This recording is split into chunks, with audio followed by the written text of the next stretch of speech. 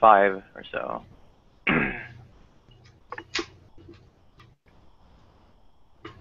For every one of us. I mean, that's pretty extreme.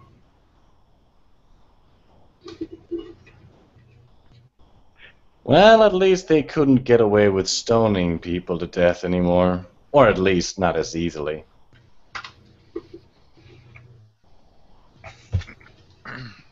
Well, in Saudi Arabia they kind of can. Well, a lot of us would like to consider Saudi Arabia as a... Butthole of humanity. Well, you could take that sense. I was thinking more like the distant cousin of reality. We don't like to acknowledge certain parts of the world, so because of the obvious injustices and harm. Not to say that oh god, I'm sounding like a racist. Saying that Saudi Arabia should be considered a cousin to reality. That doesn't sound racist, right? I'm not. I don't. Not right. Yeah, you're fine. You're fine. I still like my statement. Butthole of humanity. Oh yeah, right. That title. Oh, that doesn't sound. Okay, does that sound more or less racist than what I said?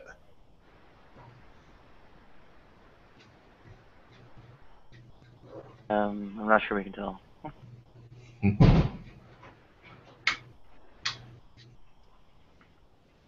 Well, I'm assuming most of us here can understand that when I say Saudi Arabia should be considered a blah blah blah blah blah blah, I'm not really saying that from a genuine place of discrimination and thinking that, oh, of course, all of them in there must be of that hateful mindset. We get that, right? Oh yeah, not all of them are batshit crazy. It's just the ones that end up in the news. Pretty much. Committee for the Prevention of Vice and Promotion of Virtue. Yes. The HIA is already enough to do the damage. People themselves don't really have to agree. Shit.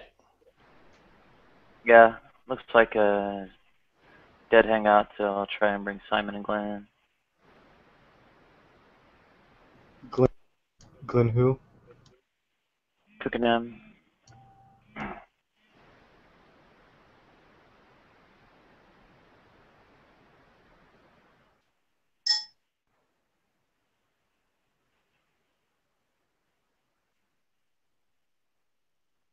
Hello? His name is Zander, sounds almost like Fight Club or something. His name was Robert Paulson. Oh, yeah. How horrible would it be to have your kid commit suicide, and then in their note, the main reason was you? Oh. That would be a parent that wouldn't even read it or even go to the funeral. Yep. That's what kind of parents those are. A friend of mine, I mean, the whole reason she committed suicide, it was back when I was 16, was because of her mom. And her mom didn't even come to the funeral. Over 200 of her friends showed up, but not her mom. Oh, that's devastating. That's messed up. My friend Andre Hedrick committed suicide because he couldn't get a job. He was the former IDE maintainer for Linux. When the IDE stack got replaced and such, then he was pretty much persona non grata on the job market or whatever. And I am out of pills. Okay, well, we can easily predict my ketoacidosis. Ta-da, empty. Why don't you just go to the pharmacy and get more? I can't make the walk. Oh man. Hey, you can have some of mine. Nadia, just take a cab. It's a really short cab ride. Everyone needs their own case of crazy pills. But that's an excuse. It's a short cab ride. I'll just make it cheaper. Yeah.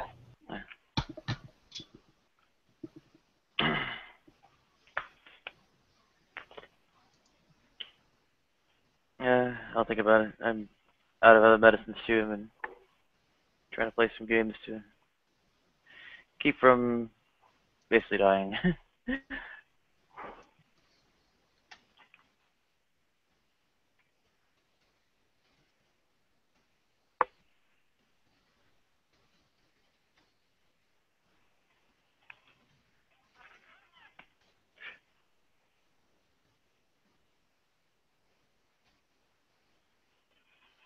I don't know, in principle, would it be fun to see me get on the hangout from Rite Aid again? The drugstore. Okay,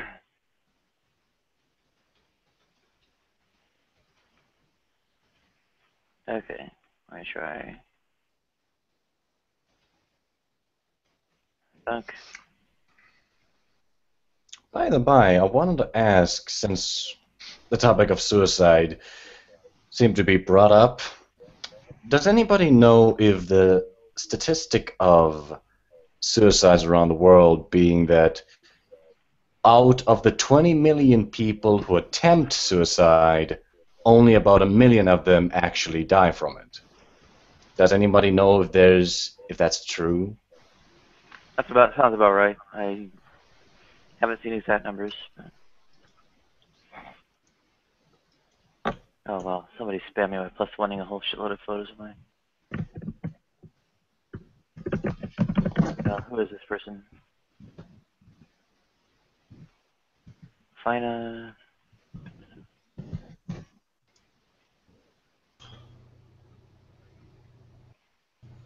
Okay, well I have them circled.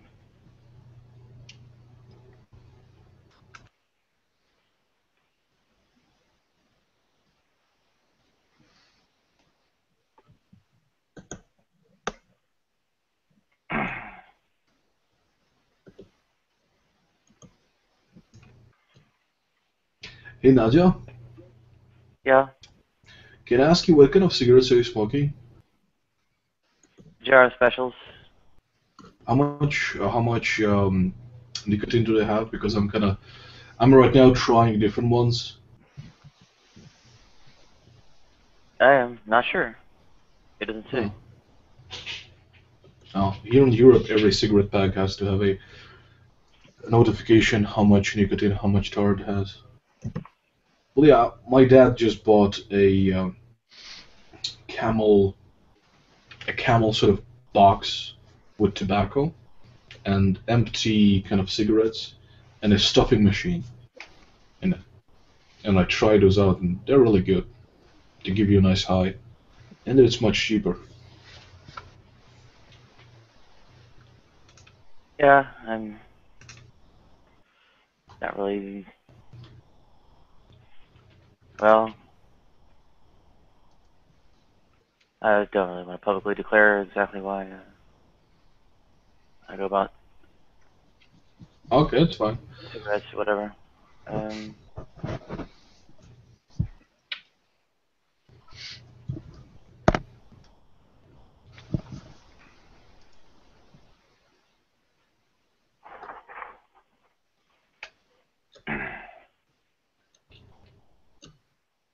yeah. I remember the last time I brought this up, the Christian reaction was not very, I don't know, sympathetic. Like, well, they killed themselves. It's their fault.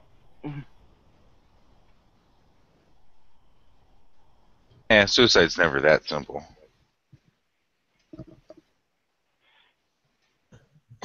Can't imagine the kind of pain you would have to be in to think that death would be the way to go. It's just, I think it's the worst human condition one can suffer. I feel so. I know a number of people that have committed suicide, and it's just painful to know how much pain they could have been in to think that that would be a permanent solution to what sometimes can be a temporary problem. But you have to have empathy for somebody that takes their own life. Are these temporary problems? Do you ever get those years back? When it destroys your body, do you get your body back? It's an individual decision to when they can't tolerate anything anymore. I don't know that I could take my own life.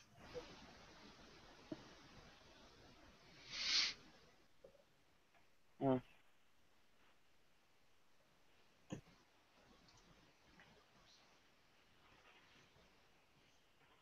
Well, for me personally, I actually had quite a few moments in my life when I thought that I'm going to take my life.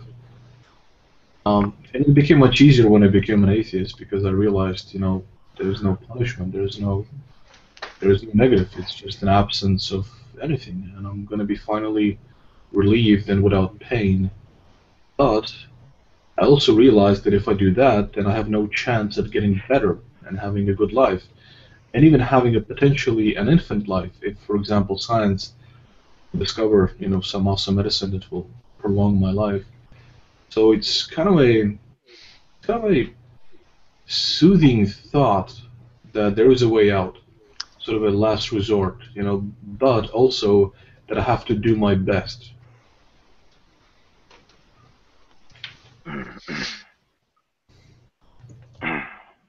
YOLO. The kind of misery I've been through in the past, and what I'm going through now, even.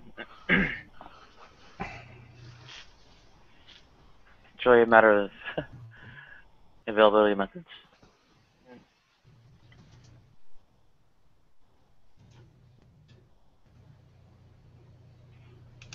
There's never been a moment in my life worth living through.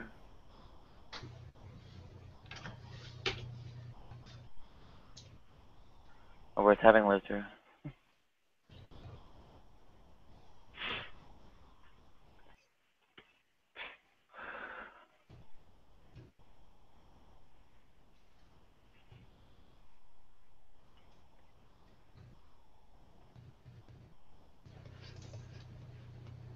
I don't know, but they just say it's all in your head. Hey, gender dysphoria might never matter. Get over your psychological condition. You don't need to change your body.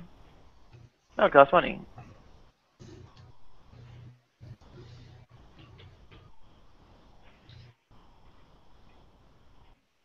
Yep, all you have to do is to choose not to be a trans person.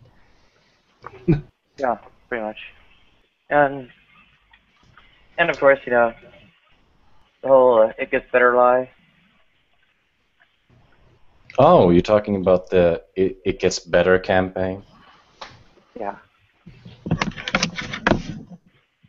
It didn't get better. It got a lot worse.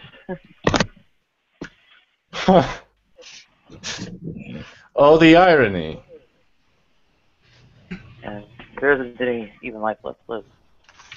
I mean, the number of years I've got left is not great. Living to see 50 or 60 is like negligible. I'm almost 40.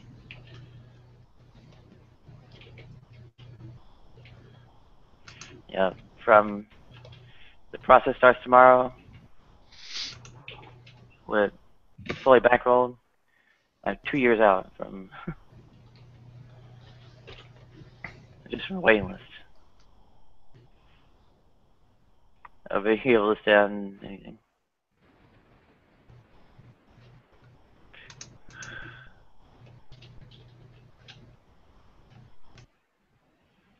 Yeah, so it's maybe 8 years, and not only if $1 billion lands in my lap.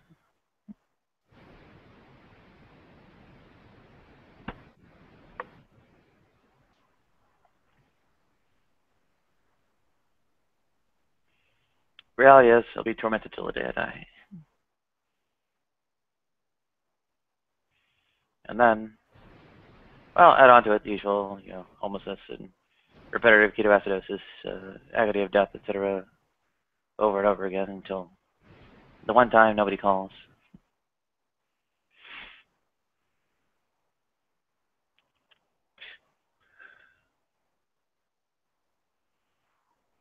How many more assets will I be stripped of? This laptop will last? No. They'll peel it right off me with the rest of my clothes. Backpacks, handbags, whatever. If you, Nadia, were to find yourself in heaven after the eventual, what would your heaven be like? Well, if there was a God in heaven and all that, I'd beg God to end it now. Hey, If Nadia. you have access to God, well, I beg God to just end it. I could never be free of the torment of the memory of my torment.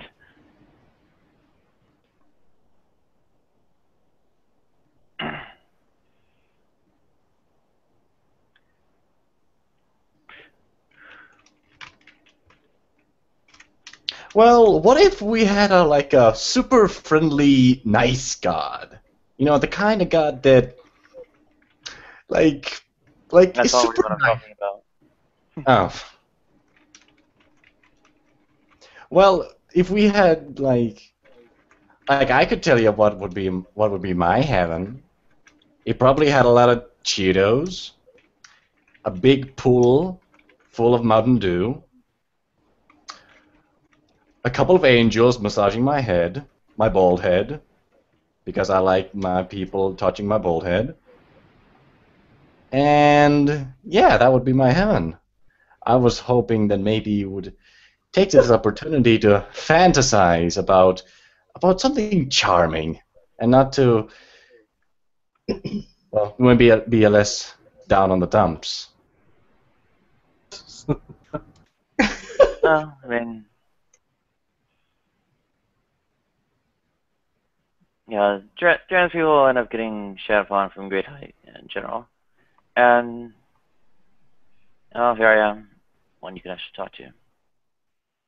And it never got better for me. Yeah, I've essentially gotten no treatment.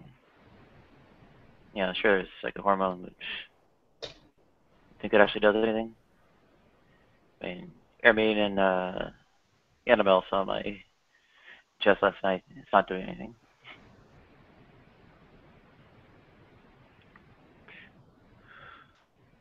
I was gonna Yeah, say. and if it did anything, that's all it would do. Oh, was there? Literally all it would do.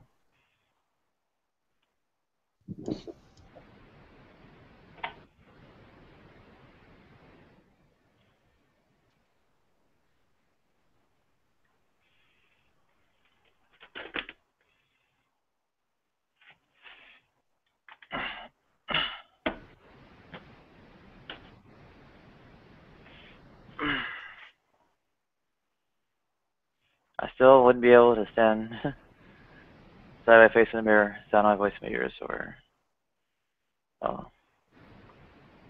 down below. I mean, alien parasite in my crotch, 24/7 for almost 40 years.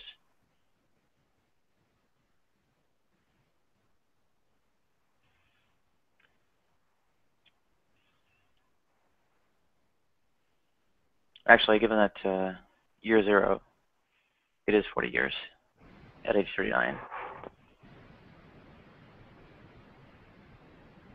Is it? No. Okay. Okay, you're short of 40 years.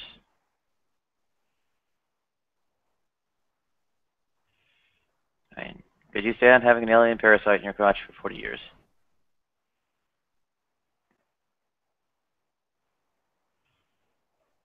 Welcome, Simon.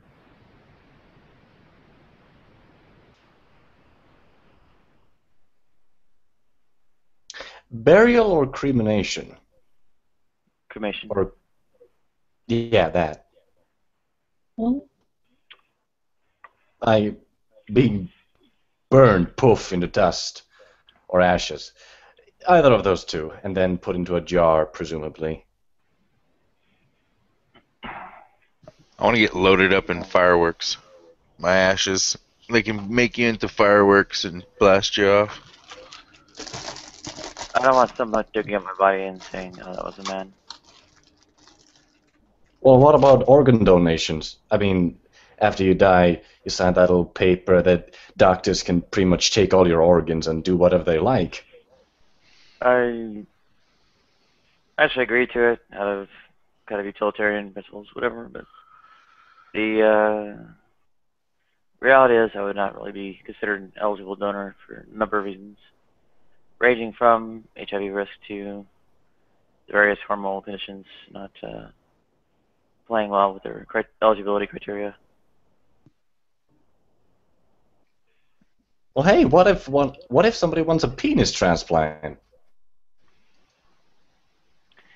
I I'm don't not think going they'd to want go mine. there. I don't think they want mine. Even if my brain had been whatever, had been quote unquote male, I still wouldn't have been much of a man. But in case of a penis transplant donor wanter person wants a specific one, you wouldn't be at all against the idea. I suppose not, because you'll be dead. Well, Thinking about my sort of living wishes, I don't think I want that part of me to quote unquote live on. Well, I have a better idea. If we're talking about transplants, why don't we sort of, develop a means to transplant brains and just transplant the, transsexual brains with, other transsexuals who have a different, the opposite sort of. I forgot how it's called, right? There's the male transsexual and the. Male to female. Yeah, right. Or, sign male or sign female at birth. Right, yeah. So change your mind with the opposite type of transsexual, and there you go.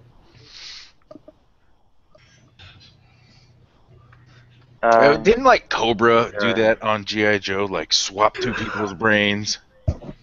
Well, I knew it. I knew it. Sergeant Slaughter was a transsexual. I knew it. He was putting on a front. That's what. Never know what Cobra Commander was under that mask. Or we never saw Dr. Claw either. Oh wait, I'm guessing. Listen to that voice. I'll get you next time. Catch it. I'll put up some. I'll get you next time. Catch it. Let me put on some makeup and some high heels, and I'll go to the strip club. You do it, Brett. Sorry. They're both scary. Friday the 13th. Well, there was one this month. They had a mask there. Oh yeah, you're talking Jason, maybe. Yeah, mask. Yeah. You guys are talking about masks, so I thought that would. Oh, we were talking about because these characters kept their identities, their true face, hidden for the most part. So we can only imagine what they were. I think Jason did too, didn't he? Oh yeah. Was hiding something? I think he was burnt. Or he drowned it. I think he was burnt. Yeah, well apparently. And then drowned.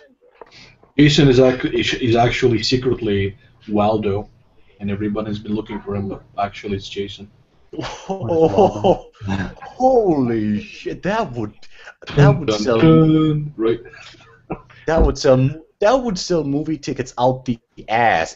Everybody around the world would be going out to see that. Even people who don't care about horror movies would be like, "Oh, there's Waldo, son of a bitch! I didn't lose my $50 for nothing." Yeah, The outrageous, the expensive popcorn and pop, you have to buy. Oh yeah, in movie theaters? I don't go to the movie theaters that often anymore. Too much money cost. I got Netflix. Well, actually I don't. I got YouTube. Yeah. YouTube is free-ish. You just have to sell your soul, that's all. Yeah, pretty much. I mean, they're having their... I mean, Nadia, you have mentioned several times that you prefer not having other YouTube videos being played on your live streams because of your copyright? Yeah. Well, that's the thing. YouTube will cut your ass open with that machete. Sound familiar? And then it will just...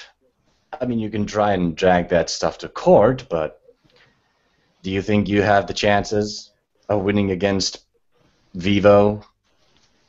Well, if you're OJ. Oh. If you're OJ, maybe. With the slight exception of OJ, I think everyone else is pretty much fucked. Yeah. Yeah, it's like I'm going to go out and look for the real killers. Then he's golfing and sporting events. And curiously, Jason Voorhees goes to the very same place where they golf. How coincidental. Oh, I want to ask, how many people here on average, well, how much time on average do you spend on YouTube, specifically? Not any other internet site, YouTube specifically. I like the documentaries, so some. Lots. Videos. Music videos, I meant. Oh yeah, videos. Oh yeah, there's a couple on YouTube, right? Yeah, just a few, just smidge. Yeah, the YouTube applies for actually text-written stuff tube. But I can tell you, I live on YouTube, and I have to watch ads, so much ads. But hey, it's a lot cheaper from my pocket, and only thing that happens is I'm being mind controlled to buy stuff that I don't really need. But hey, seawater. Have you not got the ad blocker? Oh, that? Yeah. No, I do. By that, I wouldn't be able to support my favorite content creators, like Guntron. It's worth getting. It really works.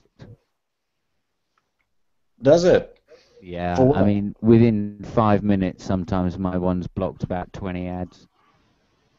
I just don't see any ads on YouTube. Well, after 15 seconds or so, you can skip a lot of them, or 10. I don't even see those, none of them. It's exactly how it used to be in the early days of YouTube. Yeah, the days when they decided the days when they thought that money wasn't important. Well, before they became Google, yeah. But, Yeah, before. No. But yeah, the ad blocker, if you get a hold of it, it really works, and it'll just saves you so much frustration. But do the people who make the videos still get the ad revenue? Yeah, I think so.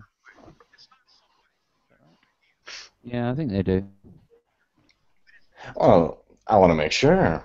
Well, I mean, a lot of it just stops it. It just stops it coming into your actual screen, but it still comes into Chrome, and then Chrome stops it. I got a couple videos of my dog I used to have. What they were about? I mean, on the counter. Just general.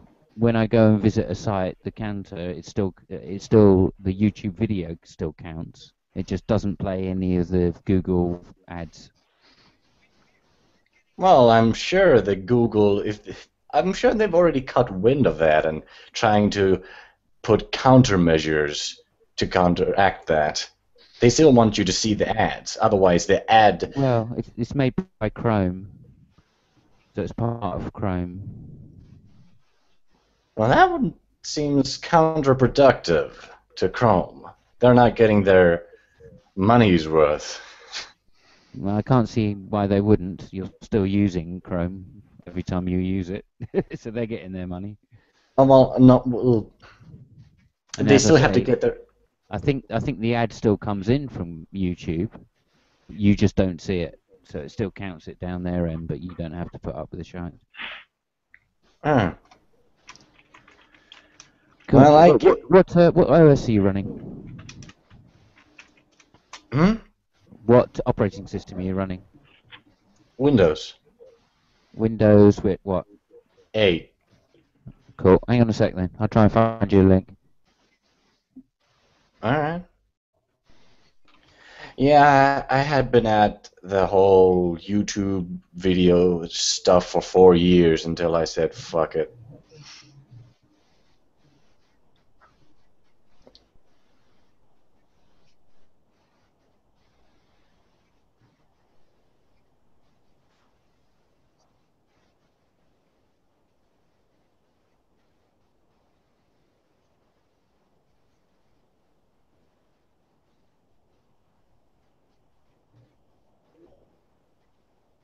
Simon, what happened last night? I don't know. I got a bit drunk. Did we do anything? Oh, I think Seth ended up vacuuming out my entire field of participants. Like, everybody from my hangout went over to Seth's. The exception of the... Oh, right, yeah, center. no. I think there may have been a conversation going on between, like, you know, just a small group of people, and there wasn't really any way to get in, so I think a few of us just kind of let them get on with it, really. Basically, the Holocaust denier wouldn't shut up. I didn't even see the Holocaust denier. Anyway, Seawater, that link there. Do you see it, yeah? Yeah, I saw it. Okay, so that should do you.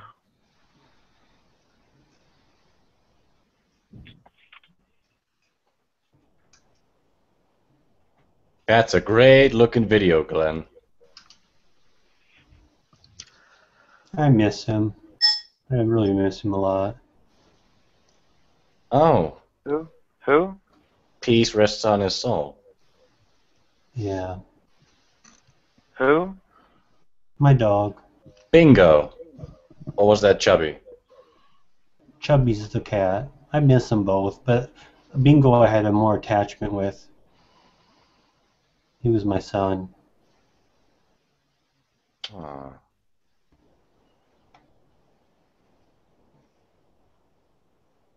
Did your dog commit suicide too? Yeah. I had to do it for him. Hmm. And the cat? He died in, I think he died of cancer or something. My dad held him the last couple hours of his life. I wasn't around. I wasn't as close to the cat. But I did like the cat. Yeah, my family has had a line of pets too, but all of them had to either be put down or taken to other people. Most of them were taken care of by my sister. She wasn't good with animals, that's why we had to get so many of them in a row. And the last thing I remember she had that she takes care of was these 2 rabbits. They multiplied like crazy, we had to give those away, and the last 2, the mother and the daughter. Well, the thing is, the problem was we didn't have enough money for to put them down ourselves, so what our dad did was we put the bunnies in the car, we drove off about 5 kilometers away, and we stopped in the middle of the road where there were some trees. It looked like a forest, so we pretended it was a forest. We took the rabbits out, just threw them out the window, and then drove on back by. I'm sure they're fine in the forest now, making friends with the wolves and the foxes and the like. Well, I mean, if you want to be a pet, you can be a pet. It's just, you know, you gotta have a place to be.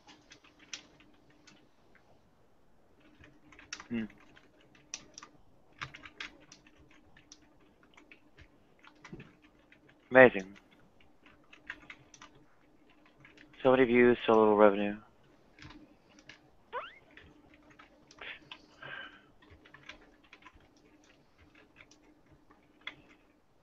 $3,083 views, 17 cents earnings. How does that work?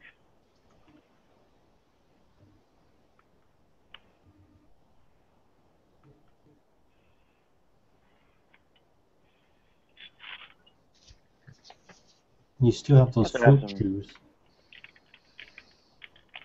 Yep, 100% vitamin C per packet. Good for you. Did you have any pets, Nadia? No. Did you ever want one? No.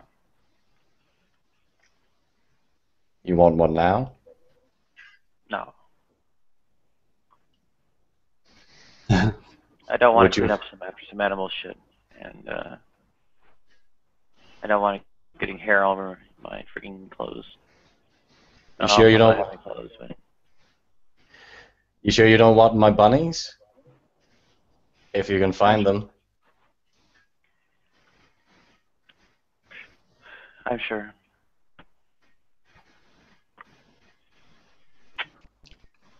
Welcome, Hey, Jackie. Jackie. Hey, it's been a while. I can't stay long. I just wanted to drop in and say hi. So, Hi. I'll probably be here for like 10 minutes. Don't go to church. I'm not going to church. Maybe. No, just kidding. I am in the Bible Belt, so I'm pretty sure that every block I bike down will have a church on it. Well, Unfortunately, it won't be Unitarian Universalist. There's more places that sell alcohol and hard alcohol, now hard alcohol, than were churches in my town. We were a tourist area.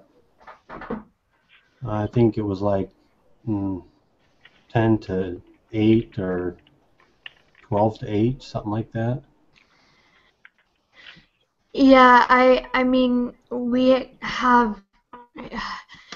I live in a very touristy town, but it's still the Bible Belt, and there's literally a church on every block, pretty much. And there is a Universalist Unitarian, or is it Unitarian Universalist?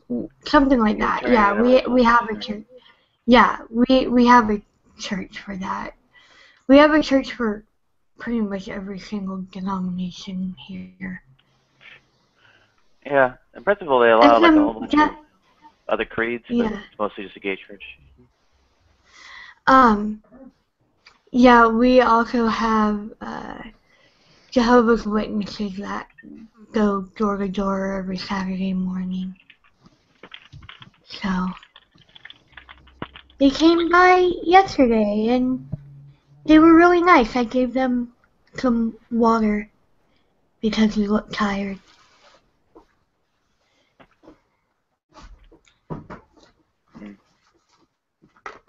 Do you get money from being a Jehovah's Witness? You see, I'm looking for a summertime job, and so far I haven't been money. That would be a pretty easy way to get money. Well, I'd like to know, do I get any money from it, or is it all voluntary work?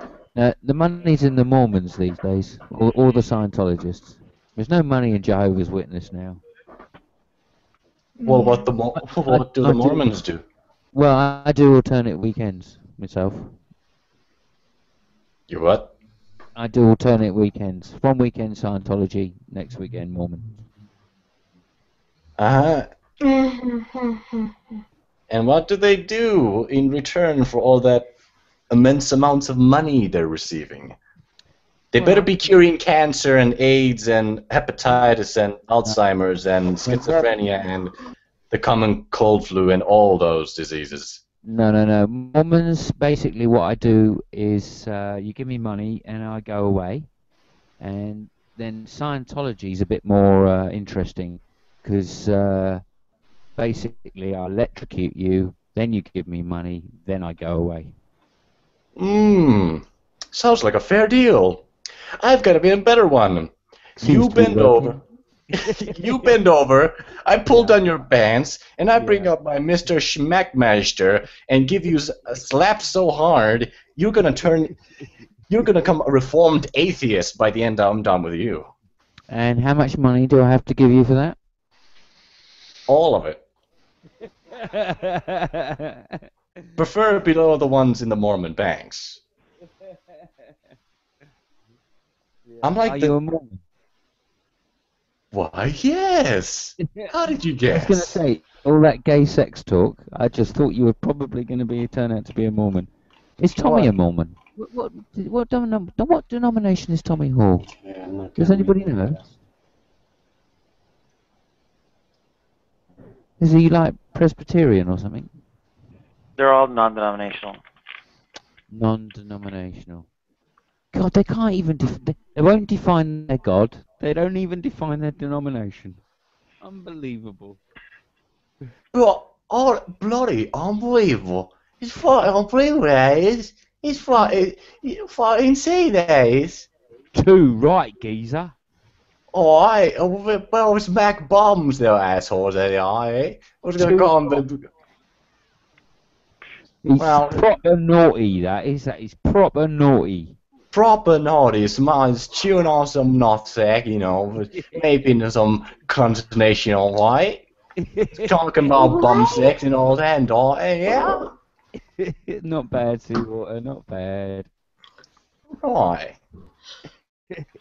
Cool, blimey. Cronky. I'm Brandon. confused. I gotta say, Jesus was a Buddhist.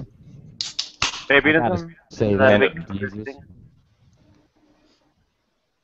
Hmm? Say again, Nardia. Isn't there a big conspiracy thing about babyism?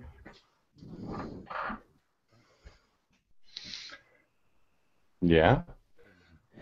Conspiracy? How do you mean conspiracy? Other than Jesus was a Buddhist. And Some drunk. kind of like depopulation conspiracy or whatever. Oh, brilliant.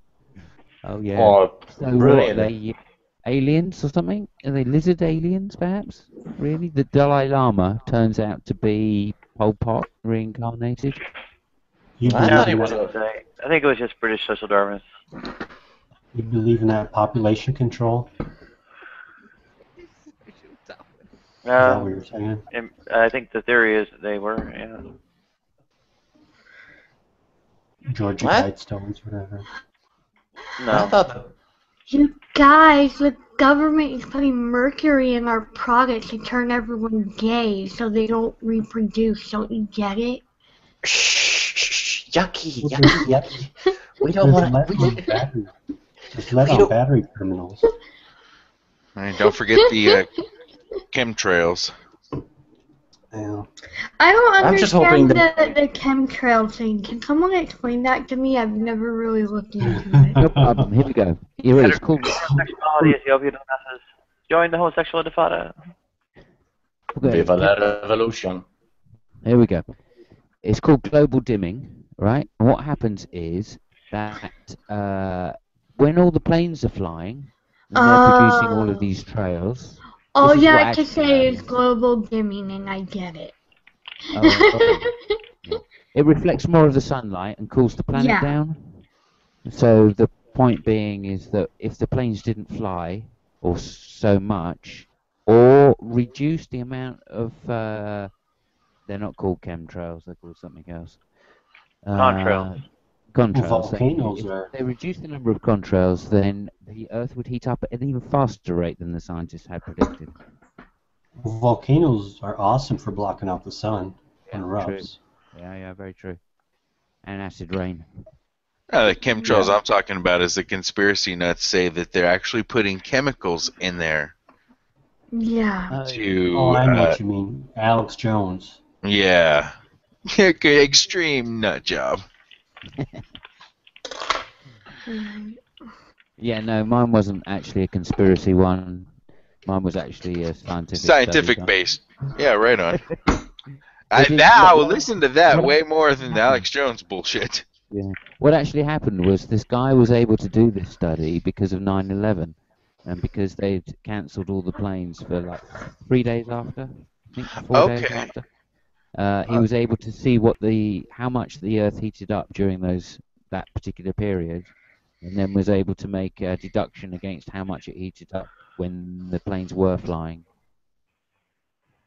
and then came to a conclusion that actually it was like 25% was due to the fact, or 25% cooling. So it was a significant amount was done by these planes flying around the world constantly. So there's scientific basis kind of behind it. On this particular one, it's called global Yeah. dimming, yeah. And it's just Global basically, warming? What's that? okay. Is that shit for real? Yeah. Are we still having that debate? It's as real as the hot air coming out my arse. Well, last winter it was cold as hell around here. Sorry, that didn't make sense, but No, oh yeah. Punch the cow in the face and then calling it Percy. I think the Yeah. problem is that we keep calling it global warming when it should be just called climate change, and that way people aren't confused. Because I know people who are like, oh well, the winters are getting colder, so it's not global warming. You know, like, Well, yeah, Fairbanks, Alaska. does that make any sense? Yeah. No. It's a good idea. Yeah. Yeah. So just I wish people would just call it climate change, and then Yeah. idiots wouldn't have any excuses to be idiots. Well, they couldn't say it's not happening, could they? Mind you, if you speak to them in the morning, then they can't say it's not happening, can they? If you say, well, it's global warming in the morning, it's heating up, and it's getting warmer. Get to midday, then it's global cooling in the afternoon, global freezing at night. But climate change would be better. I'll have to see what the temperature is here right now. You know, the only way that some of these skeptics are going to start believing global warming is a thing is when they see bald guys like me having cooked eggs and bacon on our heads when we go outside. You could. You're bald. Uh-oh. Hey, I'm bald too, and ain't nothing worse than a burnt head. Oh, yeah. Yes, What? there is. That's that. We come to this, do we? I thought this was an open-minded hangout. But now we see the prejudice against bald people has come here too and shown its face. All right, time for us to unite, Seawater. Hey, Billy's eight's pretty hot. I don't know. I turned my That- cam on. Oh, you're half blood. You're like a daywalker. Yeah. You can walk outside, but you have all the powers and none of the weaknesses, except for the third. I love shaving my hair off in the summertime. You don't have to even dry it. You know, you shampoo it. Don't even have to worry about drying it with a towel. You just go over it real quick. Oh yeah, that is an advantage. Unlike Nadia, who probably has to use all bottles of shampoo with her hair, doesn't she? Ah, now who's Yeah. the fool? Mm. So there is something to be said for thinning here. I mean, it is an advantage in some ways. Then again, we have to also You're remember trying to be if it. right. Nadia has thick hair, so. Yeah, it's the thyroid shit's doing some damage. I don't know. Do I want to live to see that? Not really.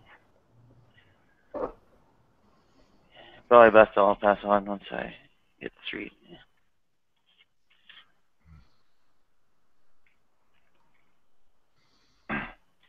Speaking of, where is Hazy Wolf? He's supposed to, I don't know, deal with my ashes at some point. Yeah.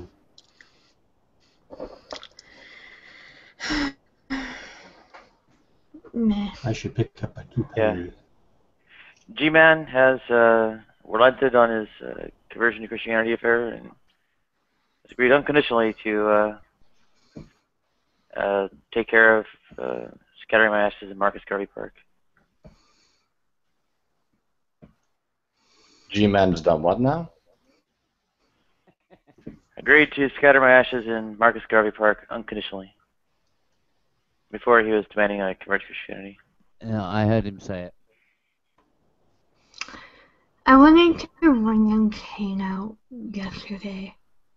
Who? That was Rand? Oh. Rand Campbell? Yeah. Mr. Rand Campbell. I missed it. I had something going on my own.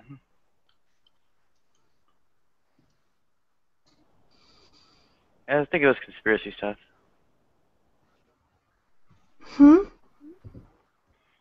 I think it was conspiracy stuff going on my own. This hangout wouldn't be the same without it. That's true. We need someone to come in here and say something controversial. But, My thyroid must suck too. Really? What's your T3, T4 levels? I don't know. I'm losing my hair though. That's not usually from thyroid things, if it's male pattern. Thyroid things thin out evenly across the entire head. Actually, I'm the only one bald in my family, mom and dad's. But it could be recessive. I have A negative. Maternal grandfather, sex linked. Maternal grandfather.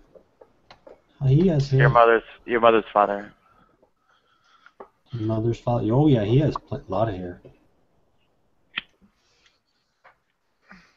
His dad though doesn't. I don't think. That's probably skipped generation.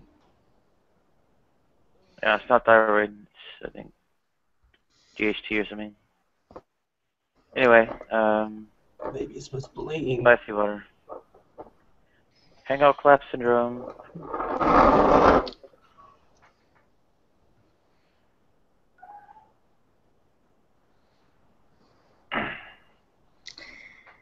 I think this is a lesson in not answering derailments. I might actually end up going bald when I'm older. Why is that? My syndrome.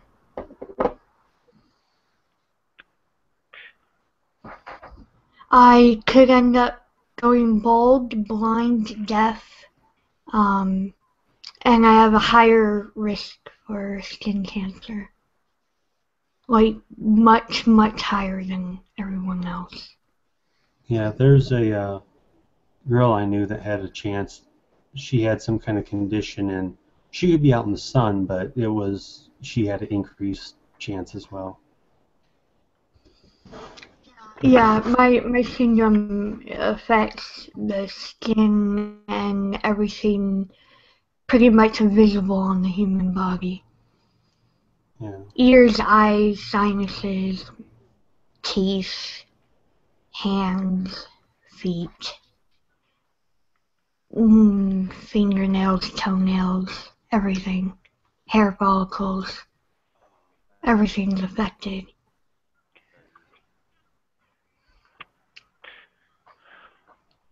Anyways. Bleh.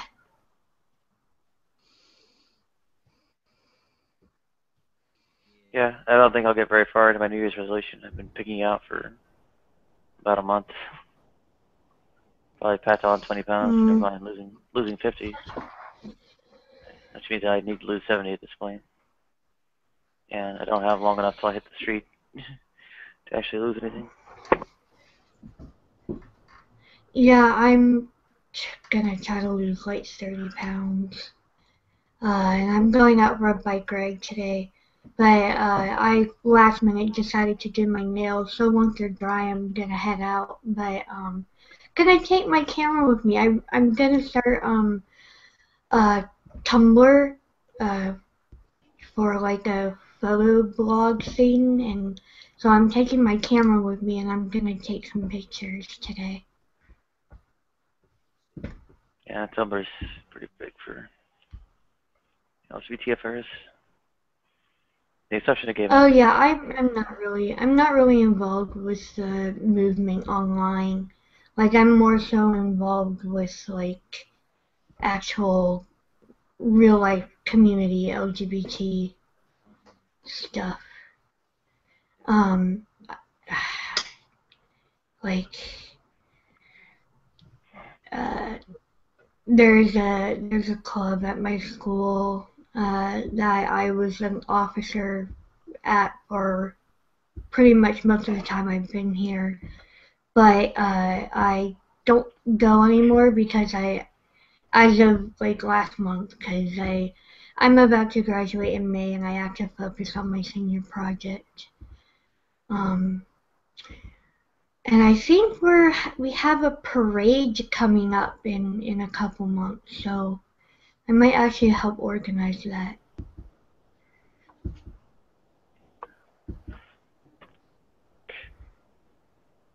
I love the people in the community here.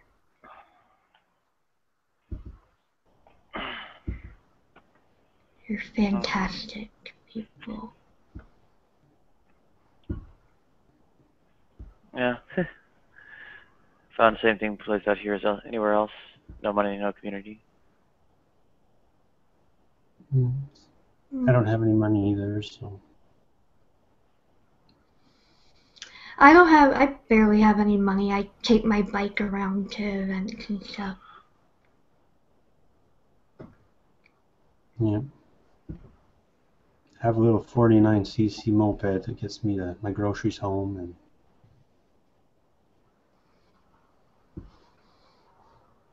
Yeah, I don't have a car. yeah. Well, my car is back at home, which is 2,500 miles away. So. Oh, you should have drove that. It's too expensive. The city that I'm in for school is very compact. I know, I'm just BSing. Yeah. So it's one of the most bikeable cities in the U.S. Like I can take my bike. The greater part of the city is hard to get across, but like the downtown area and the historic district, which is where I live, it's very small and has everything like all the essentials that I need. Welcome, Nate. Hi, Thank you. Nate. Hey. Hey. Well, I tried Nate, out Christianity. It didn't work out.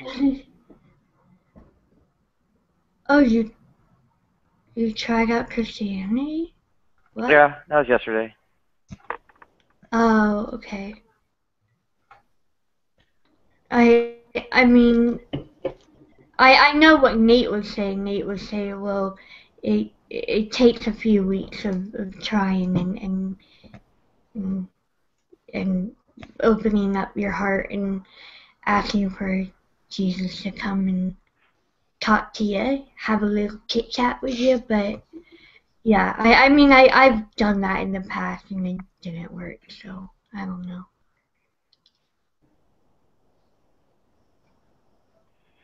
Yeah, I'm pretty sure it wasn't going anywhere. That's the attitude. Yeah. I mean, yeah, no warm fuzzies or whatever else you're supposed to have when you actually believe something. So. But to be fair, one day doesn't really do much. But yeah, I mean it should, in my opinion. But you know, I don't know. No, Michael left. Bummer. Yeah, maybe I would have gotten further if I'd like called somebody not a true Christian. Yeah,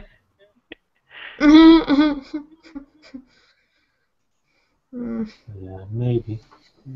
That was funny, Nate. So we need a topic, and Nate is really good at topics. So He is, isn't he? What is your latest topic, T? I'm like the worst person I know at topics. well, every time I go into your Hangouts, there's a topic. So Yeah, once they get started, I can run with it. I'm just not so great at starting them. Let's see. I mean, what's on your mind? What's been on What's your my mind? phone vibrating? Just mute me. That's not a phone. Well, I did see something earlier. Let me see if I can. Here we go. So, on screen share. So this thing, I saw on Facebook, and then Miss Eve shared it here. Story of Jesus Christ was fabricated to pacify the poor. Claims controversial. Biblical scholar.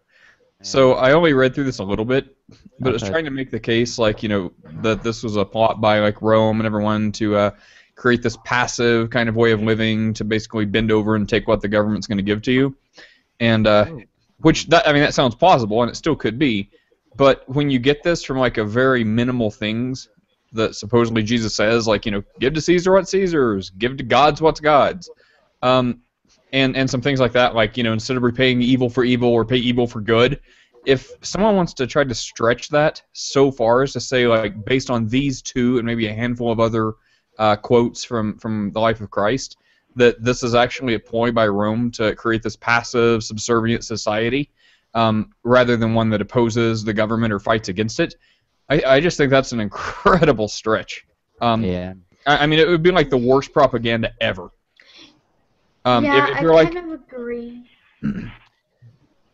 Yeah, absolutely, Nate. There's no justification for that. But there is a slight justification for one other thing, which I have heard, which is similar to that, which was that a few of the other cults in, like, the 2nd century AD, a few of the other cults, you had to have certain things to do the rituals. So you needed, like, bull's blood or wine to do X, Y, Z, or you needed whatever the things were in the particular other pagan cults that you needed. Whereas Christianity, all you needed was you. So it was a lot cheaper to be a Christian in that respect, because you didn't need these other symbols which the pagan religions required of their worshippers. So I thought that was quite interesting in one way. that is interesting. I don't think it says anything specific about whether Christianity became popular for that reason or not. I would highly doubt it. But it does say that it speaks to the poor in society, which I think is a Christian message from early on, so I didn't see a conflict with it. Yeah, I don't see a big conflict either. I mean, I really think, you know, at its core, it is so simple that if you try to say, well, it's some propaganda to control the masses, or it's this to get money, or it's this for a political agenda, like, I think you're taking it so far away that saying, like, I don't know, I like the color orange, therefore I'm going to paint, I don't know, paint a rocket orange and shoot it at someone. It's like, this all started by simply saying I happen to like a color that's orange. And maybe that's a bad analogy, but I'm just waking up. But sure, there is always something to be. I mean, I think there is something to be said for Rome's adoption of Christianity as being a political move and a cynical one.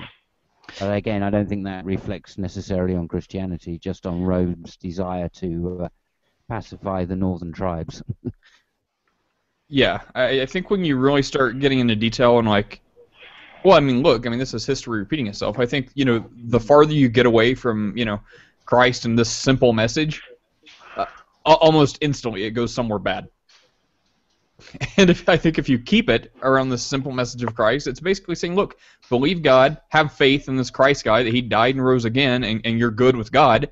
And as far as you're concerned with living among people, don't suck.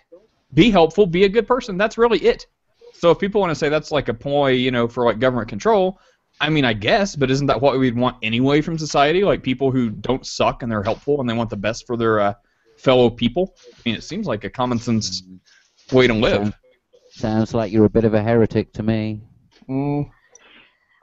I've been called Not a worse. Christian. I Not a think, Christian. There you go. religion, like, because the Bible has such, it elaborates more on the religion, like, you can use certain aspects of the Bible to control people. Not saying that it was intended that way, but, like, you can definitely twist a lot of what the Old Testament said. You know what I mean? Oh yeah, you could twist it into a pretzel. People do.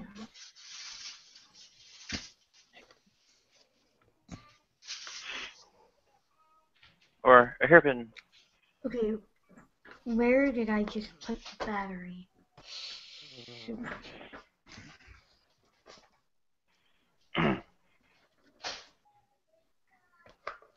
Yeah. Well, the economic situation back then was pretty dire. I mean, wealth concentration was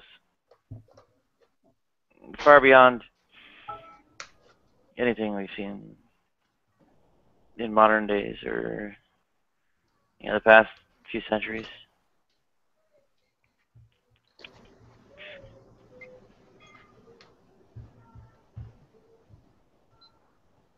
Insufficiency of aggregate demand is probably a really big deal.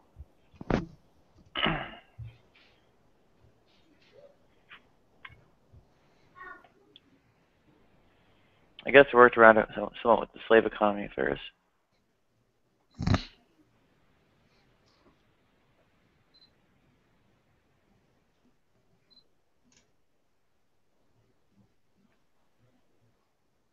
People surviving by selling themselves into slavery or whatever. Oh.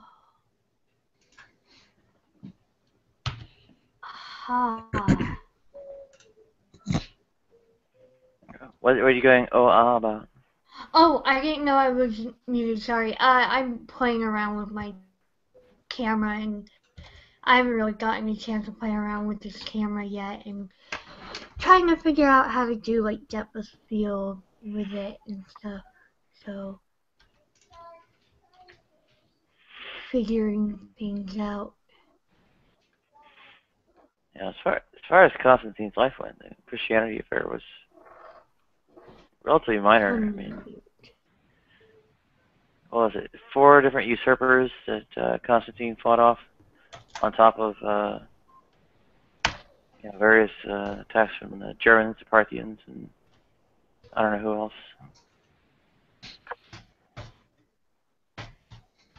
Major combat on so many fronts, internal and external. That, it was, in principle, he should have been remembered more as a sort of military commander or something than this figure involved in version of Christianity of Roman Empire.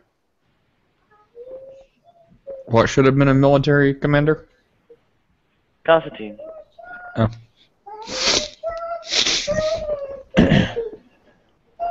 What was it? I think Albinus was Septimus Severus, but there's like Zenobia and Palmyra. I think it was like probably a Maximus somewhere, and a whole bunch of others, or well, 2 others, 4 different usurpers.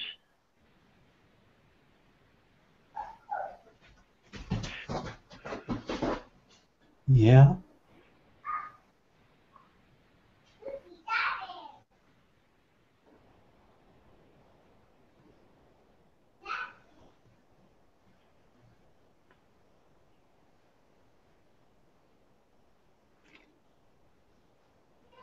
Yeah, I say that, and I can't remember any of the actual specific battles of Constantine at this point. Just kind of shocking. Apart from the one where, of course, he said in Hawk's Significance.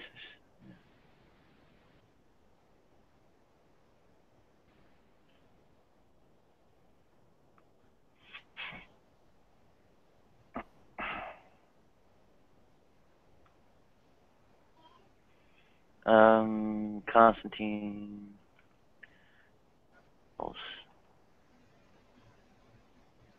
Battle of Milvian Bridge, of course. Okay, that's a big one. Battle of Constantine the Great on Wikipedia. Adrianople, Chrysopolis, Kibali, Mardia, Hellespont, Milvian Bridge, Turin, Verona. And that does not sound exhaustive in the least, because it was like non-stop warfare the entire time.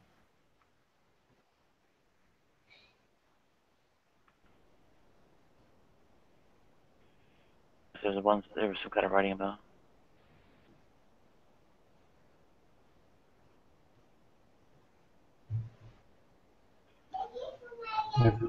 Everybody sounds so Everybody. excited. Well, yeah, I'm kind of across the doormat and a wet blanket, so. No. I was just reading the article. Which Super one? interesting. About the Jesus Christ being fabricated to pacify the poor. That's kind of interesting. I'm back. Had to change a poopy diaper. Okay. Lenikia commented numerous times. Huh?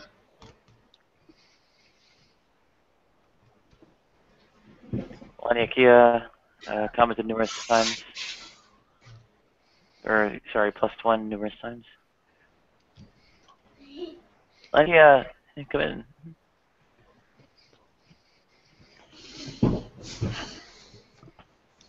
Robin Davis.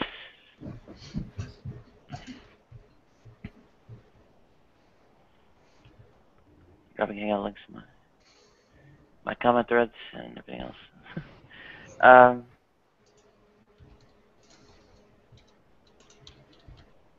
don't know, did you follow much of the I don't know, ancient church history or anything like that? Me? Or, yeah.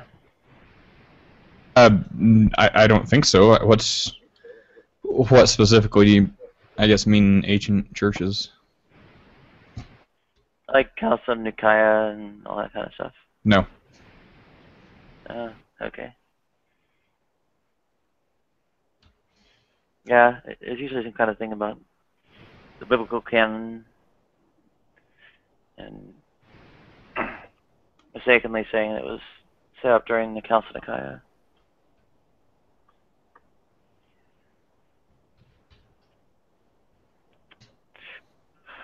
It's, I think, a bit foggier how the biblical canon got there.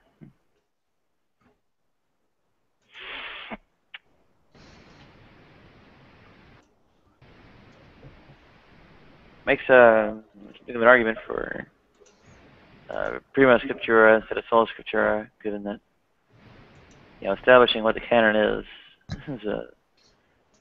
something of a matter of tradition. I think by the time they get to things like canon stuff, it's just like afterthoughts. Like it's for like the finer points. My humble opinion. But deciding which books are in the Bible is finer points? Well, I think so, because look, I mean, so much of the canon Christians would say is absolutely non-essential to this salvation thing or being okay with God. I mean, all the Pauline epistles, all the Old Testament, all the New Testament, except where Jesus is saying in red, like, believe in me and you'll live forever. These type things, like that's all. I mean, that's the essence of Christianity. So if we start adding all these other books, Old Testament, all this stuff, like it has no bearing on this, being saved thing whatsoever. What it does have is, I think historical context. You can see where everything started, where everything progressed to. You get a lot of like flavor text, culture of the time, and then you do get some finer points on like doctrine and things like that. Like, oh well, if you believe in Jesus and you're saved, what exactly does that mean? Well, you get a little more nuance in kind of what that does mean and kind of what attributes and characteristics you can use as markers to be like, oh look, here's some descriptors of how Christ lived. If I truly follow him, then it makes sense that my life should resemble his. So I think you get lots of stuff like that. But as far as believe there's a God, believe Jesus died and lives again, I mean, that's the essentials. That's what really matters in Christianity. So, yeah. But doesn't the other stuff kind of give you the character of the god that you're worshiping? Yeah, I just said that. I mean, but that's what all the extra stuff is. I mean, it lets you know what kind of god it is. Yeah. Yeah, that's exactly right. That's what I just said. So, I mean, then why would that information be, I guess, I mean, not necessary? Well, right there. Like, I think it's good. I think it's important. Yeah, I mean, if you want to follow this God, yeah, you should know what kind of God you're following. But as far as if you believe there's a God and you believe Jesus represents him, well, that's what really matters as far as, the ultimate goal we believe of God and of Jesus, which is just to get people where they recognize there's a God and Jesus represents him and go live life. So all the other stuff about attributes and divine nature and stuff like that, which, by the way, look at all the crap that's caused. Like, we put so much stuff in there about the nature of Christ where, it says, like, God is love and, Jesus fully represents God. And then you have this narrative of Christ that generally people look on pretty favorably. And they're like, oh, that's nice. If everyone lived like Christ, then we'd have a good moral society. But then people freak the crap out talking about how evil God is of the Old Testament. And so, I mean, even though we have the stuff, and I think it makes a really concise picture, it still causes all kinds of problems just because people either are unwilling or unable to read and understand what it's saying, which, I think, people probably could understand if they would read. I think that's the big problem. They don't read it. Like, they'll read, the ending and be like, oh, okay, everything's good. Or they'll read the beginning and be like, oh, this God's evil. Even though it says he loves us so much and did everything for us, yeah, he's still really evil. So even though we have all this text saying exactly what you said, people still find problems with it. Yeah. Well, that's like everyone anything. happy all the time, I suppose. There's, well, there were a lot of other Gospels. Thomas, Nicodemus, whatever. And 6 of the Pauline letters are disputed, at least in the Protestant canon. So it's a little bit trickier than that.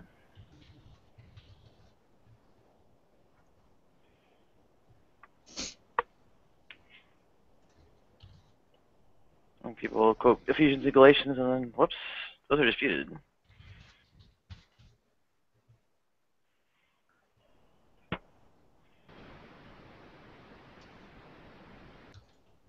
Or claim to be pseudepigrapha.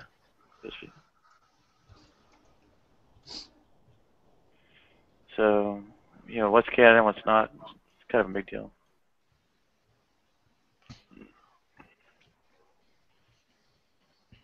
Yeah. Yeah. Want to go back to Red Letter? Well, plenty of other Gospels have Jesus speaking.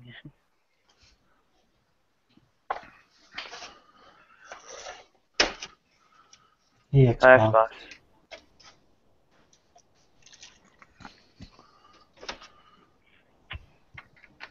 I just personally don't understand how when it's the book that's like the main thing about the faith, and it can be dismissed with, well, as long as you get the core message, you're okay.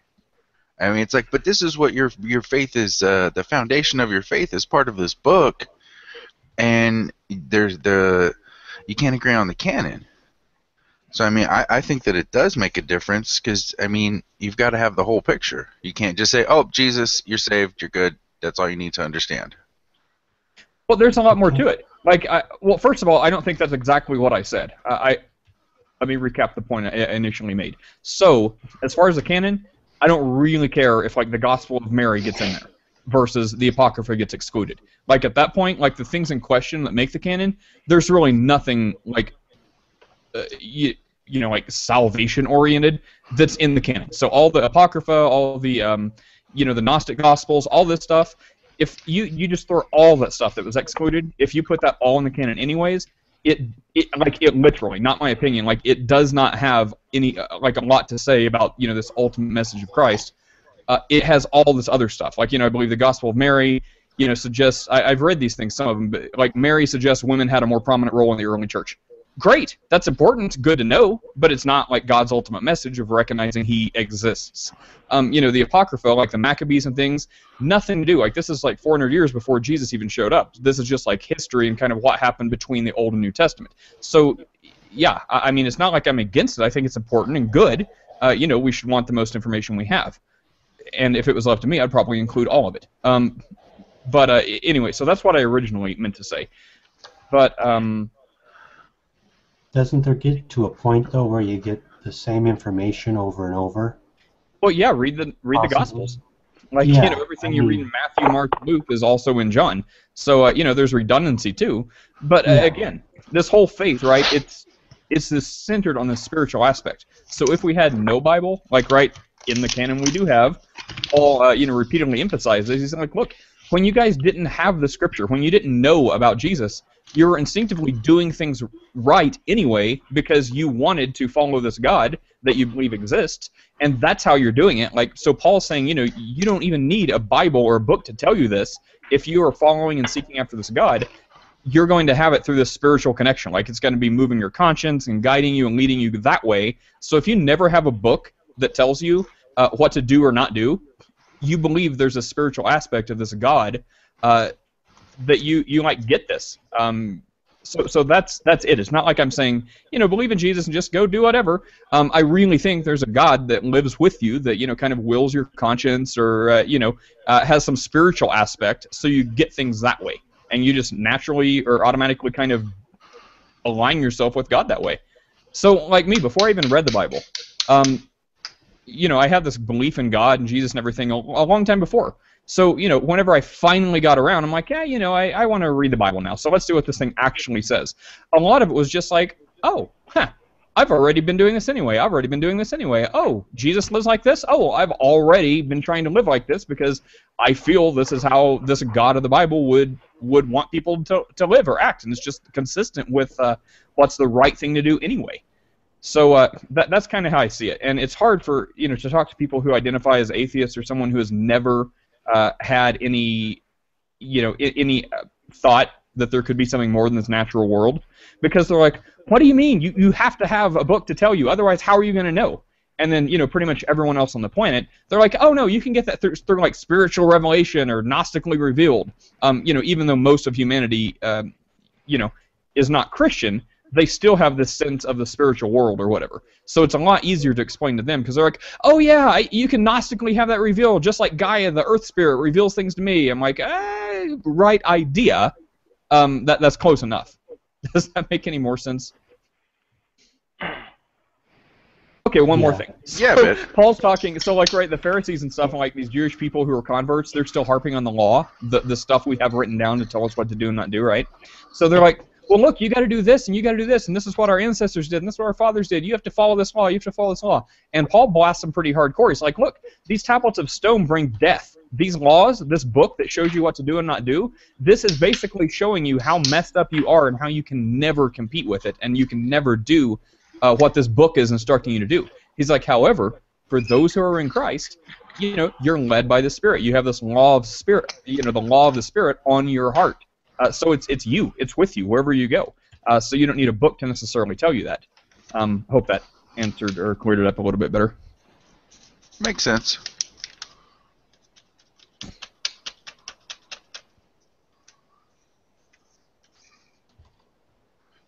Ah, damn it! Gotta let my dog out. Be right back, y'all.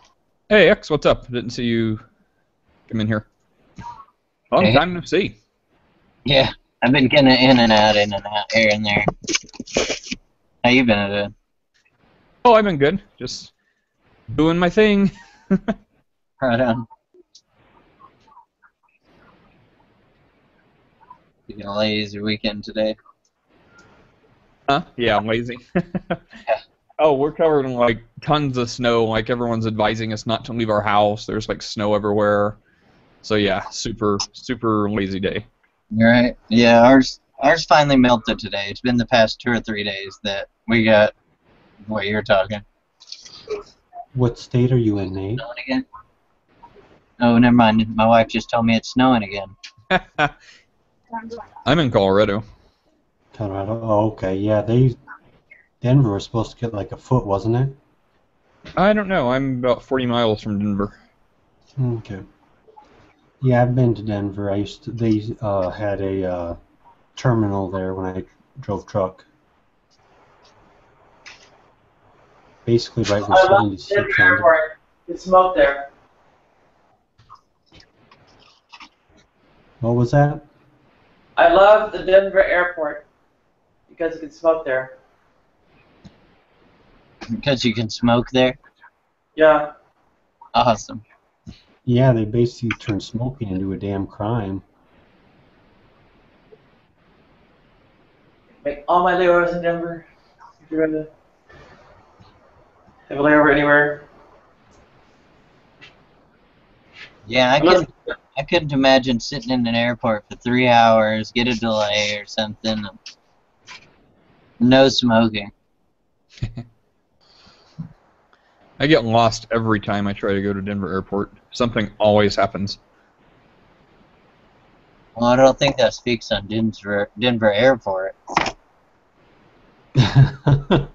Just kidding with you, Nate.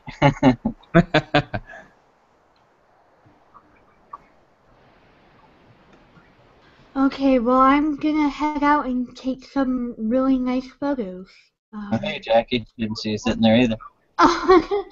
Yeah, I kind of went AFK for a bit because I haven't played around with this camera yet, so I was trying to figure out like how to adjust shutter speed and aperture and all that.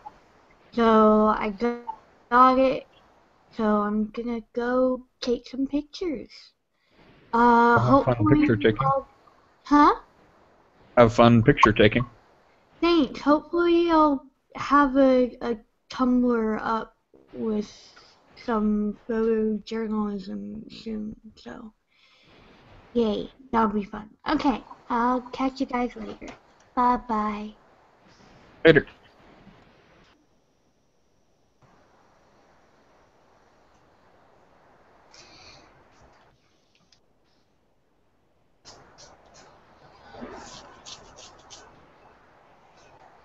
Yeah. I wonder what I'll do after.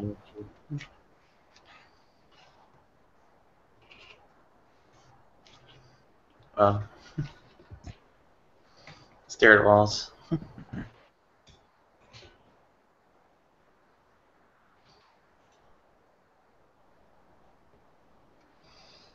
Multiply out 2 6-digit numbers in my head every day, all day.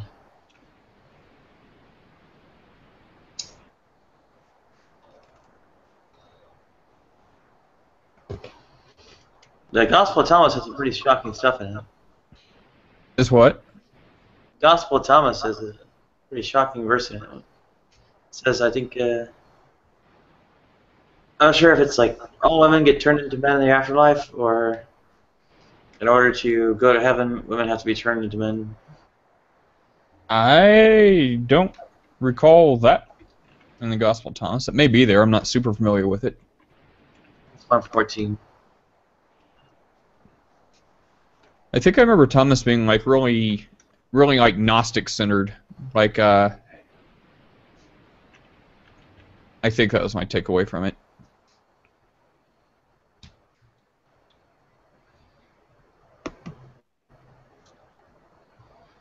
Yeah, okay. Simon Peter said to them, Mary should not leave us, for females are not worthy of life. Jesus said, See, I'm going to attract her to make her male, so that she too might become a living spirit that resembles you male. For every female element that makes itself male will enter the kingdom of heaven.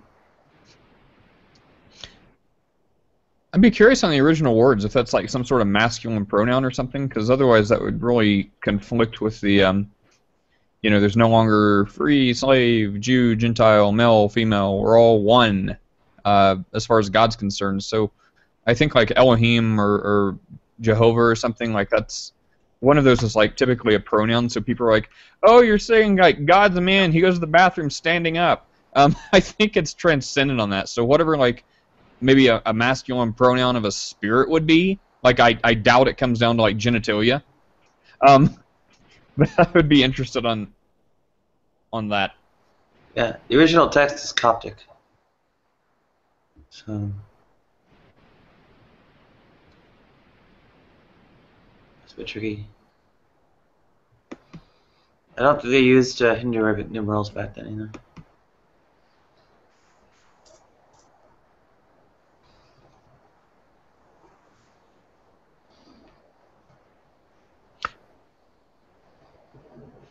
Oh, that's funny. So the visitor comments are saying what I just said. Visitor comments? Or Yeah, right below that, it says you're all sons of God through faith in Christ. You're all baptized. There is neither Jew, Greek, slave, free, male, female. You're all one in Christ. right. So the two can't go in together. Hmm? Or if they do, you have a contradiction sitting there. So Yeah, but in as much as, everyone else has studied the Bible for thousands of years, if they were given the same, maybe the same scholastic approach to Thomas, I'm just nearly certain that it would turn into something like what I suggested, like some kind of pronoun or thing, and it's not actually saying that women are not worthy of life or whatever. Just that would just be my educated guess based on everything else that seems like a contradiction until you dig into it. yeah, or various things floating around. Like females in this text are still inferior to males. He should be regarded as a role model. No doubt this is a fairly good representation of past and present ideas on women. However, the saying might also represent some tendencies in the early Christian movement to give women at least a chance to participate and be saved too. Not quite the opportunity we would consider nowadays, but it's a welcome counter-argument against the general male chauvinistic writings of that time.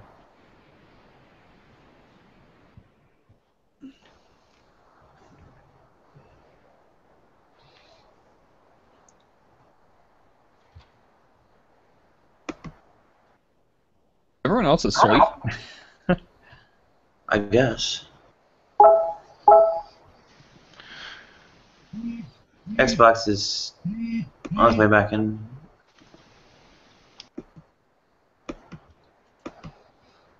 Digi's back.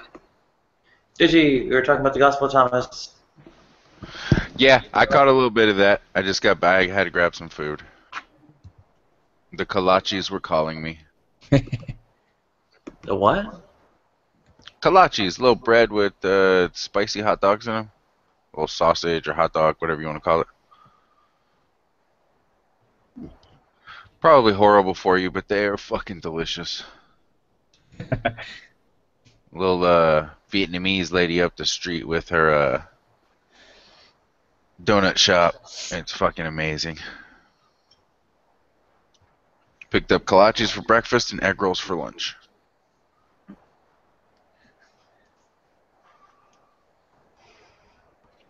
Somehow, I'm thinking there might be some connection between a hot dog and a miniature dachshund. They probably taste the same. Sure enough. Maybe that explains where the meat comes from. We solved the mystery. It's actually a miniature dachshund.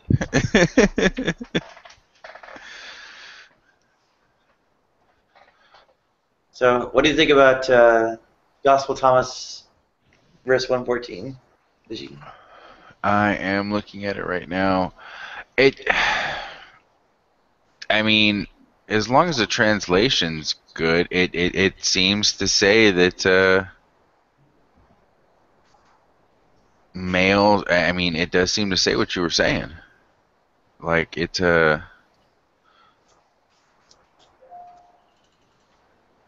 That they would have to become a male to enter heaven. Or like you said, whatever the masculine pronoun for a spirit would be, but they couldn't be a feminine version of that for some reason. At least that's what it's saying. And I would think at that point, like assuming what we're saying is correct in any sense, at that point it's really semantical and it doesn't matter. Because even, as we, as males are today, apparently, we're going to be transformed into some kind of new spirit body anyway. So I guess there may be some room for women to be like, oh, God's anti-woman because we have to be transformed to whatever this male is. Well, I mean, consistent with, the gospel, males are going to be transformed into some spirit male body anyway. So I guess whatever is to happen, we're all going through the same process. So if it is for our good, then I guess I'm cool with that, whatever that means. Okay.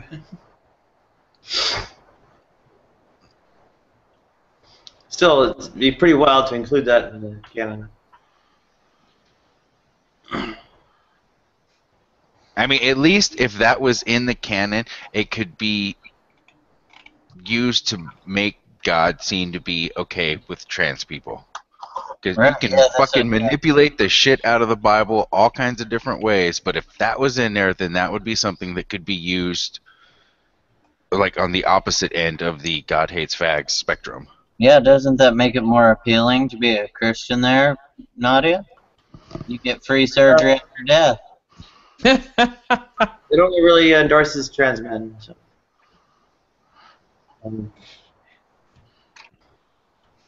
You're doing the opposite of what I kind of guess you lose all your sex at that point, right? You become some divine sex. Not, well, I don't know, divine sex sounds kind of cool. It was a joke. It was a joke. Yeah. Well, Zander could probably use it. I don't know if you caught the news about Zander Mahaffey, but he killed himself because, well, his parents in Georgia were not happy with him. Maybe from this passage that. Yeah, throw that into things, and maybe his parents would have gone along with it. I don't know.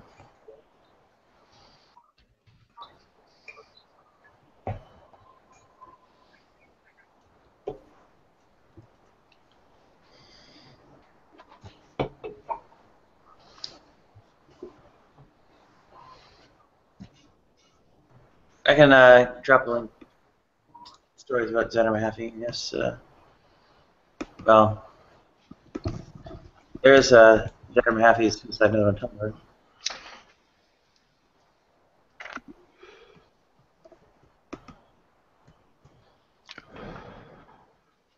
It's totally sad and really fucked up. What is? That kid's suicide. Oh, I saw the title, Zander, something I don't know anything about it. Did something happen recently? Yeah. Was it 2 days ago, I think? Oh, what's the story? He was a trans man who committed suicide because of pressures from his family, religious background and such, being against it, and committed suicide by, from what I've read, it looks like took a bunch of Xanax that he stole from his mom. Because prescription pills are just fine, so you can eat those like Skittles, mama. But if your kid has gender issues, that's wrong? Yeah. But she's going to be on double duty with those pills now. Well, from the description, that would be if she gave a shit. From the suicide note, it looks like it wouldn't be too impactful on the mother. I don't know if it was her biological son. I think it'd be, even if she hated him and transsexual, she's probably got a double dose of Xanax at this point.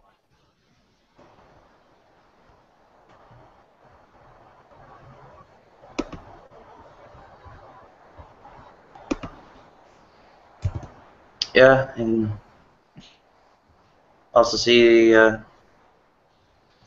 well, 5 dead trans women of color in the follow-on posts. So.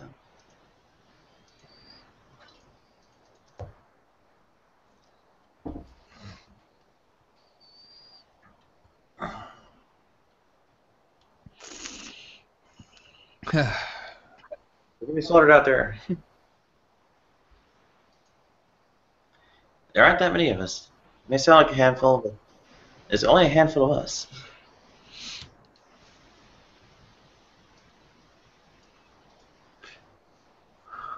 Just follow into that, Nadia, people that stigmatized and don't ever go through the change, people that stay in the closet about it and just fight it their whole life. Like, when they talk statistics like that, are those people included to the best that we can include them, that we can count them? No. Statistics really bad. I didn't think so. The number would probably grow if it wasn't stigmatized. Not more people all of a sudden change into that, but people that already are being more outspoken about it. Yeah, it's massive underreporting.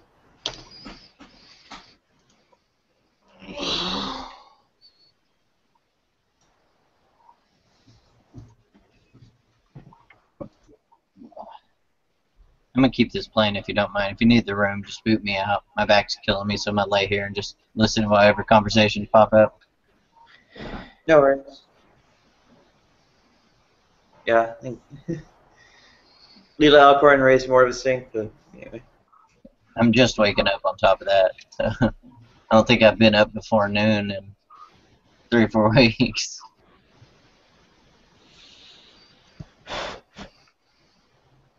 I don't know when I sleep anymore. It's just I pass out at some random time. Yeah, see, I'm getting closer to that because it's so stressful.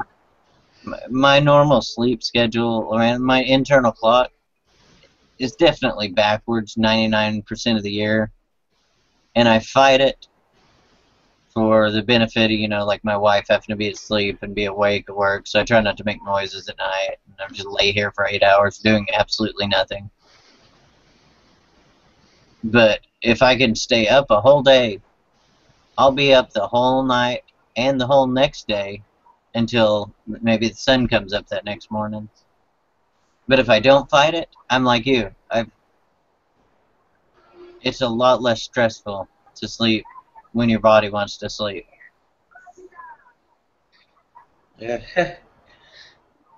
Well, I'm like lay down before I fall down, kind of.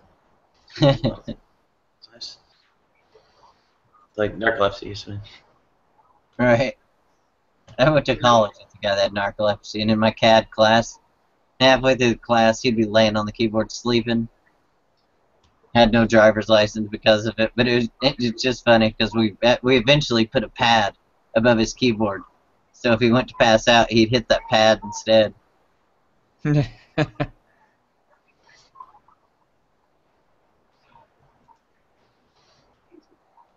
I went to, I guess, in my college, and the class wasn't that big, maybe 30 people in the room that I was in, and one of them was in chronic pain, had like a morphine pump inside of him, whatever you call those kind of pumps, where you just push a button on your own. Yeah, PIC line. Yeah.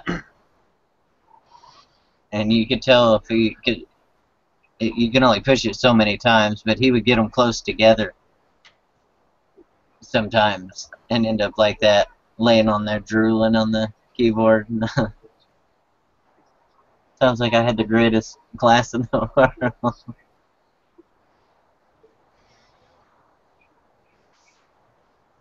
It wasn't like this. I used to be one of those people who only needed like I barely needed 3-4 hours of sleep a night.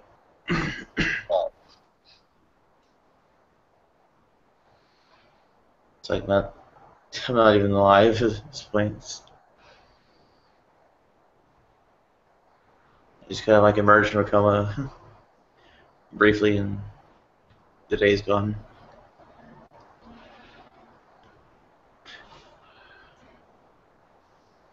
Yeah. What happened to healthcare? Oh, it's not there.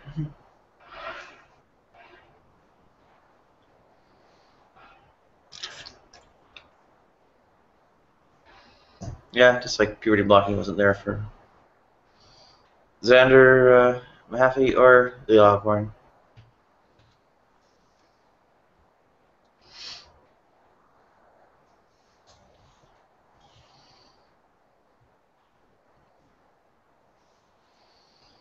Or, well, it wasn't there for me either.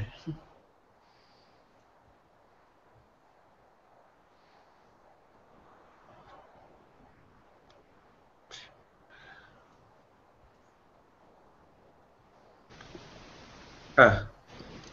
I don't think people put much stock in misery.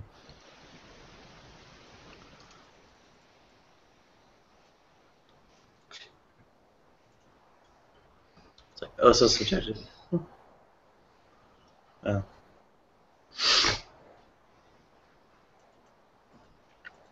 Easy to say when it's not happening to you, huh?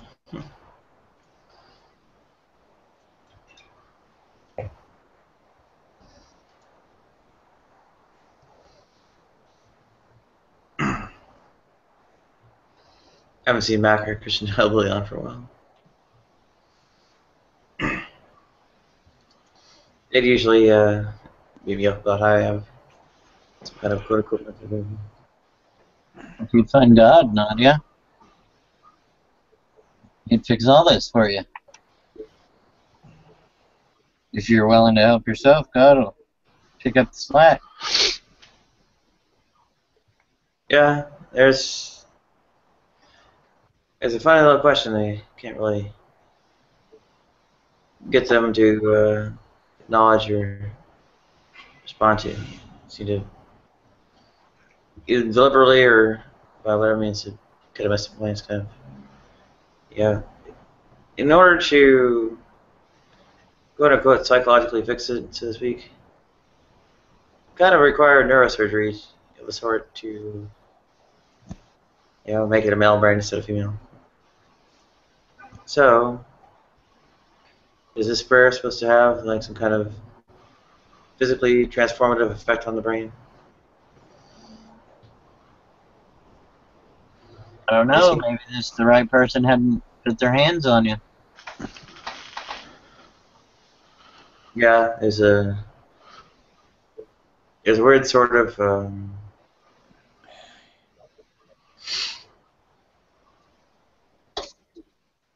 beyond just anti-materialism, but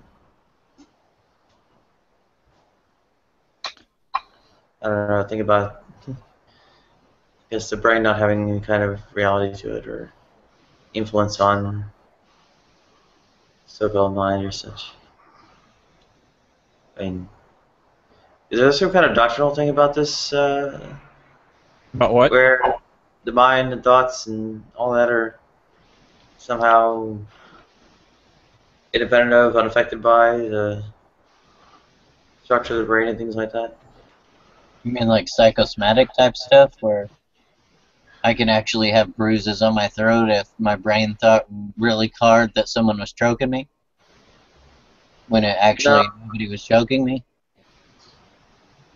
No, like the brain's a physical thing.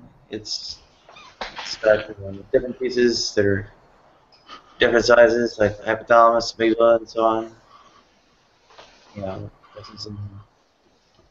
I think males' hypothalamus is larger than females. Oh yeah, on average, or even above average.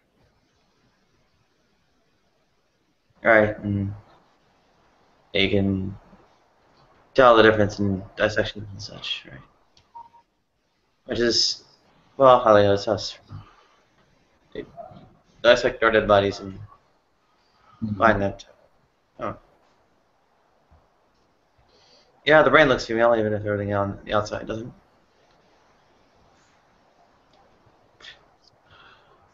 So, means that there's some kind of way that's contrary to Scripture? I don't really understand the question. Well, I know in certain, say I were to take a gay male, scan their brain, show pictures of their brain, of these things in their brain, like the hypothalamus and such, and then I were to take a feminine woman and do the exact same scan on their brain, that a lot of these certain places in their brains are going to be similar in size. Now, where if you take a fully masculine, straight guy and scan his brain, that there's going to be a significant between the gay and the female into this guy's brain that is hetero. Okay. She was asking something about it being biblical. I didn't catch the end question, but that's what she was laying out. You know what? Let me take a shot and see if this answers the right thing. So I'd say doctrine or biblically speaking, I think when we start talking about brain scans, we're making it too hard. I think, any biblical answer, if this answers the right question, would go something like, it doesn't matter what your brain is or what you are, male, female, whatever. The point is, I think there's all kinds of stuff that could go wrong or be responsible. So if we're talking about if part of the question was trans-related, and maybe we can incorporate, hetero, homosexual into this answer too. But I'd say I think there's all kinds of things that could be wrong. There could be things. Well, first of all, it could be completely natural, normal, and fine. So there's one. The extreme on the other side is there could be something wonky that probably humans have done through some chemicals or BPA or something like that. So this whole thing, humans could have caused themselves. Then I also think, let's say there is one more middle thing. Anyway, so I think, as far as God is concerned, if we recognize Him and trust Him and have faith in Him to save us, that's the thing, right? If we really latch onto that, I think everything else flows from there. So, if, being gay is fine, and you trust God and have this faith in Christ to save you, and you're willing to live like Him, the point is, if you're willing. So if you're like, well, hey, I'm a dude and I like dudes, that's the way it is. Well, are you willing for God to will your conscience or mind or change your brain or whatever? If the answer is yes, well, fine, you don't need to worry. If that never happens, all you're concerned with is you are willing to align with whatever God says. So if that never happens and you're like, hey, I'm a dude and I like dude till the day I die. Well, if that's honestly how you feel and you have faith in Christ, then fine. That may be fine for you. And I think to the other person, well, anyways, is that kind of addressing at least the correct question, first of all? Close. Yeah. So I think that's where it all comes down to biblically. Faith in Christ, everything else will work itself out. So for someone who's like, I believe in God and I went to gay camp and now I'm not gay anymore. Well, my biggest question there would be what happened at gay camp? I think God is just fine with everyone as long as they believe in Him and they're willing to follow Him. So if that means they're I don't know, gay and they're gay until the day they die, well, fine. If you're willing to let God change you and God's done no such thing, well, that's not on you. That's God. He's a big boy. If He wants to will you a certain way or pull your conscience a certain direction or change your brain scan, then that's on Him. You don't need to concern yourself with why or how or what if. That's God. As long as you're open and honest and willing to follow whatever you believe this God is willing for you, then there's no stress on you. There's no burden on you. Hey, you be you. You live your life. If God wants something to change, you may change. If you're gay and an alcoholic, I'm not conflating the two.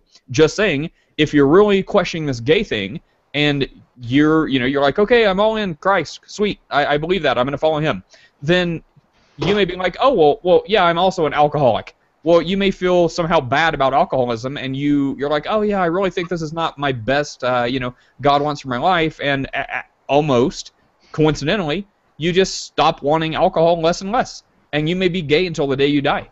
But I think you're going to see some changes with one's life that becomes more and more consistent with the life of Christ.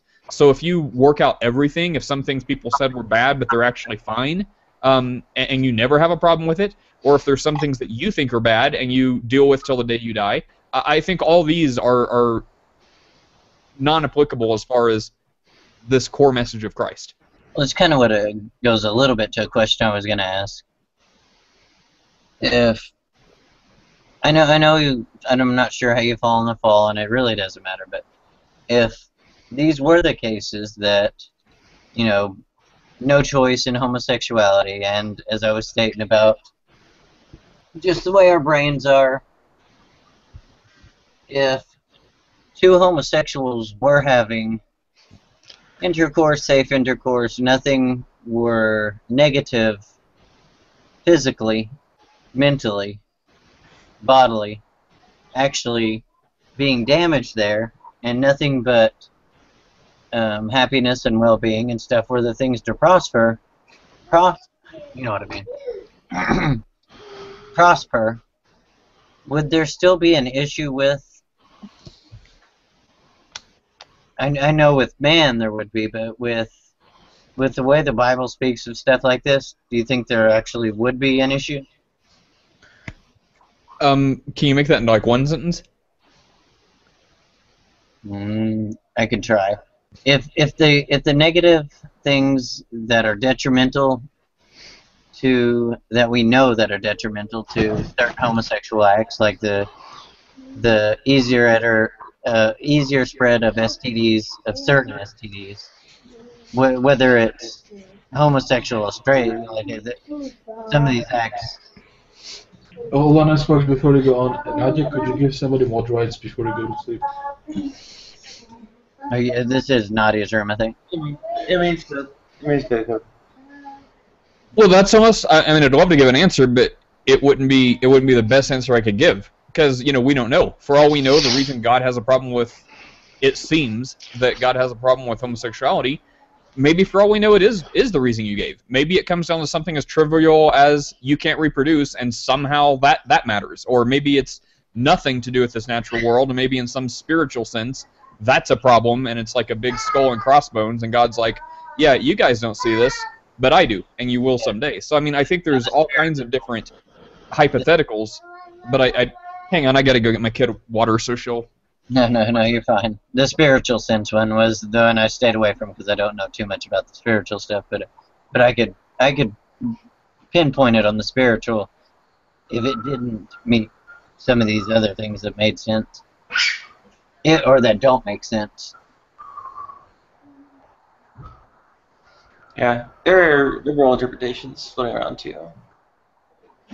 Like, what is it? 1 Corinthians 6:9 is actually talking about the man-boy, almost pedophilia type stuff, and then the Romans 1:26-27 talking about the I guess drafting people into gay orgies no matter what they're actually into. So they're basically going opposite orientation to participate in gay orgies. Right. And I could the pagan rituals. Sorry.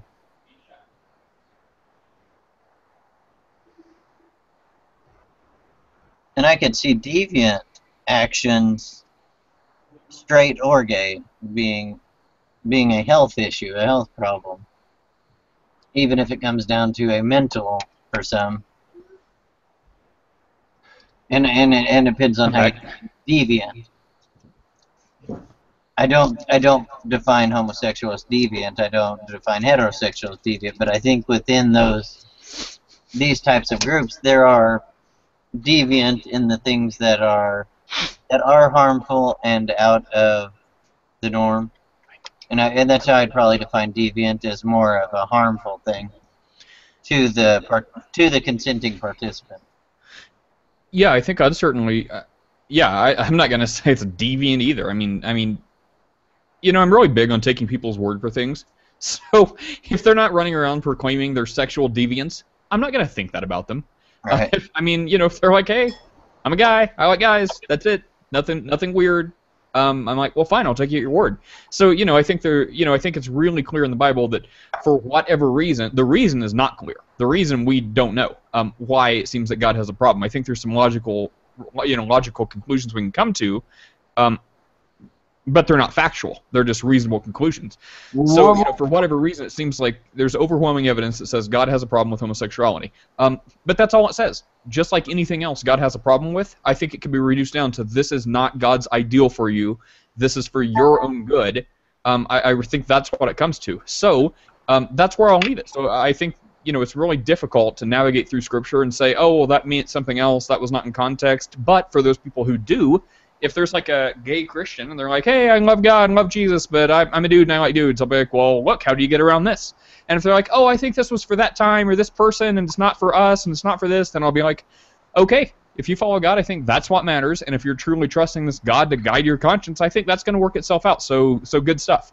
I think that's really what it should be. It's this non-confrontational, anyway, that's what I think a proper answer should be. And Well, I why would, the hell aren't I they would all argue, like you? Well, wait a minute. Now hold it. Hold it. So let's I would argue that the Bible doesn't actually go into homosexuality at all. Well, wait a minute. Let's back the train up here. I think there is Hey, a logical reason. Hey, volunteer. Hi there. I think there is a reason why God doesn't like homosexuality.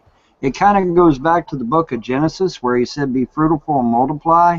It's kind of hard for homosexual couples to do that, don't you think? At least biologically. Well, yeah, that was one of the things we talked about too. Like that was one of the main reasons. But because it doesn't outright say it, that's why I said before you got in here that, you know, it's a very good reason, but the Bible doesn't outright say it. So I'm with you. I think it's maybe that comes down to that. Like I'd say that's got something to do with it. Yeah, I'd say that. Yeah, but then we have sterile people and such like that. Well, it's one thing to try and fail, but it's quite another thing when you can't even try, right? You know, so I mean, you know, that's what I'm thinking. I'm thinking that that's probably the stumbling block. You know, is the fact that they sterile people that have sex all the time try and they know. Right, but like I said, you know, I mean, you know, it's one thing to, you know, to try and fail, and you know, but I mean, you can't even get started when you have two men or two women, you know, because it's obvious. It should, you know. Maybe, here's an idea, maybe God expects us to use our brain and realize that he made a male and female for a reason so that they would copulate and produce children. Right. Obviously, if you have two guys, you know, they're not going to produce children. No. Two gay guys don't just become sterile. They can still go fruitful and multiply with women all they want. Well, they can, but it's not in a covenant of marriage, so is it? No, you know. It's not. Now you're bringing in marriage. Well, now, wait a minute. Well, wait a minute. God, that's what do you think marriage is for?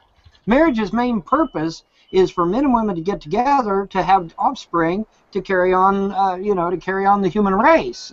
If we stop, listen, if we stop marrying and having, hey, listen, if we stop marrying and having kids, they ain't going to be a human race, okay? We won't be here. The human race will cease to exist if we stop marrying and having kids, okay? It's just that simple. I know plenty of people that aren't married that have kids. I mean, I'm not sure how that would be the end of the human race. Well, let's see. Our numbers are already on the decline because we're only having one child. So you know, typically, I mean, you know, on average, we're only having one child. So, you know, two parents die and they're only replaced by one kid. Now, where I come from, we call that a deficit. All right. So if that deficit continues year after year after year after year and starts compounding on itself, guess what? You have an extinction level event in progress. For real. We'd be like the Chinese and we'd start doing something about it. Okay, the Chinese are overpopulated in their area of Earth. Now, the Earth really isn't overpopulated. According to some scientists I talked to, the Earth would sustain 22 billion, no sweat. But the problem is that in their area they're overpopulated, or so they perceive. And so because of that, they're having this one-child policy. But there's absolutely no reason for American families to only be having one or two children. There's no reason. We're not overpopulated. Not at all, not even close.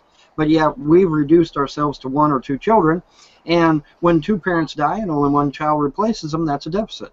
Their overpopulation is about how much land that they can actually fit on. Our overpopulation on a global scale is how many people we can feed. Actually, that's not true either. We actually pay farmers not to grow food. I know that sounds crazy, but look it up if you don't believe me. We actually pay farmers not to grow food. Okay, so no, there is no shortage of food. That's a fallacy. As far as land, shortage of food. I'm saying if we overpopulated, there would be a shortage of food. No, sir. Like I said, unless we start eating grasshoppers and shit, I guess. We have scientists who will tell you flat out that the Earth can easily sustain 22 billion. We're nowhere near 22 billion. We're only what, 7 billion, something like that, 6.9, 7 billion. So we're nowhere near 22 billion, not even close. And that's not even counting the oceans, which we could also habitate in the oceans quite easily. That'd be kind of neat. It would be, actually. I grew up watching Sea Lab as a kid, man. The right. real. not the animated crap on that channel. Yeah, not the Cartoon yeah. Network one with the Yeah, adult die in every episode. yeah, Adult Swim garbage. No. I'm talking about the real C-Lab. I grew up with. Awesome show. Awesome show. Yeah, I like C-Lab. They dealt with compression dangers. They dealt with sharks. They dealt with giant squids. All that shit. Really, really good show. But anyway, so even before we get to the using the oceans, we got plenty of land, dude. We do. We got plenty of land. These elites love to talk about, oh, we're overpopulated. We're overpopulated. Well, no, we're not. No, we're not. The only reason we're overpopulated in their eyes is because they can't control 7 billion people. They want to shrink us down to 500 million, a la the Georgia Guidestones. Yeah, the Georgia Guidestones. I was going to bring that up. Yeah, because if they could shrink us down to 500 million, that's easier to control us that way, see. And, then we would basically be their willing little slaves. But 7 billion, it's pretty hard to control 7 billion. And it's hard to control a family. That's why they've got all these programs to try and disrupt and break up and destroy the family, because they want to destroy the family, because the family is hard to control. Individuals are very easy to control, but families, very hard to control. Why? Because the families are a unified front. The husband and wife get together. You're not separating them. No way. Go ask a cop that gets on a domestic call.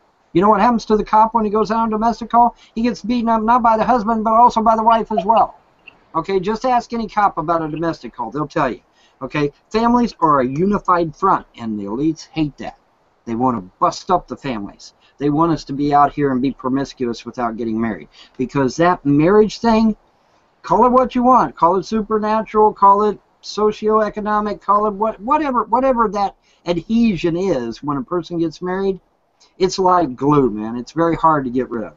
And the elites know this, and so now they've got all these, oh, hey, if it feels good, just do it. Don't worry about getting married, though. And then it go to these women. These women go to these organizations and government-affiliated organizations. Oh, honey, you don't need to get married.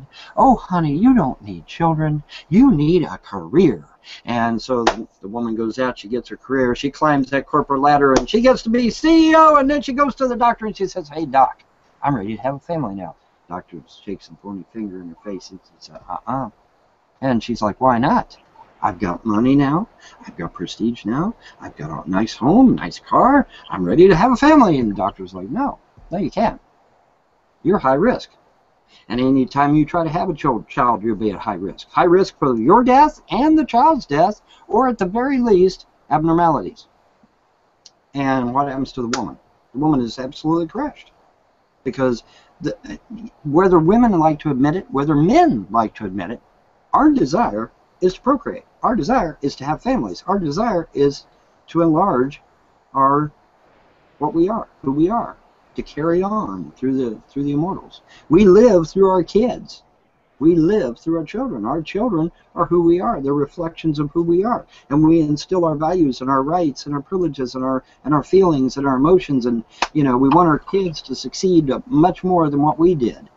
Why? Because they're carrying on who we are. They're carrying on where we left off. And that's why. And that's why the elites hate it so much. Isn't that a good reason why we should take care of the planet? I'm all in favor of taking care of the planet. I have no problem. I wasn't saying you weren't. I'm an advocate, to at least to the extent that I can do. Yeah, I have no problems taking care of the planet. Not at all. None whatsoever. But here's the thing, okay?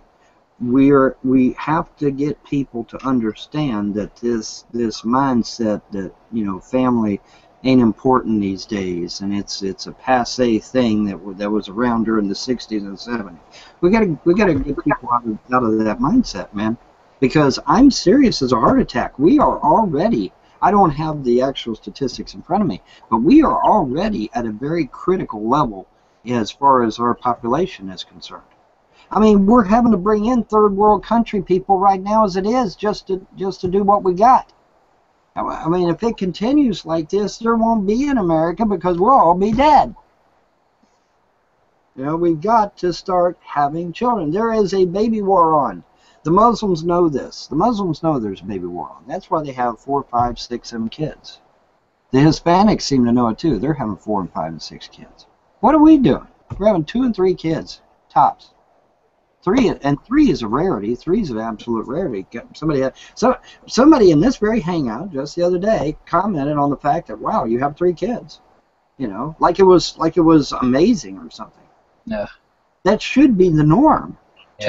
2 to replace the parents and 1 extra. Yeah. Okay. 2 to Actually, replace. I got 4 right now. So Yeah. Well, see, and that I'm on top of it. right, and that way it's over top of, you know, and that way you don't have a deficit. See, you know, and you know, a lot of people don't get it. They really, really don't get it because they're listening to the government and they're listening to the elites and all the it's just so horrible that they had a child. It's just so horrible. No, it's not. No, it's not. Our children are us, man. Our children are our future. You know, and if America is to survive, we've got to start having kids. We've got to, or there won't be an America. Not at least not in the way it is now. That's for sure. There won't be one. It just won't exist. It just won't. And I've sat here and ratchet jawed and run everybody out of the room. Oh well. No, we were kind of quiet before you came in. Me and Nadia were just keeping the conversation going until she passed back out. Or decided to lay back down.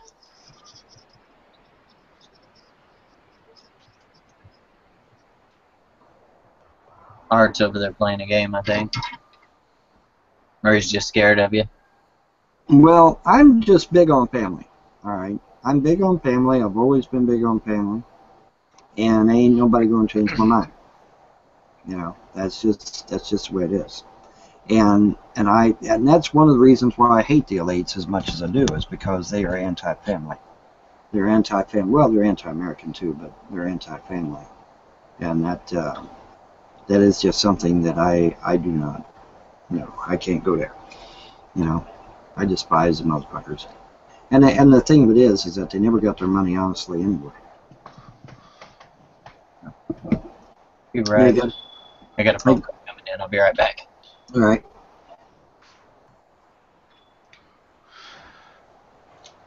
Yeah, I'm all for family. I just gotta do it responsibly. I mean, you can't have kids outside your means. That's a lie too. That's a lie too. That is an absolute lie. I mean, there's government grants out there. There's programs out there. That's a lie. All right. Well, no, I want to support my family. I don't want to have to ask the government for money. I want to do it. Well, here's the thing. What they've done, they've set up a false dichotomy where if you don't have a lot of money, you can't basically do anything on this damn planet, let alone have a family. Okay? And that's by design. It's all by design. You know, what they want to do is they want to break down the middle class.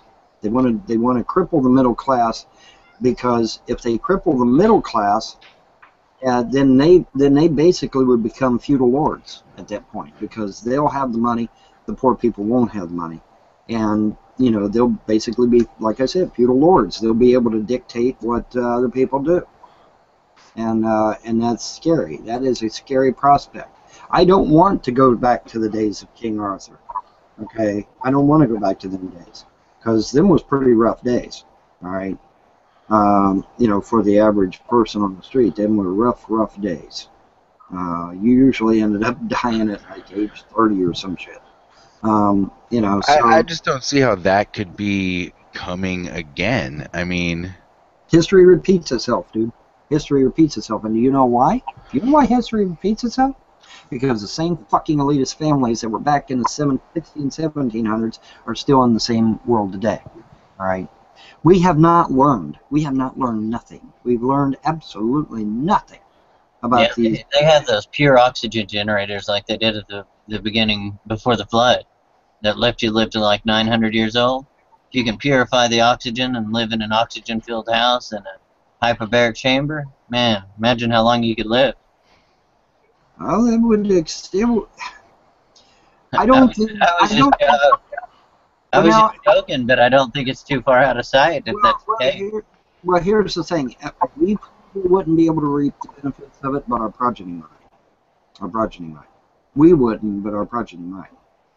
You know, you take an infant that is accustomed to living in that environment, yes, theoretically they could start living longer. And gradually over time, with successive children, you would eventually, get to a generation that would actually live that length of time if you could keep up the fake biosphere or whatever it is you're doing.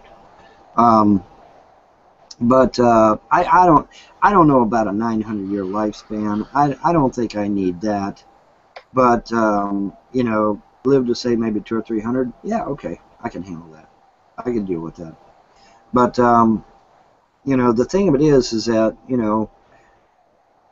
we need to be cognizant of the fact that there's forces out there that don't want us to marry. They don't want us to have children. They want to break up the family, because if they can break up the family, they'd pretty much destroy the United States, because the United States was based on family. It was based on large families. In fact, go watch the Waltons if you doubt me. Very popular TV show back in the 60s and 70s, the Waltons. Huge family, grandparents, parents, children all over the place. I mean, and that was reminiscent of how America used to be. America used to be all about the big family. And we've gotten away from that because that's not what the elites want. That's not what they want. They want to destroy the American family. In fact, they want to destroy America, period. Destroying the family is just one of the means to do it. Sorry, who's this? Hmm? Who wants to destroy America? The elites. Why do they want to destroy America?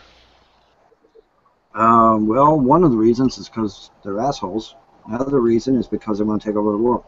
Why are they the elite? What do you think that they're called? They're the elite. What makes them the elite? What makes them the elite? Because they control the money. They not only control it, they print it. Okay, so they control the money, they print the money. Who gives them the money? What do you mean, who gives them the money? Well, I mean, how do they get the money? They dole it out. So they get the money by handing it out? Yeah, they get wealth by handing it out at interest, and then they get their money back plus interest. Okay, so taking that into consideration, they take the money, they hand the money out, and then they take interest back on the money. Mm-hmm. Who do you think who's being charged that interest? Who's paying the interest? You are. Okay, so does it make any sense at all why they'd want to destroy America? Yes. Why? Because they don't need the money. They don't need the money. The money. Okay, the money is okay. This is the part that doesn't make sense. Okay, if you want to believe that there's like this elite group of people that are hell bent on destroying America, there's no end game. There's no motivation to that. There's no reason to want to do that, because the reason why the rich are rich is because of they can take money from the people that are not them. Obviously, you rob from the middle class. Take whatever. The idea that they want to do this in some type of plot to destroy America is nonsensical. It makes absolutely no sense at all. What they would probably want to do is keep the gap there. I mean, that I can understand that can make sense. Hey, let's try to keep the middle class just at that level where they're at least giving back to the economy that's funding us, but not bad enough that it's a Great Depression that nobody can actually give them any more money. It doesn't make sense the way that you're trying to lay this out. Like that there has to be this grand plot to somehow destroy America. Like somehow that makes sense. Are you familiar with the SPP? What is that? I don't do.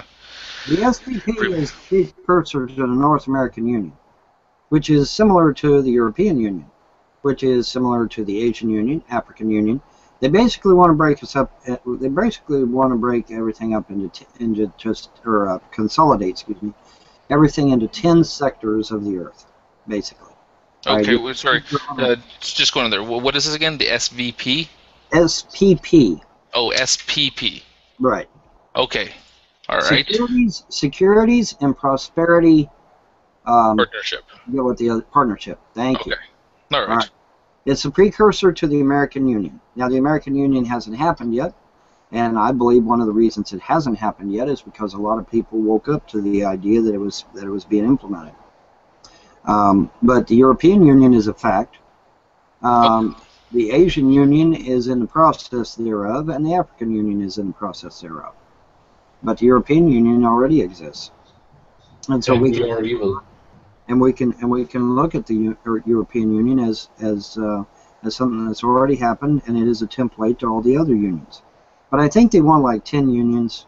It's either 5 unions or 10 unions. I forget which, something like that.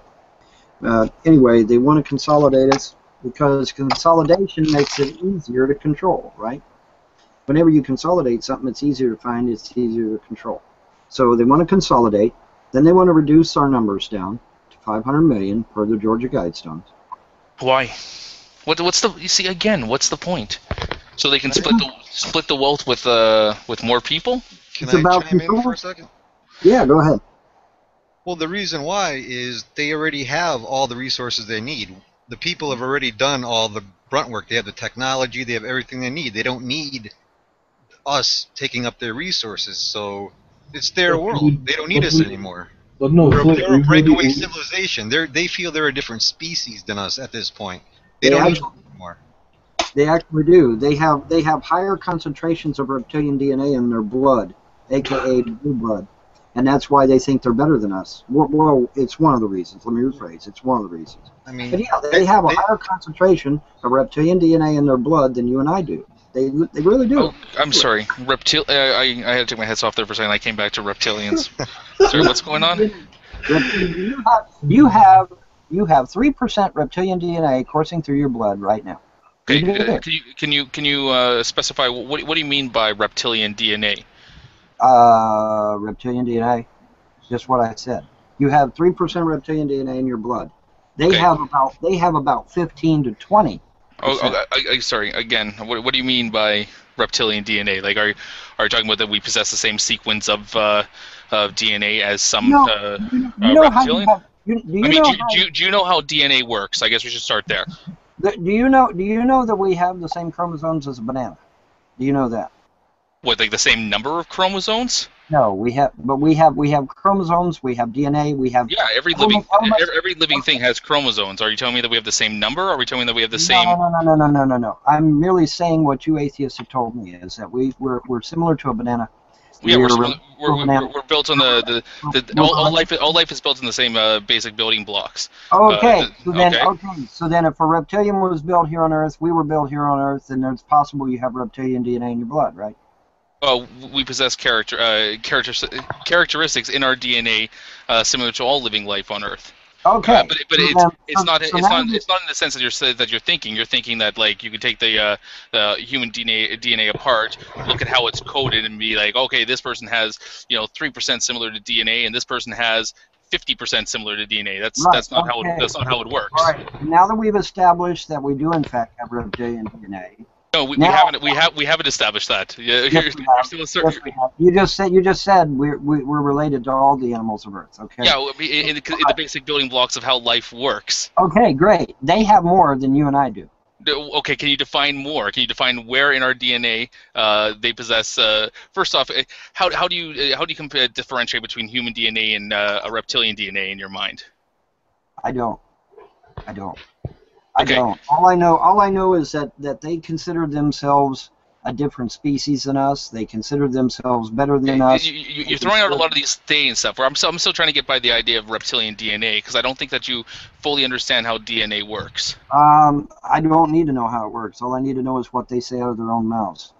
They consider themselves another race. Okay. They consider themselves superior to us. All right, so out of their other mouth, where can we get this from? That you have like the 1% or the elite or whatever you're saying going out there and be like, because of our high degree of reptilian DNA, we think we are superior to the rest of the people. You say it's from their mouth. Where can I find it? Yeah, well, many elites have stated that. They didn't state it. Really? That's great. Give me one. I'm Googling it as we speak. Okay, cool. It doesn't have to go that far, but they do consider themselves a higherly evolved than the rest of the human. They call it like Homo evolutus. Right. If somebody thinks that they're higher along evolution, then they don't know what evolution is. Or just because they're rich. There's no such thing as higher evolution. They've inbreded themselves within their own family and want to keep some sort of bloodline thing going. I'm not going as far as reptilians. That's more Vaughn's. I don't know much about that. No, they're Homo reptilia. We're Homo sapien. And but basically, they want to walk around the Earth, like an Athenian, like with gardens and waterfalls. They don't want the Earth. They don't need us anymore. They don't need us using up all the resources. Again, where are you getting this from? The technology is built. They have the technology, all they need now. It's not built. No, listen. There's still tons of technologies we can discover, and these people should know that. No matter how much money you have, you cannot. You cannot buy, for example, a healthier and a much longer life. The technology is not there yet. That's why they actually need people. That's why they actually need scientists. Yeah, but they don't need 7 billion people. They need a small group of scientists who are gonna, already gonna do what they need. The basic thing is, I have no problem saying that there is a certain percentage of the elite out there, guys that are people that are extremely rich that control a large percentage of the population that give two shits about the working class person. That's pretty obvious out there. But to say that they have these malicious motives of world domination and the wiping out 90% of the world's population where are you even getting this stuff from? Well, do you want to walk around every time with bodyguards everywhere, 7 billion people starving or trying to take you out? Wouldn't you want to walk around the Earth just kind of free and have all beautiful lush gardens and things? They have the technology for that. They don't need us doing that. They have robotics. Why would they want lush gardens everywhere they went? No, they want more gardens. They want to walk around the Earth what's the benefit of gods? So why would they want to build gardens? Well, because they're lizard people and they like the trees. Do you like walking down? Would you want to walk down? Where do you want to walk down the alley in New York with all the litter and the garbage and all this nonsense and feeling like you're gonna get killed or would you want to walk around in lush gardens and waterfalls and you have so much room, there's nobody there using up your resources, you don't have to worry about that? That's the perfect world. Man, they I have don't the know. money, the ability to do that. Back in the 80s, they had that movie, they had the documentary movie on the fly. Well, there was also another documentary called V. Agenda 21 is sectioning off half the Earth. The great agenda is that we've advanced technology enough to knock ourselves back down to the garden. That's no. They want the Earth where they build it to their ideal, however it is they want it. The technology. They don't want to walk around the way it is now with 7 billion people using up all what they feel is now their resources. Their water, any resources. They want to create the Earth in their image and go off planet probably eventually. And we're taking away from it at this point. Is there a water shortage that I'm unaware of that the 1% are facing? Well, why are they buying up all the different reservoirs? Who's that guy? John? Not that guy. Because they can sell the water. They're buying all the aquifers. All the aquifers are being bought off by T-Boone Pickens. T-Boone Pickens.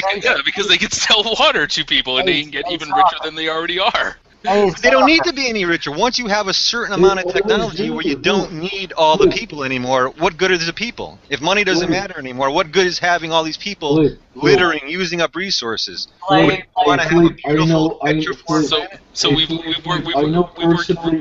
you are a psychopath, wouldn't you want the Earth to yourself? Wait, what happens behind the psychopaths in the fucking first place? And second of all, I know rich people. My dad is a real estate agent. He knows a lot of Russian people, rich people who get into Czech Republic. And these people only want more money, even though they're fucking millionaires and billionaires. But money means nothing anymore to them. It does. It's a way of their they have robotics to do their work for them. It's their meaning in life. It's their heritage. It's their mark on a planet. So now they want to make the planet in their own image. What they want, whatever they want, gardens or extreme technology. Art, there is a difference between rich and elite. Okay, there are rich people running around. T-Boone Pickens is rich. He's not an elitist. T-Boone Pickens is not an elitist. He's rich. He's a hell of a lot richer than you and I, but he is not an elitist. Elitists are people that have so much damn money we don't even have an English word for it, like the Rockefellers, the Rothschilds, the Morgans, Carnegies, Warburgs, etc. Those are the people that I'm referring to. I'm not talking about just rich, normal rich folks like T-Boone Pickens or some of these other guys. You know, they want to explore space. They don't want to stay around here and have us using up all the resources. We're preventing them from moving on to their next level. That's the problem. They have all the technology they need now. They don't need it anymore. They don't need us anymore. Wait, they have the technology to. Hold on. First off, we don't have the technology to explore space.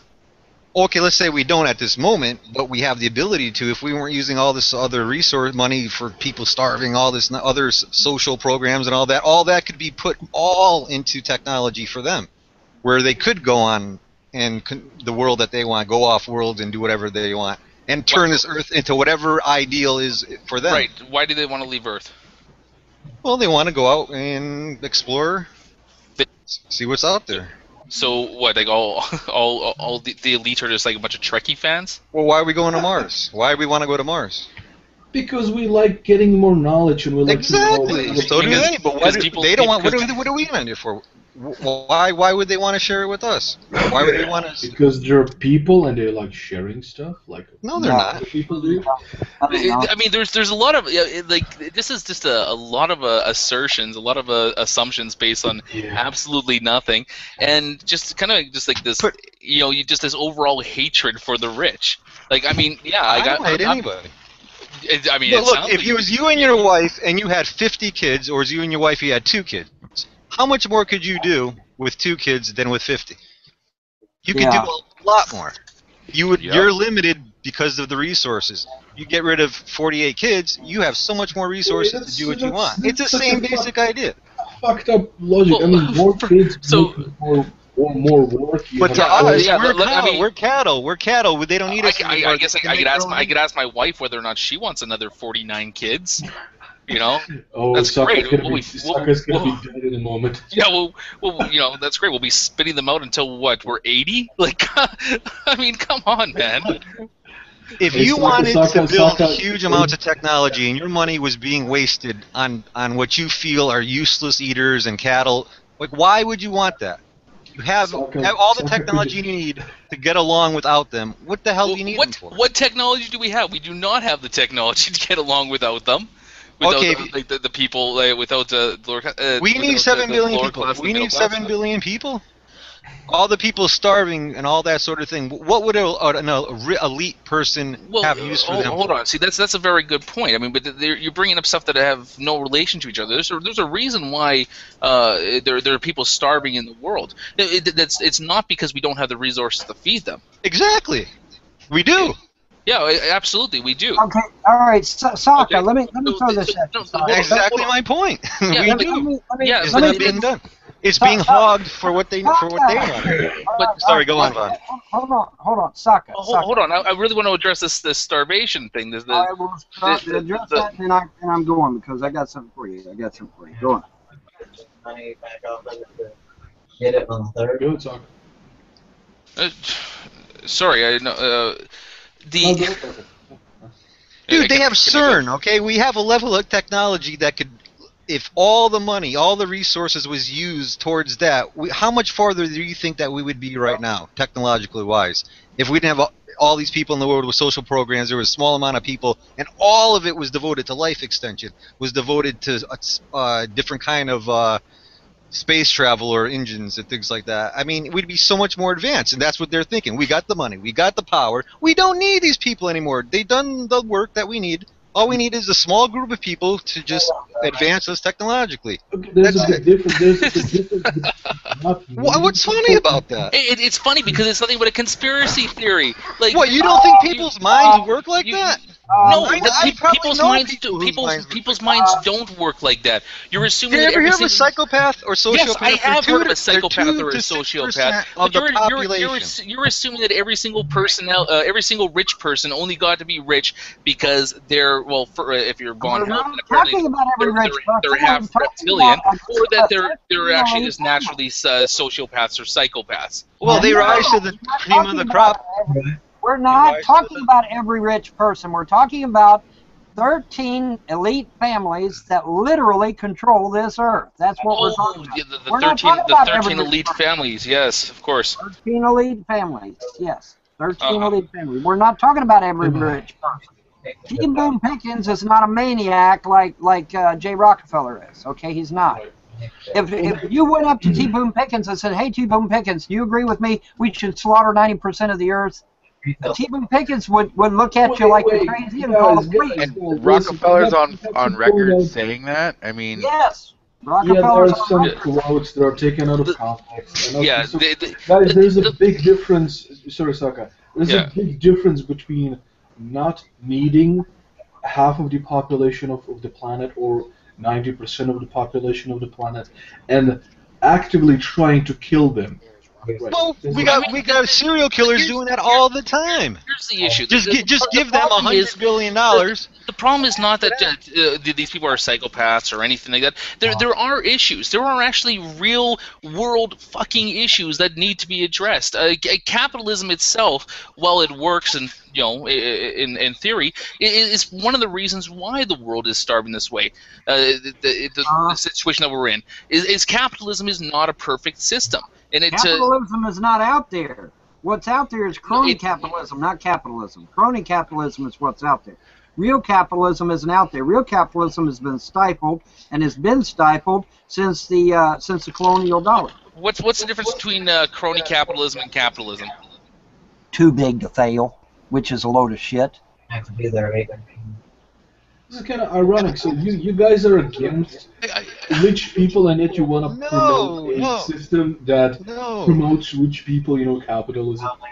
Well, I mean, in all fairness, the only way that capitalism does work is if there's somebody on the bottom end. Like I'm not saying that the entire world needs to go to some type of socialist system, but there has to be some type of moderation in the way that things are put out there. But the thing also with capitalism is there's no money in feeding the entire world. They haven't got to that point where it's as they feeding the entire world is a socialist program. Where are you getting? I know that's why in a capitalistic world it doesn't happen. It's not because we can't. It's because people choose not to. No, what you're failing to grasp is that there's two ideologies out there. One ideology says we need to throw money at it. The other ideology says we need to train them and let them do it themselves. That's the two prevailing ideologies out there. The one that says we need to train them and so they can do it themselves is capitalism. The one that says we need to throw money at it and do it for them is socialism, communism, fascism, and all the other fucking isms. Okay, two diametrically opposed ideologies.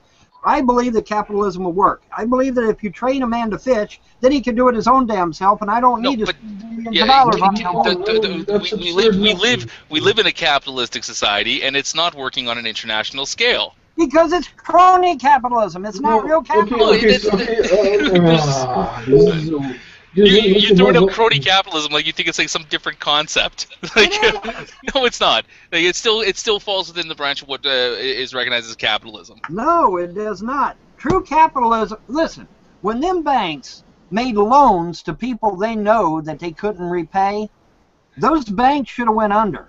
If I'm a businessman and I suck at being a business administrator, my business should go under.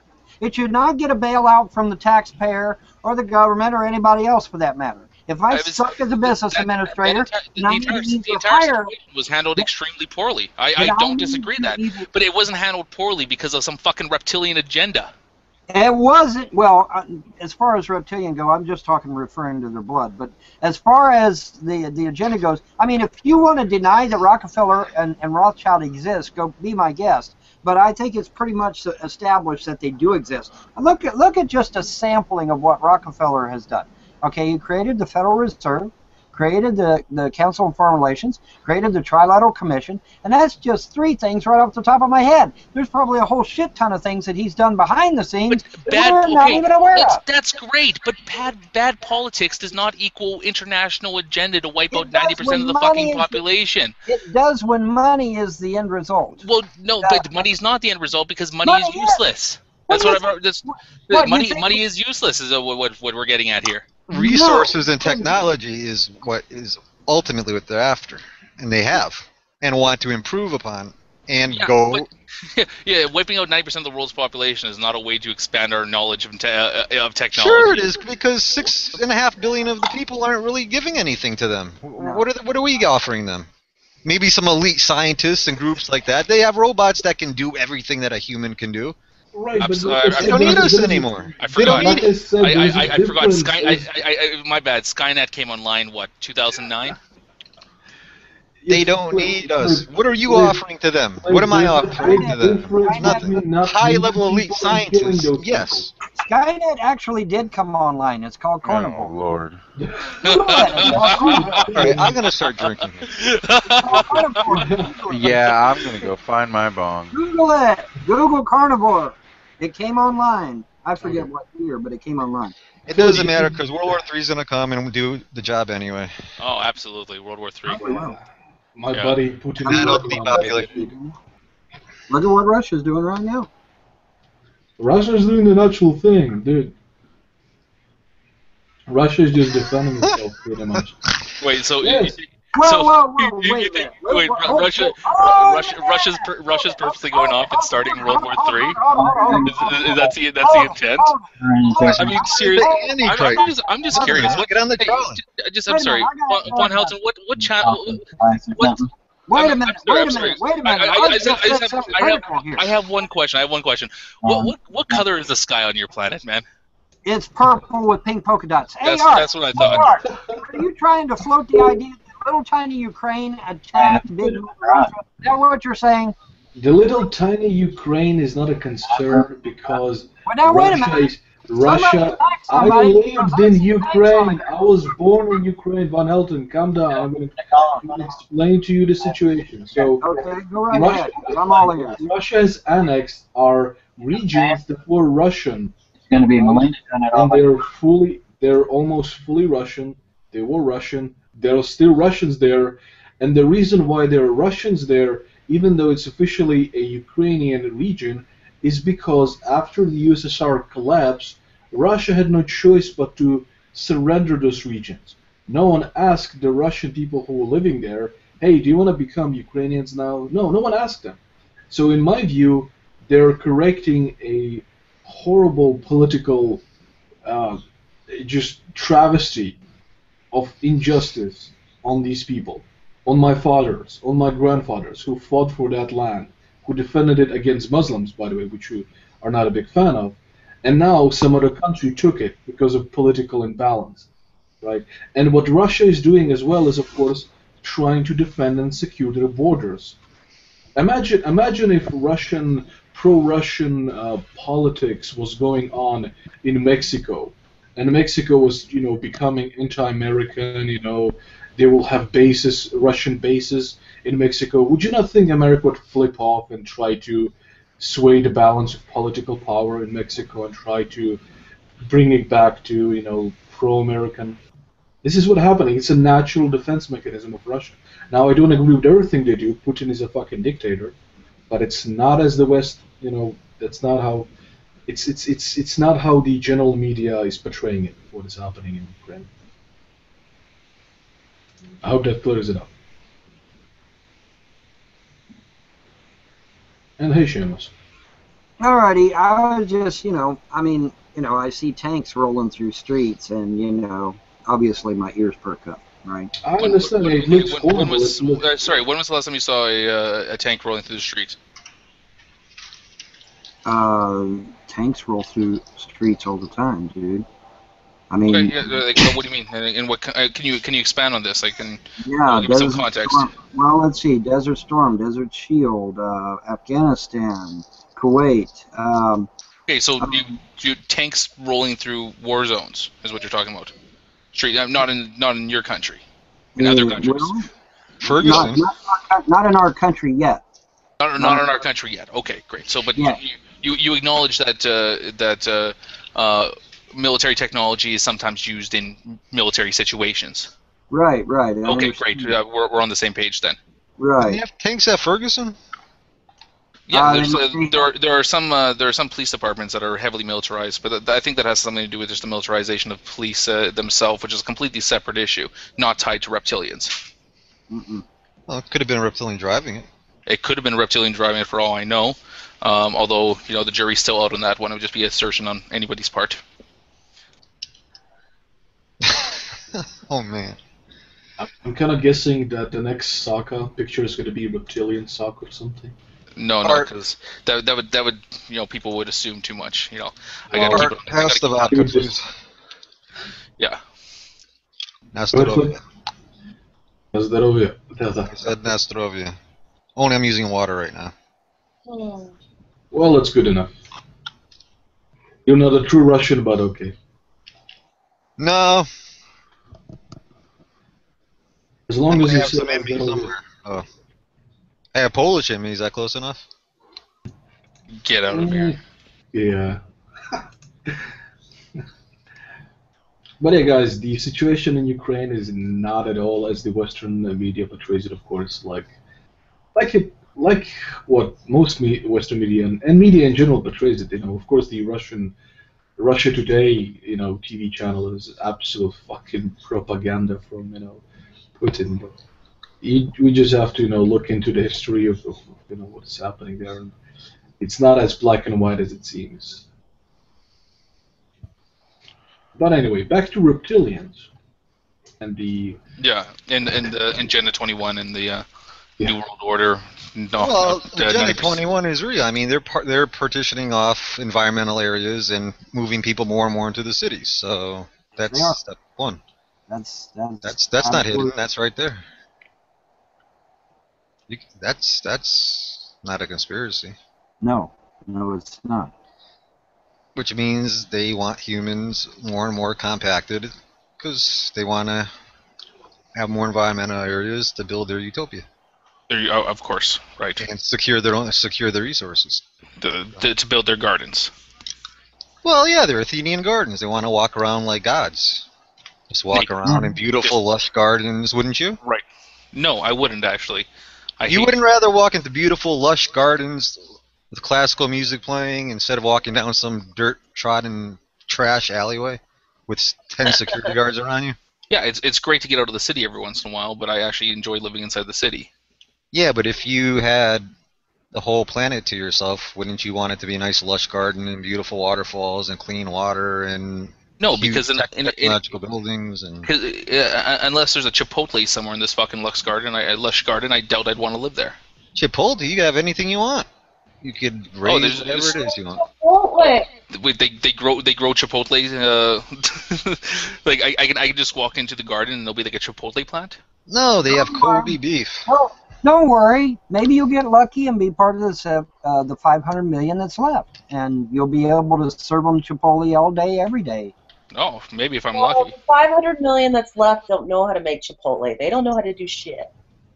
Yeah, someone's going to have to work the Chipotle. Oh, well. That's the Chipotle bots that they're going to have.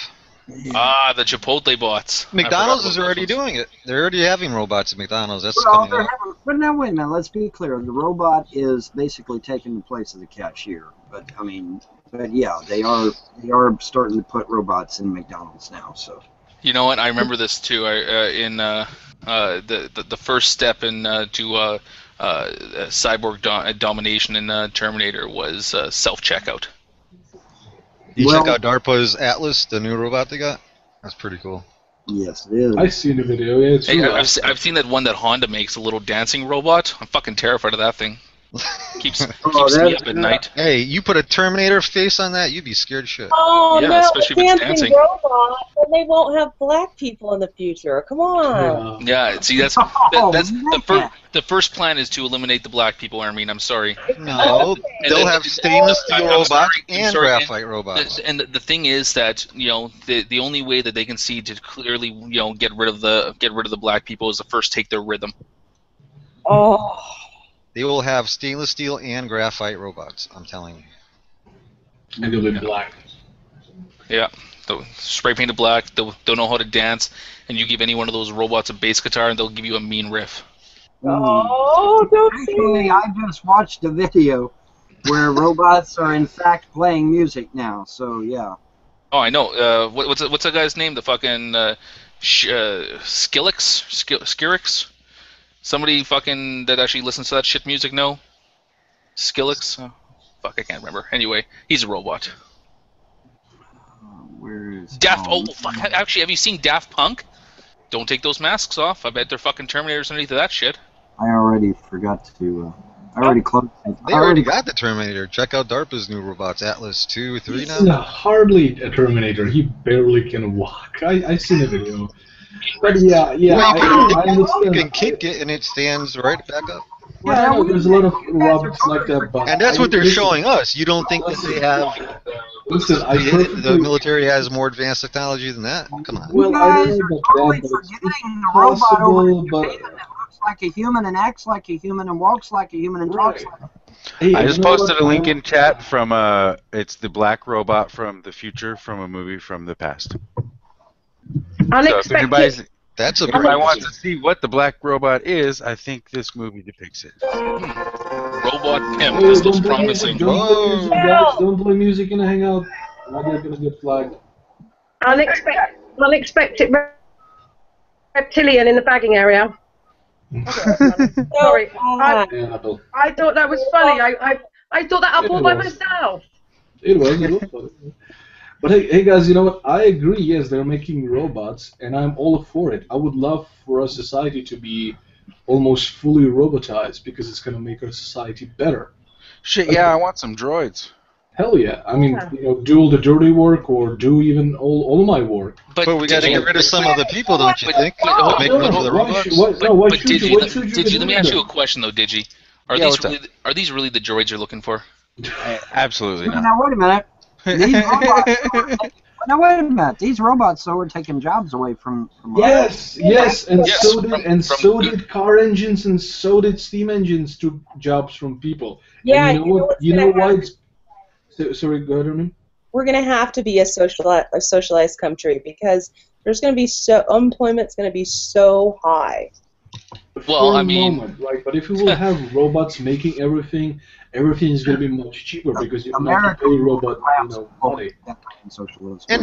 And they could be benevolent instead of malevolent. They could be thinking to themselves, hey, look at all these people starving. We're doing them a favor getting rid of them. They could be looking at it that way. Who knows? Wait, who? They may think they're doing a good thing. They may think they're doing a good thing. Who's going to do all the dirty work, like making all the food for all these reptilians, cleaning their houses, teaching their children? Who's going to do all that then? I have something to say, but I'm not going to say it. Are you going to say women? No, I was not going to say women. Hello. Sorry. Someone's got to scrub the potatoes and the carrots. No, I mean, they will have black robots to replace humans. Oh, sorry. And be pregnant robots in the kitchen. Why is there no black people? What? I don't get that. Well, because we've already established that the robots are taking over society, and that right now the only robots that we've really seen are like the dancing robots from like Honda. So we can only assume that the original, the first plot for robot domination is actually to get rid of the black people, because they're already trying to emulate the rhythm. But we still have. You want Chipotle? Do we still get to have Starbucks? That's what Mark said. Do we still get to have Starbucks? I find that's very important to me. Well, maybe inside one of the Athenian gardens, there'll be a. In the Athenian gardens, will there still be a Starbucks in every corner? Yeah. Well, we'll just buy a Starbucks robot for our house. We don't even have to go anymore. You can get white chocolate mochas and frappuccino. and massages and everything. I mean, yeah, where in the Athenian garden am I going to get my orange mocha frappuccino? Who's going to do my colonic irrigation? Who's going to do my colonic irrigation? I want to know that. You're a robot, buddy. Robots, of course. Robots? Okay. All in one piece. The whole thing will be one big colonic machine. They just stick a finger up your butt and out the other finger comes your Starbucks. Roll from you to the next person. Just check in. I'm just trying to find your Starbucks. That's gross, guys. Yeah, your Starbucks enema. Enema. So how are we limiting the population? What are we doing? Only allowed to have sex once a year, or only one child? How does that work then? No, the 13 families are going to kill us all, and then repopulate with them. So there's no need to have sex with each other anymore. Oh, okay. But we can still have anal, right? We can still have anal, though, yeah? With robots, of course. I'm sorry, I'm going to... Well, it's better than nothing. But then it just makes it masturbation. Tommy will be here in a minute. So You're all joking. This is No, I mean, it makes sense. This is why the Japanese love doll industry is so huge. Gosh, yes. That is true. Scary. Well, they've like lost all interest in sex altogether, haven't they? Like, was it there or was it China where their death rate was higher than their birth rate? Well, your intelligence. No, goes up when you're celibate. they live quite. I think the Japanese live very long lives. They're quite healthy people because of their fish intake, I believe. Oh, here we go. We got some literature by Von Helton this side here. Okay, that's a stretch on the word literature, I'm afraid. I'm sorry. Depopulation of the masses has begun, enslaving humanity one sheep at a time. Wow. Sounds I've been listening. This conversation's really awesome and everything. But I have kind of like a segue out of this, and it's something that's kind of similar. It's kind of similar, though, but I just kind of wanted to know everyone's opinions. Like, if World War III were to happen, do you think... Well, there's a couple things, like, you know this, like, mutually assured destruction theory? Yeah. It kind of says that World War III will never happen, you know? But some people, me in particular, I kind of think that it will eventually happen. And I have kind of my views on what will bring that about. But I'm for some people, for those of you that actually believe World War III will take place, I'm kind of curious how you think that will come about. Like, what circumstances is going to kind of... I think it's already happening. I don't think it's going to be called... I don't think it's going to be called World War III until after the fact. I think some Christian will kill some atheists, and that'll just... No, it's going to be... Well, it's basically be Muslims against... Well, Israel against I'm pretty the Middle East. Then Russia will pop in, and China pop in, we'll pop in, and bing, bang, boom. What's going to happen? I'm gonna one day say to Armin, please define that. This is going to kill me, and that's... Yeah, that'll do it. And the Rothschilds will be off on their yacht. I'm pretty sure what's going to happen is some Archduke in Austria is going to get assassinated. I think I've heard that one before. Some princess from England. No, what's going to happen is that the Muslims, under the Saudi flag, once united, which they're in the process of doing that right now, once the Saudis have their one world caliphate, read some Muslim literature if you're not up to that. But the Muslims want a one world caliphate. World in this instance being the entire Middle East under one flag, and the Saudis obviously want that flag to be theirs. And that's why there's a lot of turmoil in the Middle East right now. So the Saudis get their one world caliphate, quote unquote, and once they have all these countries surrounding Israel, they're going to attack Israel again. They're going to do it again. And this time, they've got the bomb through Iran. All right, okay, so you don't think that America would react to that then? Well, I didn't say America wouldn't react, because they will, but I mean... that's what will start it. But once Israel is nothing but a glass parking lot, there's really not a whole shitload we can do about it now, is there? I mean, you've got to remember that you have to remember the Saudis. I've told you this before, Von. The Saudis have a huge interest in the U.S. They own hundreds of companies, banks, large corporates. They've got so much that without the U.S. they wouldn't be as wealthy as they are today, and they wouldn't continue to stay wealthy. The thing is, I hate to kind of agree with Juan a little bit, but I know for sure. I know. About his cafale, he's right to a certain extent about that. But the fact that he thinks that Saudi wants to go to war with America is ridiculous. Yeah, I don't think they want to go, but they are actually trying to be independent from oil, and they're building some industries and some self-contained. You know, they're building a lot of roads. I don't know for fucking what. I mean, I agree, they are. I mean, Dubai is a perfect example of a country that's running out of oil. But these countries have got all the money that they've accrued over the last 50 years in their sovereign wealth funds are being spent buying up the West. So the West can't attack Saudi. Well, they could, and just tell the owners, the Saudi owners who own stuff in America to fuck off. Well, it's not just America. I mean, half of Britain's owned by Saudi as well. America doesn't need OPEC. All right, We I'm don't need. exaggerating, but you know what I'm trying to say. Yeah, let's we get back to don't- World War III scenarios. Anybody else think that World War III is actually going to happen and under what I circumstances? actually think it is happening. Well, I heard a lot of people say a lot of jokes, but Von Helton actually answered seriously how he thought it would happen. Anyone else? It's already happening. Like I said. I agree with Vaughn. I think it is already happening. Let me say. But what I'm saying is, Annabelle, you think it's going to happen because of basically something to do with Israel, Muslim interest? If I can be so many different. I mean, it's not just about the Middle East. There's other, there's all sorts of other aspects to it. But Well, I'm trying to. Yeah, I get where you're coming from. If you want me to give you a sort of basic answer, yes, the Islamic situation is getting worse, and I don't think the West knows really how to deal with it. To be honest with you, They're building up hatred towards the Muslims, which when the time Guys, comes, they're all going to swoop on them. I know these are it's not difficult when you've got Well, ISIS around slaughtering people. So it's not. I mean, unless you're one of these conspiracy theorists that think that the ISIS are, the Charlie Hebdo guys were employed by the CIA. Well, okay, so let's start getting this stuff straight.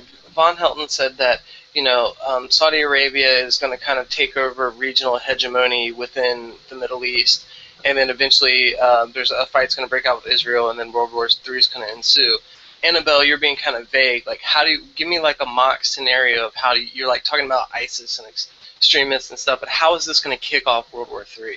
I mean, I think that Ron has a point. I agree with him, but I'm not going to commit myself because I don't know what's going to happen because I've been because I'm in the financial industry. I know how much the Middle East has invested in the West and how much they need the West. So I think one of the biggest problems too is that you guys are working on this assumption that there is a plot in the making that's going to lead up to World War III. You need to understand that there is actually quite a lot of efforts out there to not have a World War III. Well, that's why I bring up mutually assured destruction. Did you see the Bible is the playbook.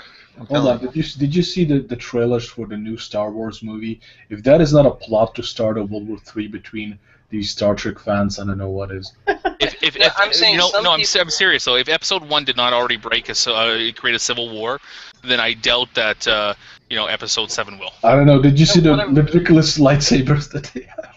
Some people may not think World War III is going to happen, and that's kind of why I brought up like mutually assured destruction or other theories that World War III kind of won't happen. But I'm saying for those of you that actually think World War III is going to happen, give me a mock scenario. It doesn't have to be written in stone. You're not going to be judged by this. I'm not going to call you in 30 years and say you're wrong about this. I'll be dead anyway. Well, let me finish my story. Damn, I want to finish my story. All right. Oh, by the way, Von, just so you know, the richest man on the planet is not American. He's Mexican, and he's called Carlos Slim. Yes, I'm well aware of this. Anyways, he's called the Pope. Anyways, on with my story. All right. Saudi Arabia right now is coalescing all the Muslim countries under their flag, thanks to the United States military, albeit. No, it's not what's happening at all. That's exactly what's happening, sir. Well, no, it's not. Yeah, it is. Yeah, I don't want to debate. I just want to hear individual people's scenarios. Okay. Israel is going to be nuked, and then that's going to start off the whole thing. That's the beginning. Okay. Of it. That's really. I like that. Okay, go ahead, Bob. Anyway, Saudi Arabia is going to coalesce all these Muslim nations under their flag. Then there's going to be a repeat of 1948 and 1967, known as the Third Horn. Okay? All right? That's going to be the Third Horn. There was one horn, then there was another horn, and then this one's going to be the third horn. The first horn was 1948, when all the Muslim countries gathered around Israel and tried to destroy it. The second horn was 1967, when they tried the same damn thing again. Okay? The third horn is now going to happen, and all the Muslim countries are going to surround Israel again. They're going to nuke it. But this time they're going to nuke it because Iran does have the bomb. Who's going to nuke it? Yes, they're going to nuke it. Iran has the bomb. Sorry, Iran has the bomb. Iran has the bomb. Really? Iran has the bomb. Yeah, they really do. Yeah, they really fucking do. Okay, where's your evidence for that then? All right, well, Anyway, I don't know when it's going to happen. I don't claim to know when it's going to happen. But Iran has the bomb. They are going to nuke Israel. They're going to surround Israel all sides. The reason the whole reason why they want the bomb is because they were unsuccessful the last 2 times in destroying the nation state of Israel. But you've made up a claim. You've made up a claim that. Well, look, Annabelle. That they have. Let me finish my scenario. I don't want to turn this into a debate. I just want to hear. I don't want to hear people argue with people's stories of what they think is going to happen. I want to hear. If you can either share your possibility, or don't argue. Let me give you some backstory. I'm writing a book, right? And it's about the aftermath of World War III, and I have a scenario cooked up. But I was kind of curious, what other people think would happen in, if I'm trying to kind of idea mine some of you guys right now. So the whole arguing about whose scenario is wrong is just totally killing it. Well, then just preface it with that. We didn't know that's what you were going after. All right. Anyways. All right. The third horn. The Muslims are going to surround Israel. They're going to use Iran's bomb. They're going to nuke Israel. All right. And according to the Book of Revelations, it's going to take 7 years just to bury the dead. All right. The remaining Israelites, Hebrews, call them whatever you want, flee to Petra. Well, Petra is a box canyon. They're trapped. All right.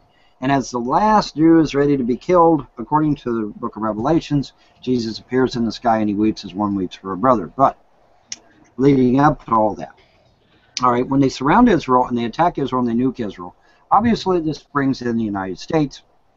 But now here's the interesting thing. When the United States is embroiled with the Middle Eastern countries, Russia sees an opportunity to seize oil fields and to control the pipeline into the Middle East.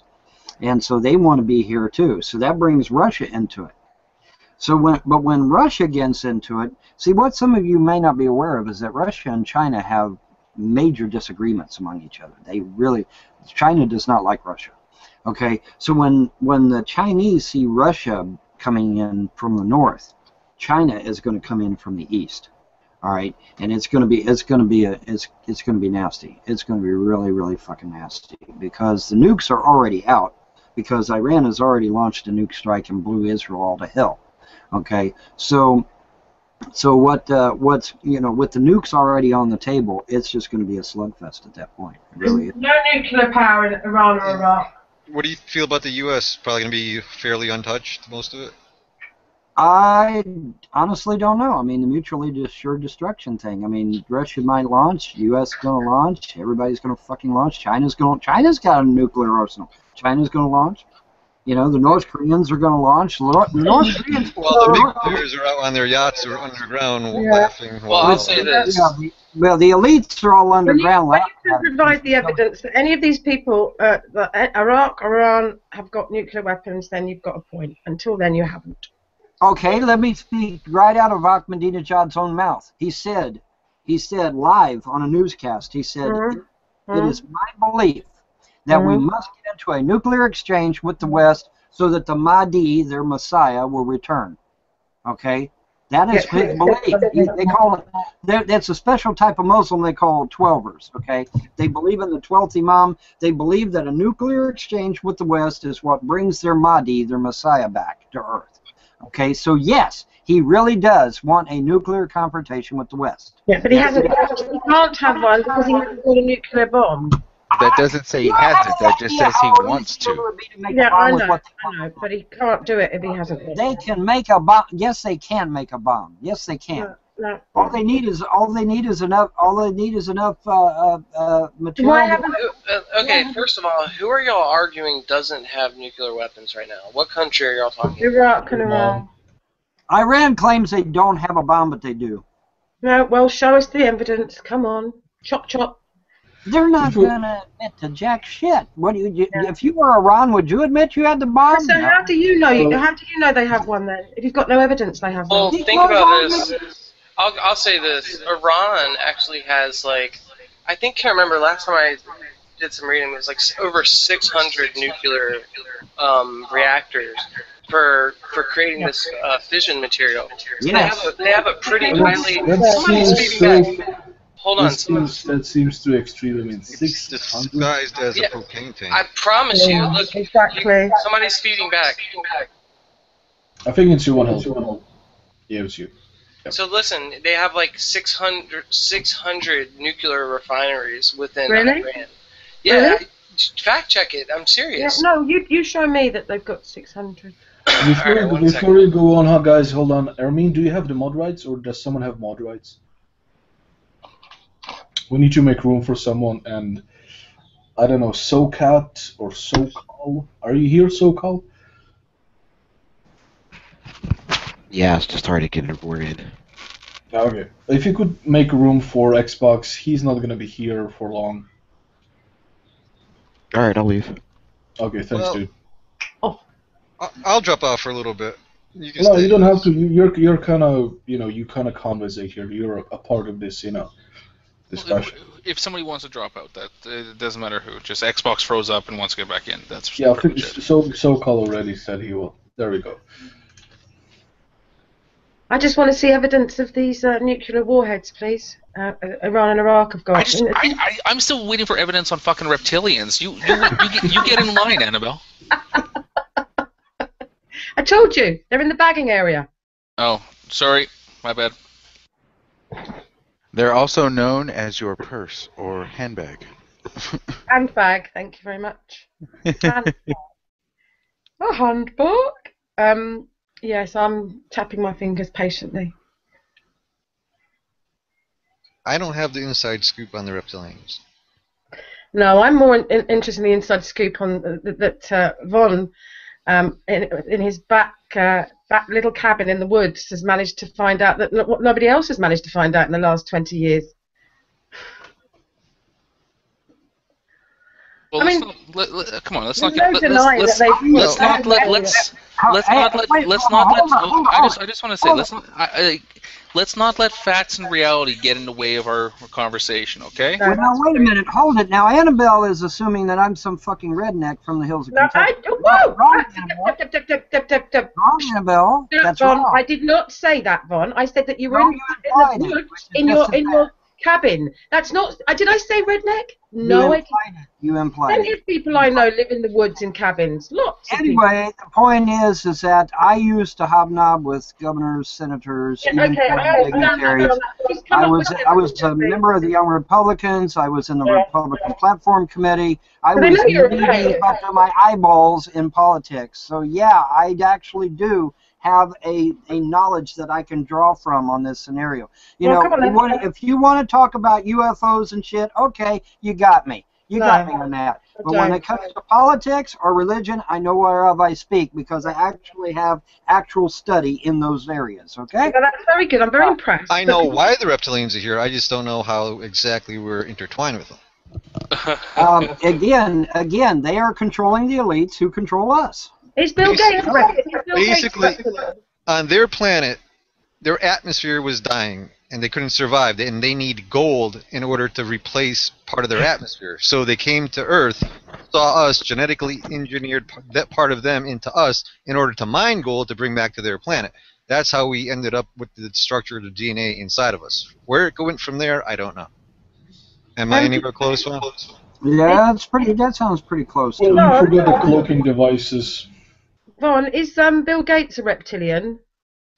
No, he's just. I don't know about reptilian, but he's definitely on board with global population reduction. So why is he saving all those children out in Africa then?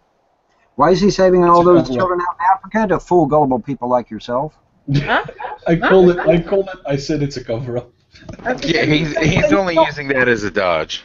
All right, okay. He's spending all his money in Africa to what? That's not his money. First of all, he's not spending his money. He's spending your money. He's not going to spend his money. He's spending your money. The money that I've spent with him to provide me with the computer. Yeah. We have a term here in America for this. Okay, you know what it's called? It's called a photo op. Okay, that's what it's for. You ready? Same reason the Freemasons and the Shriners have the burn unit hospital for kids. It's just a public face. Is Donald Trump a reptilian? No, he's just butt ugly. No, I just wondered because he's some other coordinator. He loves a photo op. He's If nobody. Trump- Donald Trump. If Trump was part of them, he wouldn't have lashed out against Obama like he did. He wouldn't. He knows what to say and what not to say. He knows where his bread is buttered, but he's nobody. Yeah, he's nobody. No, I just wondered because he does love a photo op. I mean, you know. Shh, don't you? Sorry, hang on a second. Oh, sorry, I'm going to. Annabelle, I think your dogs are reptilians. They're all roads lead to Rome. Yes, all roads lead to Rome eventually. That's why in our courtrooms you have all the Roman symbology, the Roman pillars. What do they call Well, we those? have the fasci on either side of our Fasci. Supreme Court. Rome never fell. What's that mean? Yeah, look it up. Fasci. Okay, we have them on each side of our Supreme Court for everybody to see. They're right out there in plain sight. Nobody even has a clue what the hell they mean. Okay, so why do you think that when these people built it, they had in mind the same thing that you had in mind, that it's some kind of symbol of some kind of, maleficent Symbols actually. Listen, these guys are big on symbology. They really are. I mean, even a cursory study, even a cursory study of these elites will show you that they are big on symbology. They're big on numerology. And they are also big on the occult and lesser well-known religions. Don't forget ritual and blood sacrifices. They want to return to the Roman Empire, where there's an emperor, and it's basically just that type of society. Wait, they all want to be emperor? Well, no, they want that type of system. Why? No, they want to be. If there's only one emperor, then most of them won't get to be an emperor, and they're going to be listening to. Now wait a minute. Think about this. Did the emperor really have the power, or did the Roman Senate have the power? Oh my goodness. Okay, so who's the Roman Empire? Art. I'm not being rhetorical. That's a very good question, actually. You think Obama has the power? No, it depends. It depends on what time frame you're talking about. The Russian government was, or sorry, not the Russian. Sorry, the Roman government was set up in a way that the Senate was the voice of the people. Now, that was what ruled the empire the majority of the time. Well, what happened was that there were certain times during times of war when an emperor, the Caesar, would take over and take full control over everything to limit. The decisions that were needed to be made in order to fight that war. But as soon as the war was done, whoever was in charge was supposed to give their power back to the Senate, which is what usually happened, except for once or twice. The Caesars were just the god figures for the people. Well, they were the ones. They were the ones that took control during times of war. The majority of the time that Rome wasn't at war was ruled by the Senate. He's just a figurehead, though, ultimately. No, there wasn't. There wasn't even one.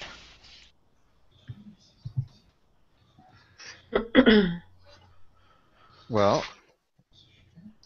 all I know is what they're trying to return to slowly. But why? Okay, and what's the evidence for that? I'm still waiting for any fucking bit of evidence. Global socialism is a start. Okay, so what? Global socialism, yes. Okay, so what? Well, that's the start. So you first have a one world global government.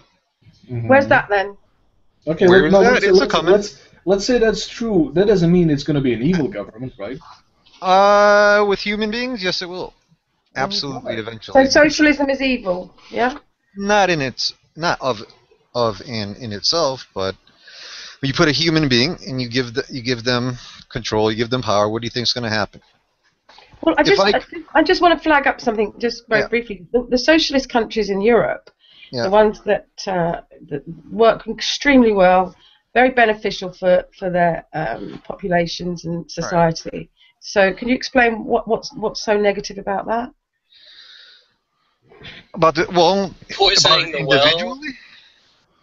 Yeah, but look at the rest of the world, though. I mean, it's. Yeah, but hang on a sec. But I'm giving you an example of how socialism works extremely well. Actually, you didn't. You just said it works extremely well. Sorry, I said what? Where is it working extremely well? Yeah, you just mentioned that it works extremely well for certain countries, which is called a fallacy called poisoning the well, which I'm is when sorry, you say something. I've just suggested that socialism works well for the societies in certain You countries gave no in Europe. reasons. You just said that it works well. Because clearly it works, because taking care of the people, looking after them, human rights, all the stuff that you guys hate about socialism, it is obviously beneficial. That's not a reason to add why it functions well. All right. Okay, Do you feel it would work on a global scale? And what would be the benefits or the downfalls of it on a global scale? Oh my gosh. How do you say your name, Miss Anderson? You're always commenting. It's cool to have you in here. Hi, Hermine. Ermine, I mean. Yeah. Oh, yeah, it's Hermine. Thank you. How do you say your name? Heike. Heike, okay. Hey, Heike, how are you? Hello, Heike. Hi, Heike. Hi, Annabelle. Hello. It's so funny because I've never seen you hop in. This is really cool. Oh, I used to be on all the time, but okay. Lately I haven't been on. Heike, explain to Annabelle why socialism wouldn't work on a global scale. I want to see Von Helton's little evidence for nukes in Iran. Yeah, thank you, Heike. That had me laughing pretty hard. Well, I don't think he was talking about evidence for nukes in Iran. I think he was trying to give. Hold on, Annabelle. Hold on there. I think he was trying to give a cogent argument as to why it's plausible to think Iran could have the capabilities and possibly have a bomb. And for example, he actually said that Iran, Israel. That's what he said. Those were his words. Well, we were talking hypothetically. We were talking hypothetically, Annabelle. So don't mischaracterize. I don't think he is at all. We were talking hypothetically. Okay, are you talking hypothetically, Von? Do you think that it's a hypothetical scenario that Iran is going to bomb Israel, or do you think they actually are going to bomb Israel? He's not a fortune teller or a psychic. Can you let him answer, please? I couldn't possibly tell you what it is. Here, did you ever consider this? Maybe Iran has parts of the bomb. And maybe Iraq has parts of the bomb, maybe Syria has parts of the bomb, maybe Lebanon has other parts of the bomb, and then you put all those parts together. Lebanon? And then you do They freaking hate each other. Are you kidding me? Oh my goodness. It's all biblical. It's all biblical. It's gonna play out. See, the problem I was trying to point out earlier with Von Helton was that his understanding of Middle Eastern politics. Exactly. With between the fact that he actually thinks that no, just this last point is that his understanding of Sunni and Shiite relationships is completely messed up. Exactly. If he thinks if every single Middle Eastern country would be so willing to go under a Shiite minority government like in Saudi Arabia. Yeah, I couldn't possibly know. I only had 5 fucking relatives in Desert Storm. I couldn't possibly know. Oh yeah, could they know? Yeah, Who cares about your relatives in Desert Storm? That's great. I'm glad that you had in Desert Storm, but I couldn't possibly know what the fuck I'm talking about. That's I don't know what you're talking about. Okay, first off, hold on. You have 5 relatives that were in Desert Storm. Let's just say that my experience trumps theirs. I know that. The fact that you might. Okay, where did you serve, sir? Because I served and my 5 relatives served. Where did you serve? Well, that's really none of your business, actually. Well, then you have no fucking proof. Then, no, all right. Now it's all about proof. You're the one that's asserting reptilians. You're the one that's whatever. I've ever heard from Von Helton. You have no proof. The point is, I don't need to put my military record out here right now because I'm still a current serving member. No, you put it out there. No, I don't. I don't really need to. Okay, yelling isn't gonna. Okay. Yelling isn't gonna work. Well, you said that yourself that you weren't over there. You were already pleading. I wasn't over there, but I worked with the government, sir. I've been in government for years. Your 5 relatives, which is great. That's fine. The point is that you have already demonstrated a complete lack of knowledge of Middle Eastern relationships when it comes to the different religions that are out there. So the reason why that I bring this up is that you make these assertions that the Middle East is going to be united underneath of the Saudi Arabian flag, but unfortunately the problem is that the Shiite government in I'm well aware of the is actually disagreement between the Sunni and the a Shiite. minority government. They have Shia absolutely position balls itself to in the do Middle this. East is actually the minority. Nothing Now, to do what They happens have now nothing the to do problem with with my the scenario. with what They you're have nothing what to you're do with asserting my here is that you think footprint that there's going to be some of type Oh of my scenario goodness, where this is Sunni and ridiculous. Shia are actually going to be working together underneath of like one Yes, actual they banner will itself. together, you But moron. they're not actually going to be working that because although most of the sects in Islam do have the basic fundamental agreements on certain things. The major thing that they do disagree on that were Finally, holy hopping horse shit. Okay, you're gonna play that game. We can play it Both of you too. are rambling on and on and Can on. I just say that I dated a guy that was in Desert Storm of Afghanistan, so does that mean that I know? You're in the Illuminati now. Yeah. Can I ask Vaughn a question? If you Maybe, want, right? you really want to though. Your comment yesterday about the fact that you only have daughters and that you need a son to carry on your family name, that is very, very much a sack of bullshit. What makes you think that females can't carry on family names? Who the hell do you think gives birth to these children? He doesn't realize he's muted. The bloodline is still there. It's always going to be there, regardless Exactly. if it's your daughter or your son. When women last name of her father if she wants to. One of the problems, Heike, one of the problems that you don't realize is that the reptilian DNA is passed down from the father's side. So it's if you're ever going to find out how strong you are in the reptilian you're going to have to again how you have more knowledge than actual people that were in there. How do you have more knowledge than 5 people that were actually there? How is that? Maybe I'm wondering why you. I'm actually really curious. I'm actually really curious how you have no knowledge. You weren't than anything else. Well, I mean, because hold on. Listen, Sokka, and all of lied, you. Sokka Cal. I don't you think. deliberately and willfully lied in this damn room. No, they have no idea. They have no idea about Shiite Sunni relations. If you make it's not going to change a damn thing. You claim you got more knowledge than people who were actually there. I call bullshit on that. Well, the mocking really is not going to help. So, It is. It is. It's hilarious. Stop with the meeting, guys. If someone's you guys just, man. The guys always the whole fucking room. Stupid, man. Brilliant. Calm down, guys. Let's try. No, it's I got tears in my eyes. It's a very basic issue that Sunni and Shiite relations. They just don't understand.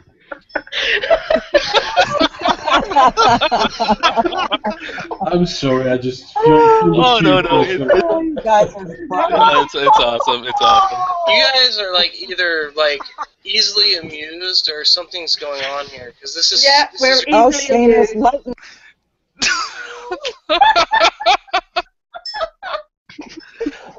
Oh man. Best Nadia hangout ever. All I keep hearing is chink, chink, chink, chink. Art, fuck off.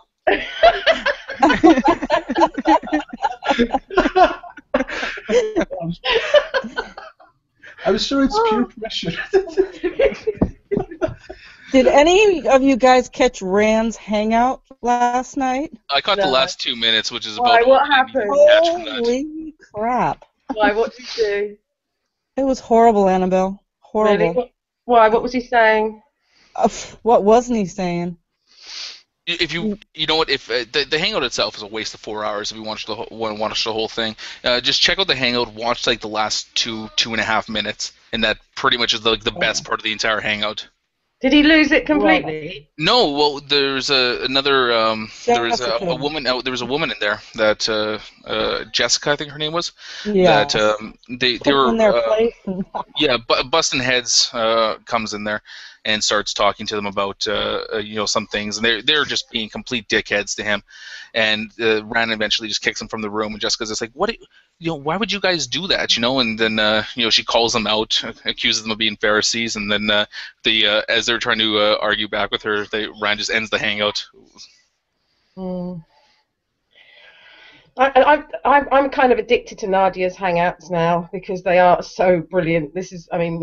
Oh, that's great. And I we love have, this stuff. there's a lot more conspiracy theorists on Nadia's hangout. I mean, on a more serious note, there was 3 of them on earlier today discussing that Sandy Hook was a fake, and that we're all idiots for falling for it. And I mean, that's. In my opinion, if someone has like a really outlandish or crazy argument, like facts and reason are the best way to approach it, not mockery. Because mockery is a good way to show Hold on. Janice, you need to get a sense of humour. You are the person with the least sense of humour I've ever met on these hangouts. You just don't have one. Do you laugh? Do you ever laugh? Do you ever have a good time? I don't come on the internet because you got to understand, there's a lot of just random people here. This is not we're all sitting in random. I'm not random. Listen to what I'm trying to say to you guys. We're not sitting in Socrates or Plato's court where you can I'm sorry. I'm sorry that we're not smart enough for you. Perhaps you need to go and find all I'm trying to say is you have to understand that all day. What I'm trying to convey to you is you have to understand that the environment that we're. You don't have to understand anything. Why can't I finish? Because you're just coming out. Because you're in a Google Hangout. Shameless, you can't finish in 10 words or less on any question. Yeah, exactly. Good Lord, the words. No, that's not fair. I enjoy talking with Seamus. I enjoy talking to everybody in this room. Sokka, you're no different. You probably speak as well. I'm terrible. I know, and I admit it. It's okay. And I'm certainly no different. I think we should get back you are the wordiest person I've ever met. Heike, if you just want to come in here and just kind of stir it up and just kind of. You don't run this hangout. Be quiet. Listen, you don't know me. All I'm trying to say is this. All you're trying to do is take over the hangout and tell everybody what they should be saying. I'm not being rude or disrespectful. Annabelle, he's not being an asshole. Come on. Literally, I'm just trying to make a. Literally. Go ahead. Heike, I can't. Any hangout I've seen you guys in, it's Seamus or Sokka or one of the dominant people that take over the whole hangout. Whoa. I haven't been talking for 15 minutes. I've been letting you guys carry on with your nonsense. But I just want. Oh my goodness! Here we go again. I'm sorry. Seamus, I just had to. I'm sorry. You're letting us carry on? Hold on. Arrogant. You're the one in here insisting that we answer your World War III scenario question. I'm sorry. I'm still trying to get by the fact that Heike thinks that I'm a terrible person. No, I don't. I never said you're terrible. Well, that's what I took from it. Oh well. Okay, thick shade. PMSL. I don't know if I'm gonna say this and then I'm leaving. I'm gonna say one more thing and then I'm out of here. But the last 3 nights I've been watching pretty good every single night. And every single hangout, like Nadia's or Xbox's, which used to be like a 50-50 split of atheists and Christians, is now like maybe one Christian or no Christians. Oh, you want to violin? There's more than one in here. The Great Debate has turned from a debate to just some type of charade and mockery. Why don't you open your own hangout up then? Why don't you start your own hangout and so you can tell everybody else what to say? Was this a Great Debate hangout? No. It's not. Kind of, yeah. Oh. Welcome, Nadia. My bad. He needs to go talk to Ozzy or, some of the great debaters and set up something. Yeah. He does this all the time. He gets very annoyed because people won't listen to him because what he's got to say is so much more important than everybody else. Oh, please, you dominatrix. I think it's time that I apologize for dominating rooms. I didn't realize that I did that. I'm sorry. Yeah, but No, you're not. No, you're not. The difference is at least you're entertaining. Yeah, exactly. I have a serious question for Sokka. I'm serious, dude. How do you know? Oh, here we go. He's serious. People that were actually there. How could you know? How could you have more knowledge than 5 people that were actually there? Well, the basic thing is that it actually doesn't take a knowledge of serving to actually go over there and to understand that there's a difference between a Shia and a Sunni Muslim. Okay, that's the first thing. You know, that the statement that you made when you assume that the Middle East wants to unite under the Saudi Arabian banner is clearly and demonstrably false. Now, I know this just because this is something that I kind of work with. But you kind of work with. What do you mean kind of work with? Elaborate. Maybe he's in security. I work for the government. Okay? You work for the government. I work for the military. Shit, he's a reptilian. Oh, he's a reptilian. I actually ladies and gentlemen, speaking for your reptile overlords, I will affirmatively confirm and disabuse you of the notion that Sokka is one of us. He is not. Thank you. He is a member of a subordinate organization, but not a reptilian. Well, thanks for being Master. You don't have to be so demeaning right in front of the common folk, but that's fine. My apologies, Sokka. I didn't mean subordinate, and I didn't realize, Sokka, that you considered being subordinate to us to be demeaning. I'll have to bring that up at our next council meeting. Sorry. I'm still trying to figure out, Sokka. How you could be so knowledgeable. I mean, ever since 9/11. Okay. How about this? Do you know? Let's start with a very basic question. Do you know what the two different the two main dominating sects of Islam are in the Middle East? Yes, I do. Okay, what are they? Sunni and Shia. Okay, do you know what where their biggest disagreement comes from? It's on the Hadith mostly. No, it's in the alley. The who's gonna be the ruler? Is it the descendant of Muhammad, or is it gonna be an elected leader? Thank you. There you go. There's a good answer there. Yeah, but that's politics. That's not religion. But that's where the disagreement comes from. Now, do you know who the majority is? The majority sect is in the Middle East. I don't know which one is majority. No. Then how the fuck do you think you can carry on this conversation? Come on. Keep up. Because it doesn't fucking matter, you Yes, moron. it does. It does. Because if you're going to make an assertion that that everybody's going to, if you're going to make a fucking assertion, you're an idiot. No. One at a time, children. Both hate Israel. So do the Kurds. So do all Muslims. All Muslims hate Israel. And if you think otherwise, but they also hate each other. That's the point. They hate each other. Okay. That's the point. So if you're going to make a statement that that all Islam, well, all the nations in the Middle East are going to unite under a Shiite flag. Twice, Sokka. They already did it twice. They haven't. And once in 1967. They've already done it. I've got historical proof that all the Muslims united to destroy Israel. Twice. No, again, you have no idea what you're talking about. Because, because now you're talking about Sunni Muslims. Please enlighten me. I mean, come on, this isn't even fucking like top secret fucking shit here. Go to Wikipedia and Google this crap, man. Wikipedia? Is that your source? Oh my God, dude. It's called sarcasm, Helton. Yeah, if you just read the Wikipedia, it will get you to a source. It has sources. Wikipedia has usually sources in and go to the sources. Wikipedia is a good general start. And also, Van Helten, you mentioned the Mahdi. That's a different sect. It's hard to believe that Shiites would have, endorsed Mahdi. Mahdi is a different source. He's a different sect from Shiites and Sunnis. I think it's within Shiites, but it's different. And most Muslims consider the Mahdi and people who follow, I forgot what's the name of the sect, but they consider them heretics, absolute blasphemers. Would never ally themselves with them. The point, though, that I was trying to make is that the Muslims will unite in their desire to destroy Israel. They will. No, they won't. They've already done it twice. They've already done it twice. Are you trying to claim that 1948 and 1967 didn't happen?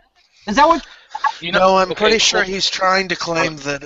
I'm pretty sure Sokka is pointing out the fact that in neither of those cases was there full unity in the Muslim community. And what we saw, those were both attacks by particular actors. Yeah, you don't need to unite completely. You just unite temporarily against a common enemy. Duh. But Von Helten, okay, listen, come on, guys, you don't know this. Like, yelling doesn't make your point any more true. I have to okay? yell because you keep talking over me. Be- If you let me get my damn point across, I Yeah, wouldn't have to yell. because you're not again you're missing the main fucking problem here is that No, the main fucking problem.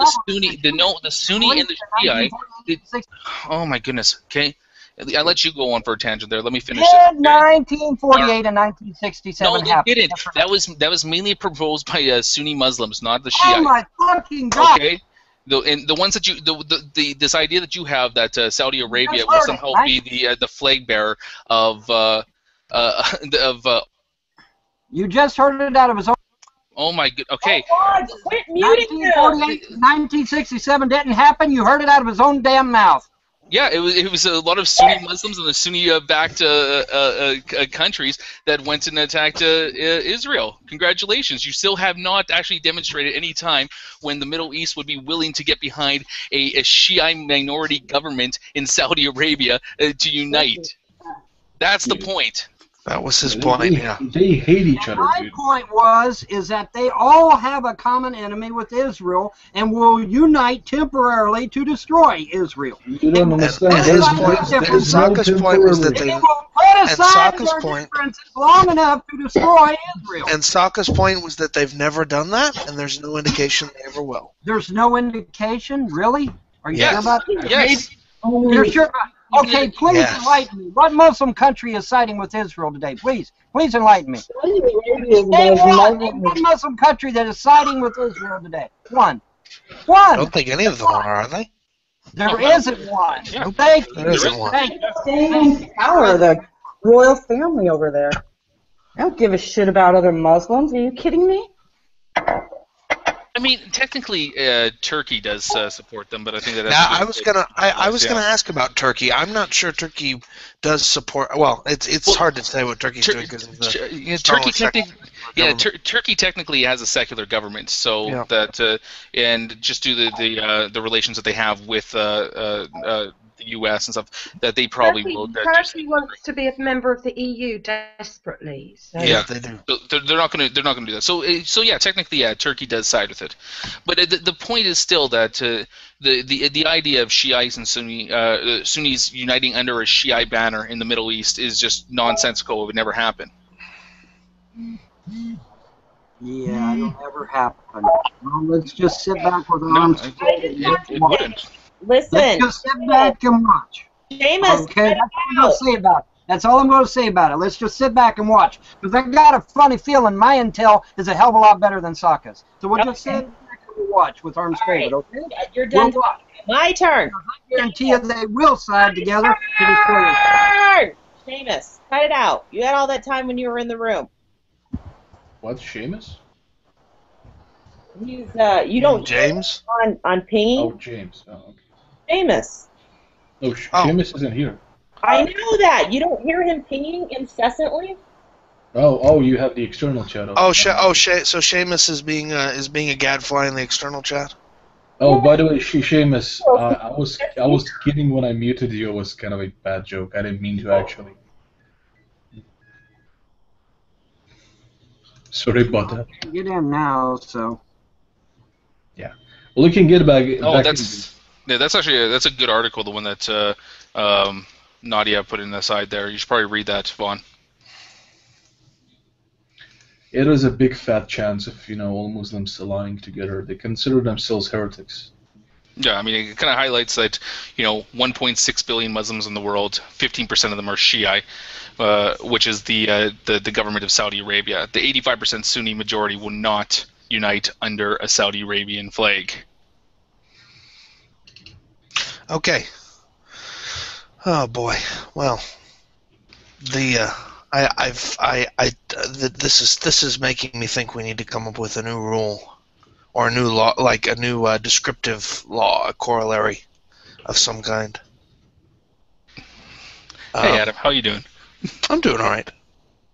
I got PM'd by somebody who has a creationist friend wants me to try to take an hour with him and talk to him about evolution. So that'll be fun. I hope that works out. Could be useful. I like that sort of thing. I like talking about that subject. What, creationism? Yes. Well, yeah, I like correcting. I like questions and issues that where I can actually bring scientific evidence to the table in the discussing them. That's my preferred thing to do. It's much less messy for me than other issues that come up. Political issues, there's not always hard evidence I can go to, but there is with science type issues. You know what, Adam? I have to say, you really have enlightened me, because I had no way of knowing that a Christian would deny the Bible and say that we come from apes. There you go again. And Vaughn, and again, James, considering that the majority of Christians worldwide accept evolution and the fact that humans evolved from apes, I'm really stunned that this is so surprising to you. I mean, I want to make it very clear this is not some minority or weird or rare position. The denial of evolution by Christians is itself the minority position. Wait a minute, you made a point, so let me address the point. It is your contention that the majority of Christians on Earth actually will throw their Bible in the trash can and support evolution. No, James. It's my contention that no, it's not. No, it's not. Stop, James. Stop again. It is my contention that, in fact, evolution is not contrary to the Bible, as I've explained several times, and the majority of Christians are aware of that, which is why the majority of Christians both keep their Bibles and don't throw them away and accept evolution. Hey, Adam, I have a question. I have a question for you, Adam. Can you explain to me how the humans have reptilian DNA and 3%, but the reptilian humans have like closer to 50%? Actually, the 50%, that's something of an urban legend. Actually, you should know that some of the breeding projects we've engaged in, there's reptilian DNA that differs anywhere from around 7% in certain subbreeds, which we still consider reptilian hybrids, all the way up to the mid 60% mark for certain groups. But the average is only right around 15 to 20%. And so the idea that hybrids are 50% human DNA or reptilian DNA is wrong. And the important thing to remember is we use the term reptilian because mainly because it makes the CTers mad, because that's the term they've been using. Reptilian isn't quite accurate because we're not descended from human reptiles. Okay, it's actually that we're actually from an alternate dimension. That makes sense. Okay, so that's how it is. I mean, that's how it is that certain gene splicing that we do in order to combine our what we call reptilian, meaning our DNA, with hominid DNA, doesn't necessarily correspond to things you could do with actual reptiles on this planet, which actually are in some ways significantly more different than primates than we are. Does that make sense? Yeah, I know, but the interdimensional reptilian overlords that the elites are descended of. How successful were they with their crossbreeding with the humans that we know of? We consider the projects to be very successful because every hybrid group from the 7% all the way up to the 60% is widely prolific, which is to say they still reproduce in reasonable numbers, and we found at least one niche for each of those groups to do something. I mean, some groups that we kind of at some point considered to be throwaways, like the Bushes, eventually ended up being much more widely successful than we originally expected. I mean, other groups, like the Windsors, we were pretty clear on what they would do from the beginning. So, what are you people talking about? Interdimensional. Yeah, don't disregard. We shouldn't be doing this in front of the cattle. They're talking shite, Ermaine. They're talking. No, they're not. Yeah, they are. Wait, all Muslims believe in Mahdi coming back? Who's Mahdi? Mahdi. That's the second. That's the savior of the. The Mahdi. Yeah, the Mahdi. Right. I was wrong about that. He will rule for 7, 9, or 19 years before the Day of Judgment. Yeah, I was wrong about that, by the way, Van Helton. Apparently all Muslims believe that. It's just a difference of He's not the Messiah, though. That's different. Yes. I think so. Yeah. Yeah.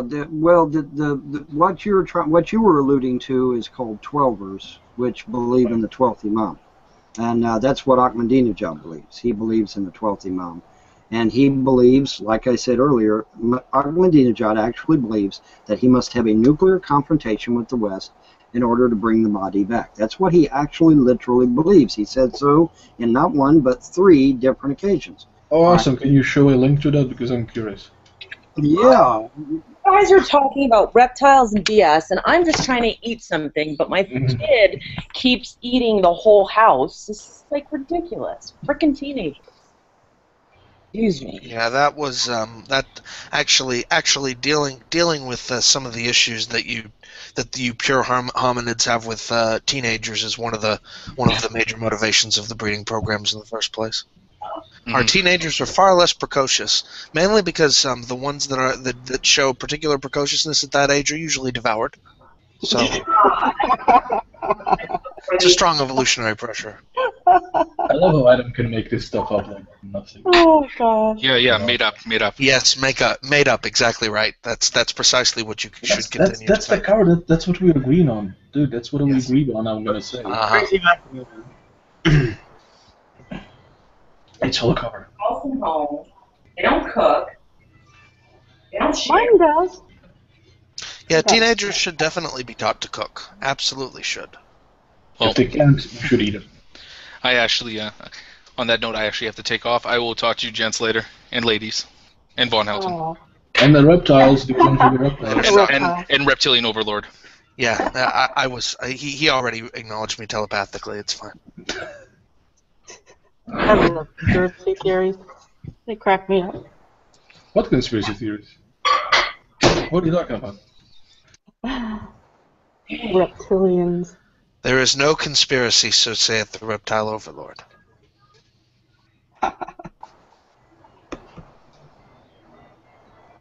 So, Vaughn, you didn't answer my question.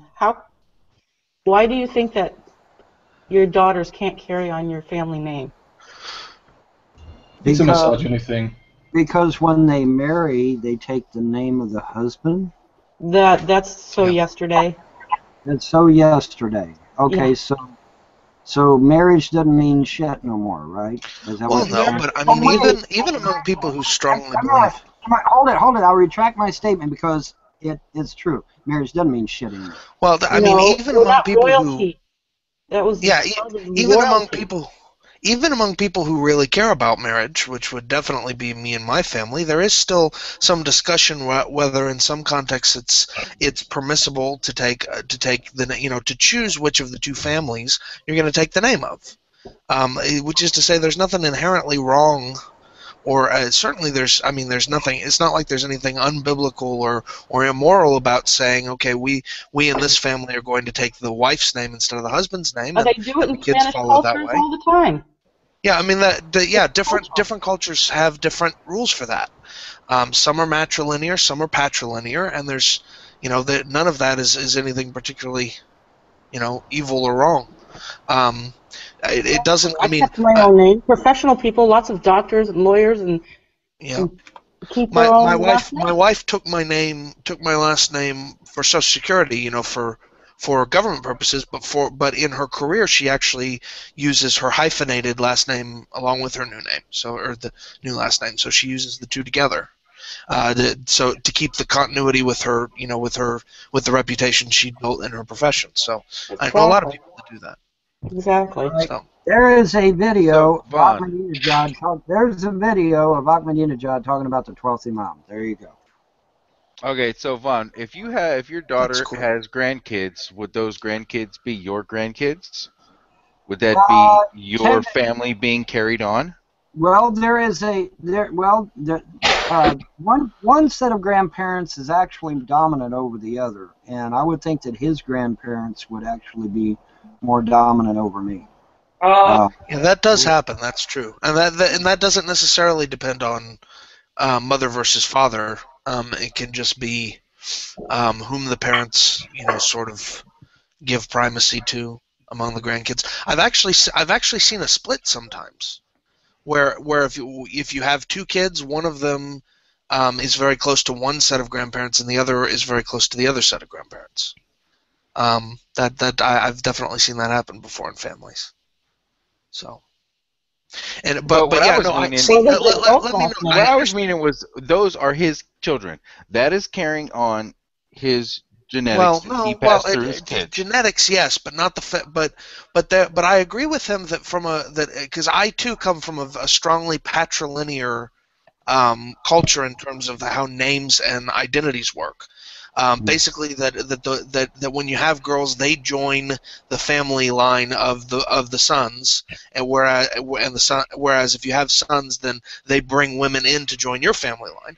And so, and for instance, my dad had 3 younger sisters, but he was the only son, and then I was his only son, and so there was definitely this understanding that to continue our Pugh family line, I had to have kids if we were going to do that. Although as it turned out, that ended up not being an issue because his younger sister never married, or his oldest sister never married and adopted 3 boys, so they ended up being able to pass along the family name because they kept our family's last name through their kids, but the problem is it's family name, but there's no family blood there. Yeah. So yeah. See, So it's just something tradition. Yeah. That's all it is. It is. It's very much just tradition. That's true. That's right, but it's a very important tradition to me, and I feel like my blood should carry on into, whatever, into perpetuity or whatever you want to call it. And it will for Does your it not course through your daughter's veins? No. The blood is passed by the father. The blood is passed by the father. The blood is passed by the father? Are you insane? Yeah, I mean, he can if that's the traditional idea that he has, that's fine. Now, I will say though that my maternal family, which is Appalachian, and is from the backwoods holler of Kentucky, but my mom's parents and aunts and uncles and stuff, they definitely consider me blood just as strongly as anyone else.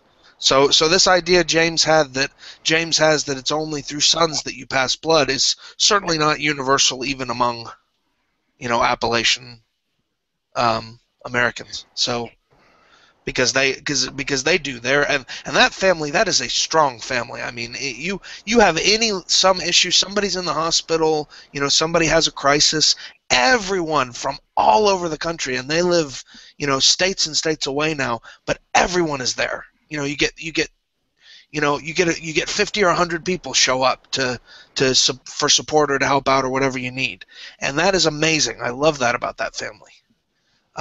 Anyway, I have to say I'm very proud they consider me blood, and the fact that it was my mom, not my dad, that passed the blood on to me doesn't seem to matter to them, and I'm grateful for that.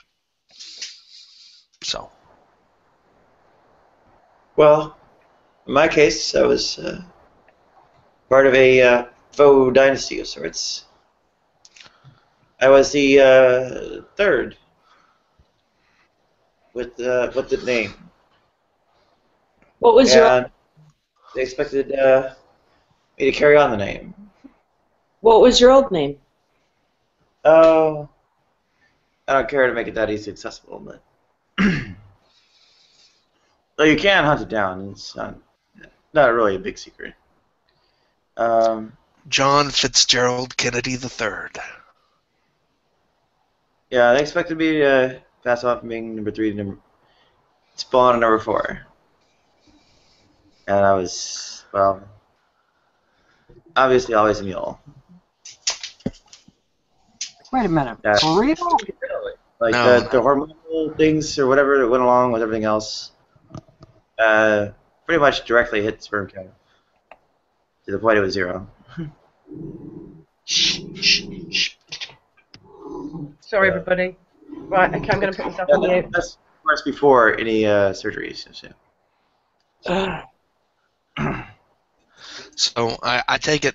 So even though you are in fact John Fitzgerald Kennedy III, I assume you'd rather we not call you Jack. Oh, it's not Jack. No. Jackie. Yeah, call her Jackie. I like Jackie. It's a lovely name.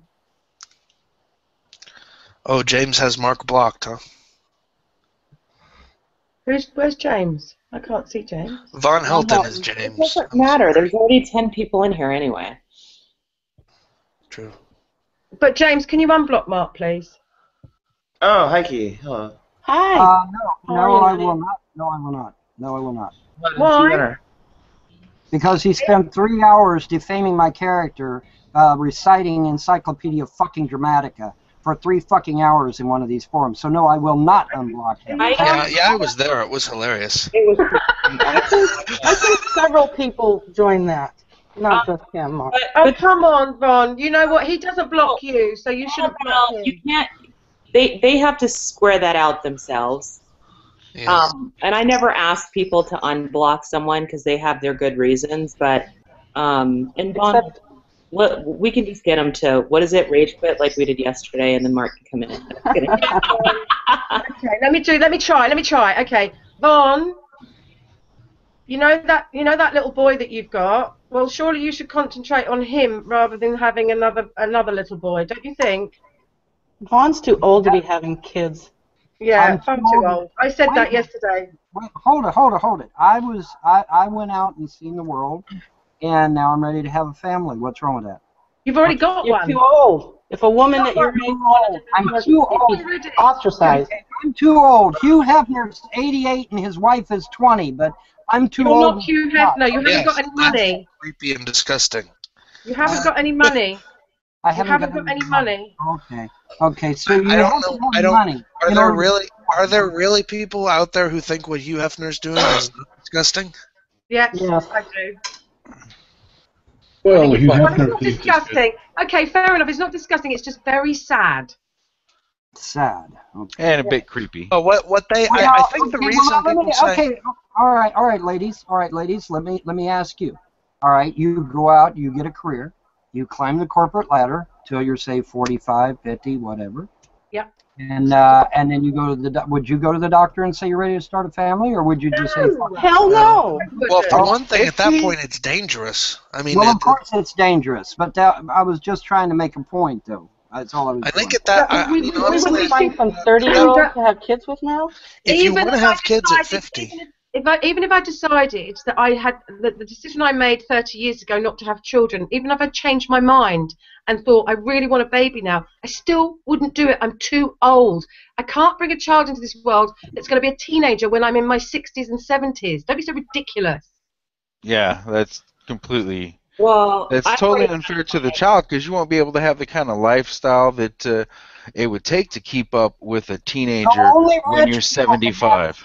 I'm glad we figured this out. Only rich people can have kids. Okay. Yeah, No, it's not only rich people. It's that people past a certain age shouldn't have kids. You gotta have the money. You gotta have the money. Okay, so only Well, you do have to have the money. You can't fucking be broke and take care of 5 kids. Tell me how a broke person takes care of 5 can't kids even take without care of the begging the three that you've government for money. Can't have no kids. Might as well go get my fucking ass sterilized. You've right? got 3 kids. Stop lying. That's the smartest thing I ever heard you say. Yeah, actually, Stop lying. Liar. Liar. All poor people have to go get sterilized because they don't have fucking money to raise kids. Hey, Annabelle. Yeah. Hey, Annabelle. By the way, Seamus pointed out that he has Mark blocked too. So actually, getting James to rage. These guys are so scared of Mark. It's hilarious. It cracks I me only up. have one person on G Plus blocked. Only one person, and that person is Mark Unoria, Yes, who's you're scared of him. He's like the most scumbag person on Wow. G+. Do you know him personally? Well, how about?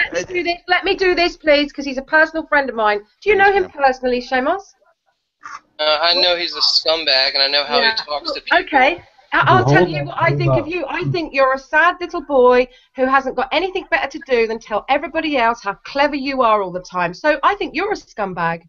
Okay. Well, I'm not rude, or Yes, I don't you are. disrespect. Yeah, you are. You're pretty rude. You are very rude. I don't. Ask you a question to begin with because I think the only person in this room who can say they're not rude is Nadia. Yes, that's very true. There you go. Wait a minute. Never been rude. Oh yeah, well no, I've seen your comments.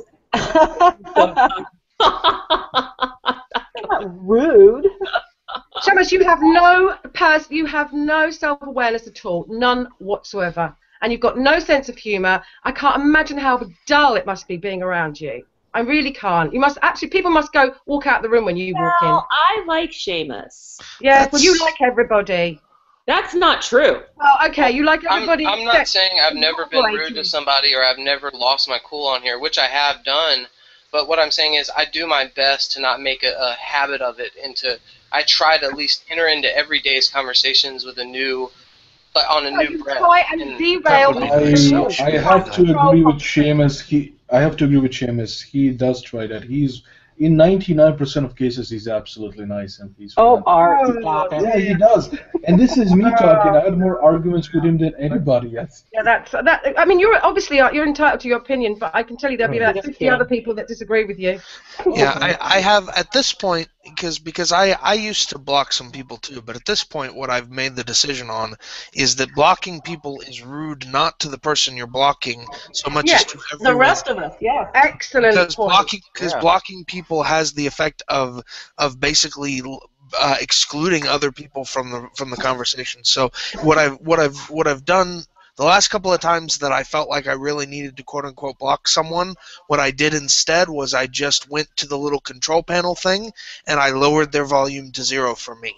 So I could no longer hear them, but that was nobody else's problem. Yeah, but you could talk over them in a room, and then it creates. Yeah, that's true, and that could still be an issue. But again, at least the person is allowed to be in the room, and they have as much opportunity to talk or not talk as I do. But the problem with that is, and I'm not saying that it sounds good on paper, but it's actually far worse, Adam, because when you ignore somebody while in the same room with them, it basically does the same thing for that conversation.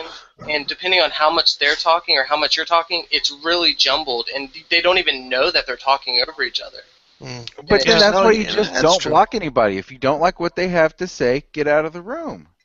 Or excuse yourself, or let them know, hey, whatever, you know, but just have some nuts and I don't know, that doesn't seem don't block someone. I'll say this.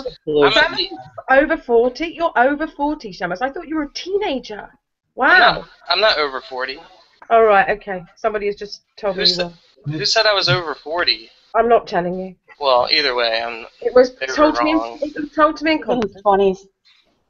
Yeah, well, are you sure? Okay. Yeah, I'll just say this. You know, everyone knows me on G+. I'm a theist. I come in rooms. Usually, it's about 7 atheists with 3 theists, and that's if I'm lucky. There's a lot of people that disagree with me on here, and that's fine. And there's a lot of people I've had heated conversation with. Me and Art, especially. Me and Sokka and all sorts of other people. But the thing is, out of all this time, I've only had to block one single person on G+, and that's the person we're talking about right now. Yeah, and it's because of you know why? Because he puts you in your place. Yeah, because you don't deserve any half the time. I've got no respect for you. Well, here's the thing, Annabelle. Whether or not someone deserves respect, if someone is constantly belittling, insulting, and disrespecting you, you're going to choose not to talk to that person. Yeah, I get that, but I have been belittled and disrespected by Shamos, and so has Mark. He's just as good at it. He just does it in a very pernicious and vindictive way. I can't believe that some of you can't see him for what he is. But then that's obviously you're entitled to not, your own opinion about him. But I mean, making out that this guy, this kid, is some angel. Sorry. No, he's not. Don't see it is your own, whatever else is going on. It's coloring your senses. But Seamus is a good guy. There's a difference between disagreeing with me, Annabelle. That's your opinion. That's your opinion. No, I'm talking. Based on fact, and I think a lot of people would. I'm sorry. It's not based on. It's based on your facts. That's ridiculous. Because you like him. That's not a fact. That's your opinion. He's a good guy. In your opinion. I happen to like him. I think Mark is a good guy who I happen to like about half the time. There's lots of people that don't like him. You can like him as much as you want. I haven't got a problem with that. But please don't tell me that he is a really nice guy. I've had nothing but... I don't know if he's really nice. He's a good guy. Okay, please. I don't think he is.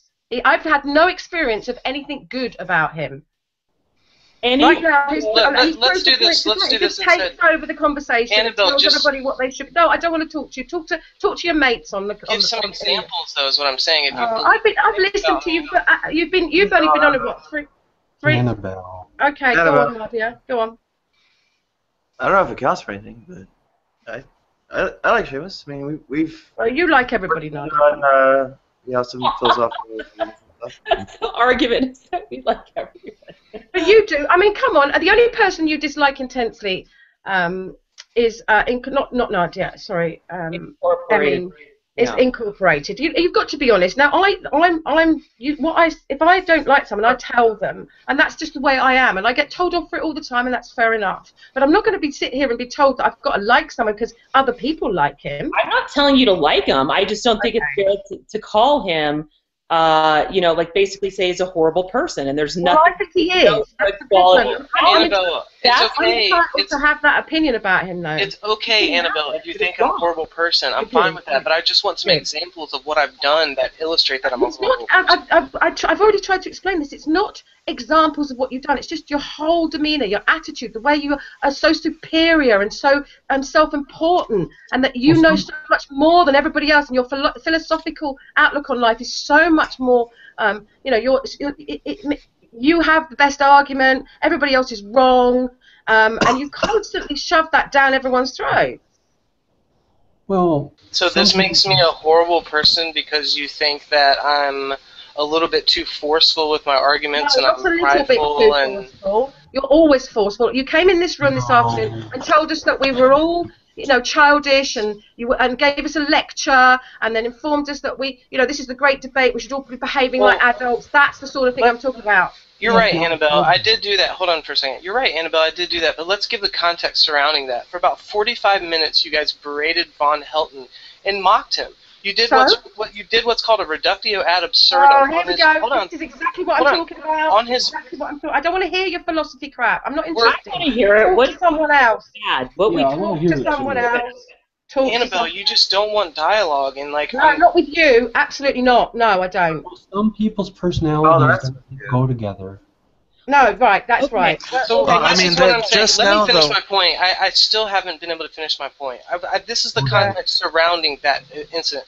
For 45 minutes, we were talking about conspiracy theories. For 45 minutes, they basically did a reductio ad absurdum on Von Helton, but they mocked him for 45 minutes. And I was really quiet, and I come in and I said this. I said, look, guys, mocking somebody that has some kind of crazy, outlandish view is not the best way to do it. If he's got a crazy, outlandish view, it's best to attack it with logic, facts, and reason. You can easily show a faulty argument as faulty based on just logic, facts, and reason. You don't have to mock them. And as soon as I did that, they mocked me, and then I left the room.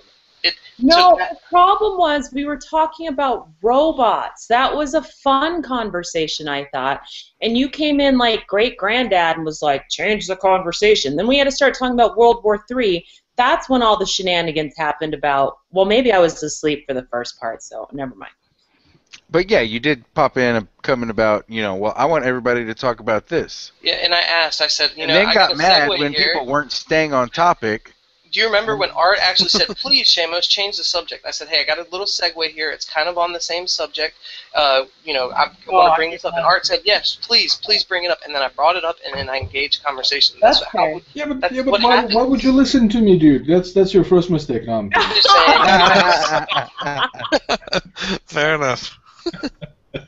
I did say that, yeah, and I didn't want to change the topic from robots and the whole fucking Illuminati reptilian. What's wrong with robots as a subject? I've written an excellent novella on the subject. Oh yeah, I love robots. I'm all for it. Yeah, I am all with you, dude. Yeah, I love robots. I think they should take over everything.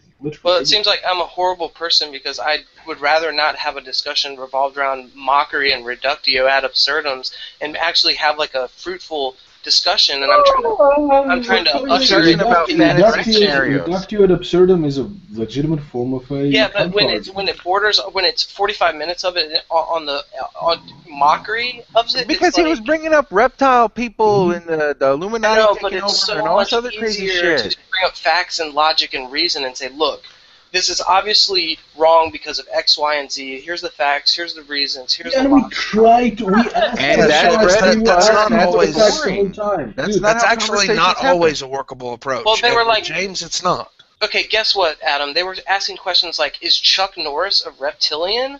and all sorts of stuff like this. By the way, an answer if you were interested in the answer to that question, the answer is he is a hybrid. Not I think they were taking a piss. Oh, you guys are. Seamus, we were also asking I for told you he hasn't got a sense of humour, and this is the problem.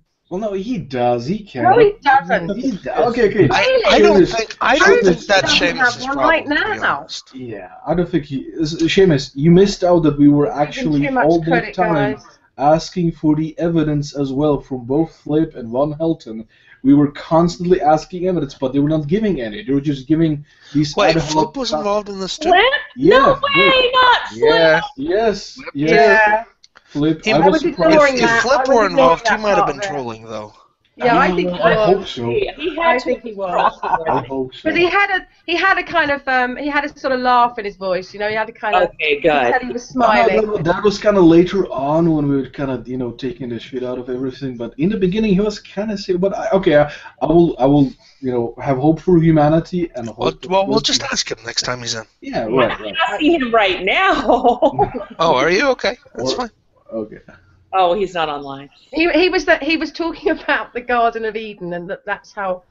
Yeah, well, not a Garden of Eden. He was basically saying that, all of these rich people don't need other people because they have the technology now, and so they're gonna try and kill everybody.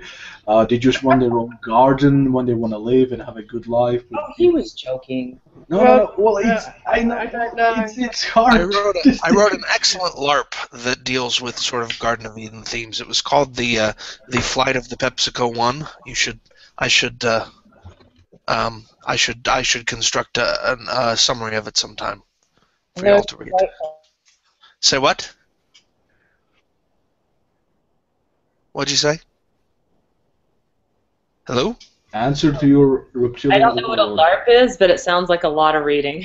Well, it's a LARP is live action role play. So if you participated in a LARP, what you would do is you would get probably 3 or 4 pages of background information on your character and your situation, and all of the other dozen to 2 dozen players would get the same thing for each of the people they're playing, and then you interact for 3 or 4 hours. It's like Dungeons and Dragons live in a park. Yes, it is like Dungeons and Dragons live and in costume. Although it's not always fantasy themed, right? It's not all like the Flight of the PepsiCo One was a science fiction setting. So we had the PepsiCo One was the name of the first ever colony ship, the ship of a next generation, sponsored by the Pepsi Corporation. So basically, when you have given up on your sex life completely, you would kind of try LARP. Well, you could put it that way, except in my experience. I'll point out that in my experience, particularly in geek circles, LARPs are one of the better places to pick up chicks if you're running in geek type circles Could you just repeat that? I wanted to catch that because I was on the phone.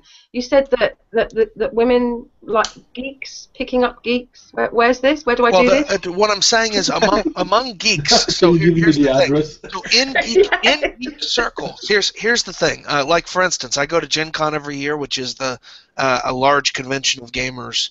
LARPs tend to have the best female to male ratio of the various activities. So in another activity like wargaming, there might be 10 men for every woman, whereas as much as maybe 40% of the players in a LARP will be female. What's a LARP? Say what? A LARP? LARP, live action role play, LARP, LARP. Oh, what you mean, like Superman and all that sort of thing? Can be. No, not I cosplay. actually played I should find the picture. I played in an excellent superhero LARP last year at Gen Con. It's like Dungeons and Dragons live. But I think she's thinking more cosplay. Nadia's right. Actually, Nadia, it's more. You're right that the arts and crafts stuff attract female participants, but honestly, what happens is you get this contingent of theater majors and actress types that get involved in the LARP stuff. Yeah. So that's where a lot of that comes from. So I remember that like the Stanford Gaming Society when I was there was made up of had the two main majors were computer science and theater. Like those were the two like the top two majors among that group were those two. AKA the dorks. Well, no, the geeks and the dorks. Right? Anyway, only just because somebody brought up getting laid, it was not hard to get laid if you were LARPing. I was kidding, Adam. Come on, I was kidding. Would you like to go into more detail? How many? Who? What? How? Not. I don't get into detail on that stuff. Okay. I find that to be inappropriate. I'm becoming the female version of Tommy now. As a gentleman, I feel it appropriate to speak in generalities, never in specifics. Yeah. Okay. We call them nerds over here. Yeah. Well, nerd has a slightly different set of connotations than geek. Really? I think there's actually a song, isn't it? Yeah. The rap. It just depends battle how you between, break it down. Yeah, if you want to know the kind of more funny perspective on these distinctions, go watch the epic rap battles of histories. They have a battle between a nerd and a geek, and it's really. And it's I think it's Bill Gates versus the guy who made Apple. Fuck, what is his name? Steve Jobs. Steve Jobs. Yeah, Steve Jobs. Pretty cool. Yeah. Who died after going on a what do you call it, naturopathic or something like that? Oh right, yeah. He tried chemo. He said it didn't work, will make him fucked up. So he tried the alternatives, and he died. Talking of naturopaths, I was listening to very interesting while I was getting ready to go out earlier on. Listening to Michael Ann and who's the guy with the motorbike? Oh, Erwan. Yeah, Philosophy One. Philosophy. R1 Philosophy. Yeah. Okay, there's the picture. And then E-Man. Oh my goodness, where were you? The fat guy in the middle, that's me. Oh, really? I didn't imagine you like that. No, it's actually Paragon. Yeah, this was. I did not invent the character. Now, this is a LARP I played, and I didn't write it. So someone else wrote these characters. Why are you the only one dressed up? I'm not the only one dressed up. You can see a few others are dressed up, but a lot of them aren't as dressed up as I am. Yeah, you're the geekiest. I am the geekiest, but there's a luchador, right? He's that guy's dressed up, and then that one back there is actually in a full. You can't see it, but he's got like a full Victorian era like velvet coat and stuff. Oh yeah. And then she's a reporter, so she's just dressed in like reporter. She must be thinking, that's not right. I found myself a bunch of crazies here. But why? That's brilliant. That's a great picture. You're tall, aren't you? How tall are you? I am, in fact. Hey, wait a second, Adam. Right to your right side, is that Sydney? Who? To your right. There? No, definitely not. It looks like Sydney. No, totally different guy. It does kind of look like. It is a sort of fun, a sort of. When I was on Twitter, there was the atheist, Captain Atheist, and there was all these different what do you call those conferences where they all dress up as superheroes? Cons, yeah, they're just Comic-Con. We just don't have that over here. I think we have Star Trek ones, and that's about it. That's why Britain isn't there. Actually, Gen Con's even been over there a couple of times, but it is. I mean, the big Gen Con every year is in Indianapolis, so. I just don't. And we have and LARPing is particularly popular in popular in Scandinavia, and so we actually get a lot of people that fly over from Sweden and Norway. It makes me think of something like something you do in Somerset on a summer's afternoon, like stealing apples, LARPing. It's not something LARPing. I would relate to that. Anyway, check going out back mine. to... Here's my superheroes. Oh my goodness! Sorry, that's so cute. Oh, those are your children. Yeah. Oh, that's see now. I want to point out that what he's doing here. This is not LARPing. This is cosplay. Yeah, that's it. Cosplay. That's cosplay. I don't see children. What's that? They're adorable. Oh, look. Oh, go on. Let's just have another quick look at them. I promise I won't look at anything else. Just your kid. Oh, look at him in his little outfit. Oh, Digi. Oh. We're the Teen Titans, but I built. It's Digi. Oh, I thought it was Adam. No, that's me. No, it's Digi. That's not me. Oh, I thought it was Adam. Sorry. Oh, they look so cute. Look at them. What is your wife? What's we're the Teen Titans. I'm Cyborg, Robin, my daughter's Starfire, and my wife's Raven. Oh, look! I'm sorry, but your little boy looks absolutely adorable in that little outfit. Thanks. At that age. Oh, Cute, but cute. I mean, no offense to you Awesome. guys. I can understand at that age. I just can't get my head around it at my age. That's all. I mean, I don't know. I'm just I'm boring. A boring old fart. I don't have any imagination, but I just wanted to I was telling you, I'm sorry to change the subject, but I've got to bring this up because I just want to get everyone's opinion, just so that I know that I'm not going crazy, okay? So here I was listening to this conversation between Michael Ann, Philosophy, and E-Man, discussing the conversation the night before that we'd had about conspiracy theories, and in particular Sandy Hook. And the three of them sat there and discussed the fact that we're ignorant, naive. We don't look up any research. We get all our information from Wikipedia on the internet. Because if we didn't, we'd know that Sandy Hook had never happened. Annabelle, let me ask you an honest question. Yeah. If your child had died, would you get behind a microphone and laugh? No, I don't think you would. No, I've already explained this to you, Vaughn, quite clearly yesterday, that some people, when they're very nervous, have a tic. Well, you can call it a So tick. you've got that. So you've based that one interview with one single person, and you accuse doctors, nurses, emergency workers, and the parents, the victims of that atrocity, Hang on, I'll of get being you. liars. Well, here's the thing. We know there is an actual actors guild that did in fact participate. Oh my God! You were kidding, right? I mean, This is what I'm dealing with. This is what we're dealing with. Hang on, I will get you conclusive evidence. Hold on just a second. Okay, you do that.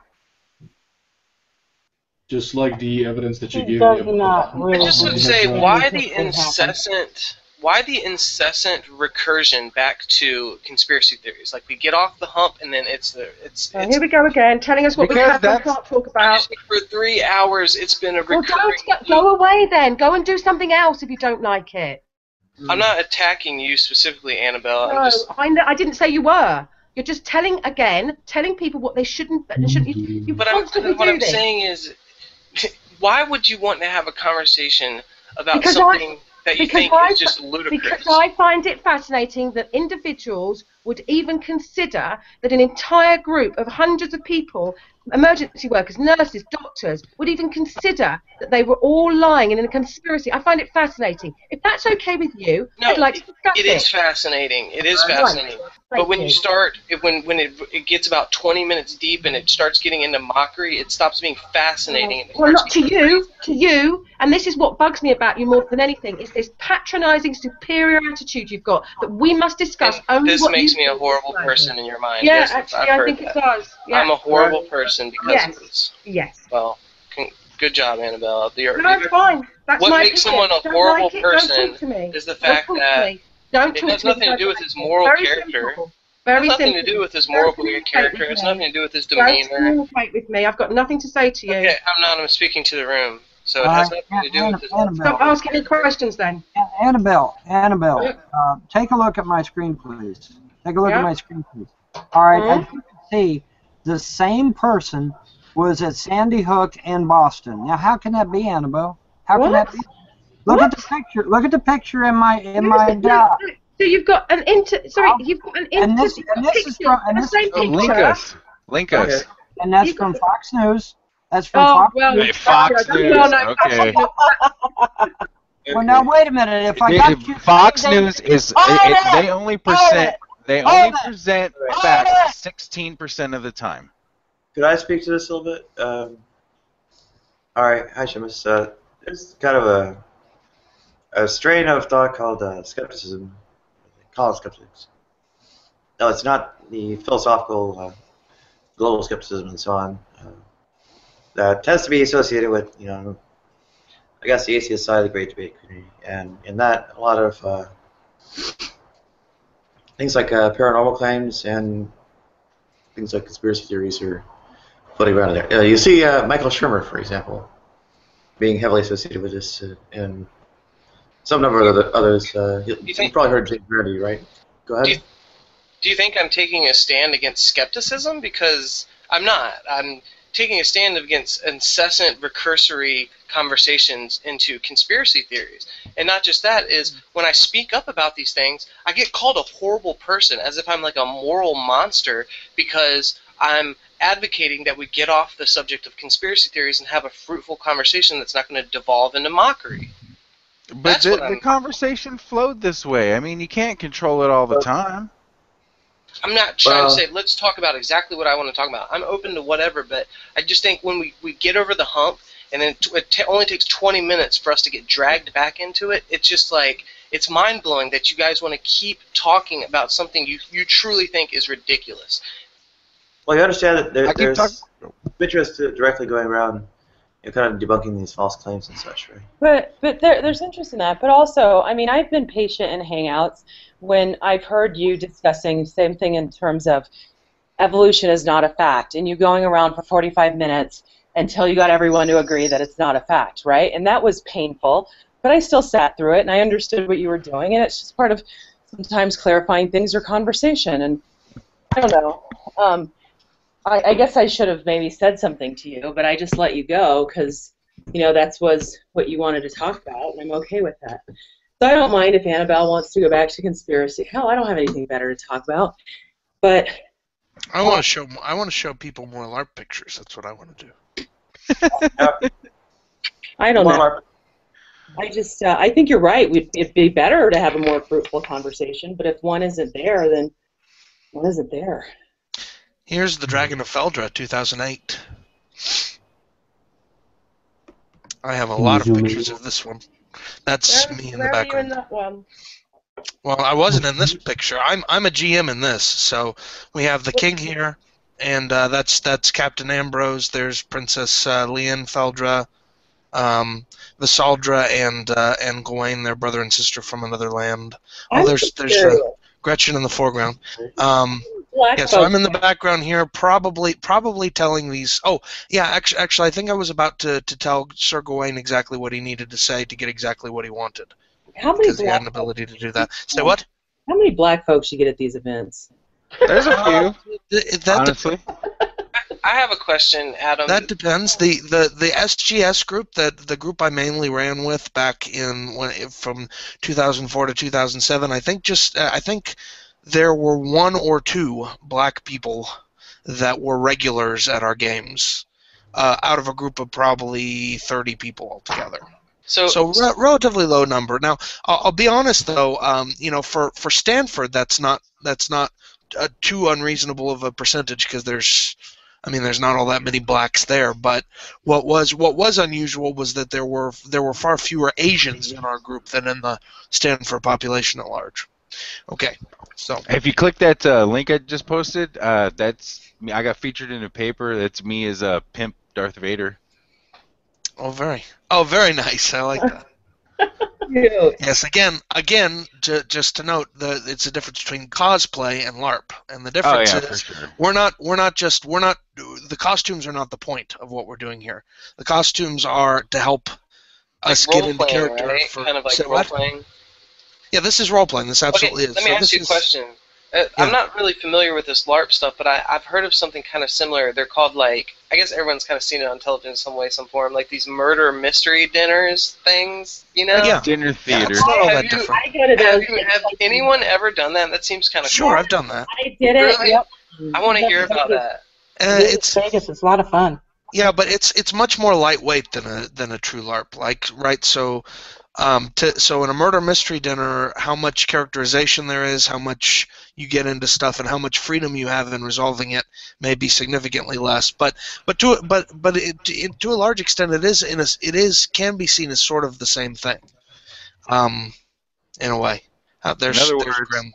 You know what they have in England? Note, by the way, that one of the most glamorous characters in the group here is the Duchess, who you only see in this pose shot.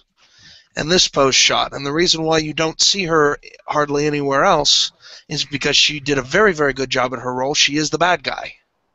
And that was not at all obvious. She did a very good job of being the bad guy. We have these things in. I know you have them in the US, but the big thing is reenactments. So Yeah. they will go to the battle Spirit of light in the castle. background. Sorry? They will go to Battle Castle and reenact the 1066 war, and they're all dressed up in costumes, and they live there for the weekend, and they live in tents, and they cook food on fires, and Yep. I quite like the idea of doing that. I think that's fun. Well, and here's the thing: there are multiple different degrees of that, right? There are the pure reenactors who really are like, okay, let's go and let's do, let's actually reenact the Battle of Hastings, or let's do Gettysburg or whatever, right? So that's on the one hand. Then on the second, the sort of the next level from that, you have like the Society for Creative Anachronism, which makes up their own battles and their own events that happen in like a medieval like reality, and then but pretty much reenacts those battles, right? And then the next level up is what I'll call the boffer LARPs, or the LARPs, and that's where you go out for a weekend and you spend the weekend being part of mystical armies and entirely fictional armies. Lightning bolt, and fighting each other. But all three end up doing a lot of the same stuff. It's just it depends how much are you wanting to stick to history and how much are you wanting to make up. Does that make sense? That's kind of the question. Anyway, this stuff is amateur actors kind of come up there and kind of like hone their skills, or. My understanding is there is. So like I pointed out, the two among the SGS folk that did LARPing regularly, and we did it at least every other Friday during the school year, and we did it at least 8 hours, or at least 8, usually 12 hours a day for 6 days in a row on spring break. We did our entire spring break was one big LARP called the Epic LARP each year. What I was saying was, yeah, the two biggest groups of LARPers, you had your engineering type majors, your computer science and such, and then you had your theater folk, your theater majors. And then you got the people like me that are just a nerdy stoner ready to have some fun all weekend doing this shit. Yeah, I mean, and they're pretty. I've only done it a couple times. I was a law student when I was doing this, so I didn't fit into either of those two categories either. But yeah, I mean, just in terms of what makes up the majority. All right, so just to interject, Seamus, there's a watch link for you, and Annabelle Flips had a link that I put up, says at Annabelle about all the way up at 134, and he wants you to watch it. Is Annabelle even here? What's going on? I'm here. What? Yeah. Sorry, I was just texting someone. Sorry. No, but I said at Annabelle, Flip has a link for you in the side chat. Oh, is this a conspiracy theory thing? It has to be. And he said LOL at the end. And Vaughn, it might be good for you. And Vaughn, the only thing I want to know about your link is why she's wearing the same red dress. Looks like she was PDF right on in. Well, that's what your link shows. She is wearing the same red dress. She's wearing the same dress, yeah. Yeah, she is. And it's a lot like she's PDF I think it's pretty obvious she's not dead. If she had a meeting with Obama, I think it's pretty obvious she's not dead. I don't know. It seems more like a stock photo. Yeah, it's totally PDF. One of those ones that they buy and just use for whatever. Well, this is what I tried to explain to him last night. This is what happens with journalism. They don't go around taking pictures of people individually. They take them off what's called libraries. Yeah.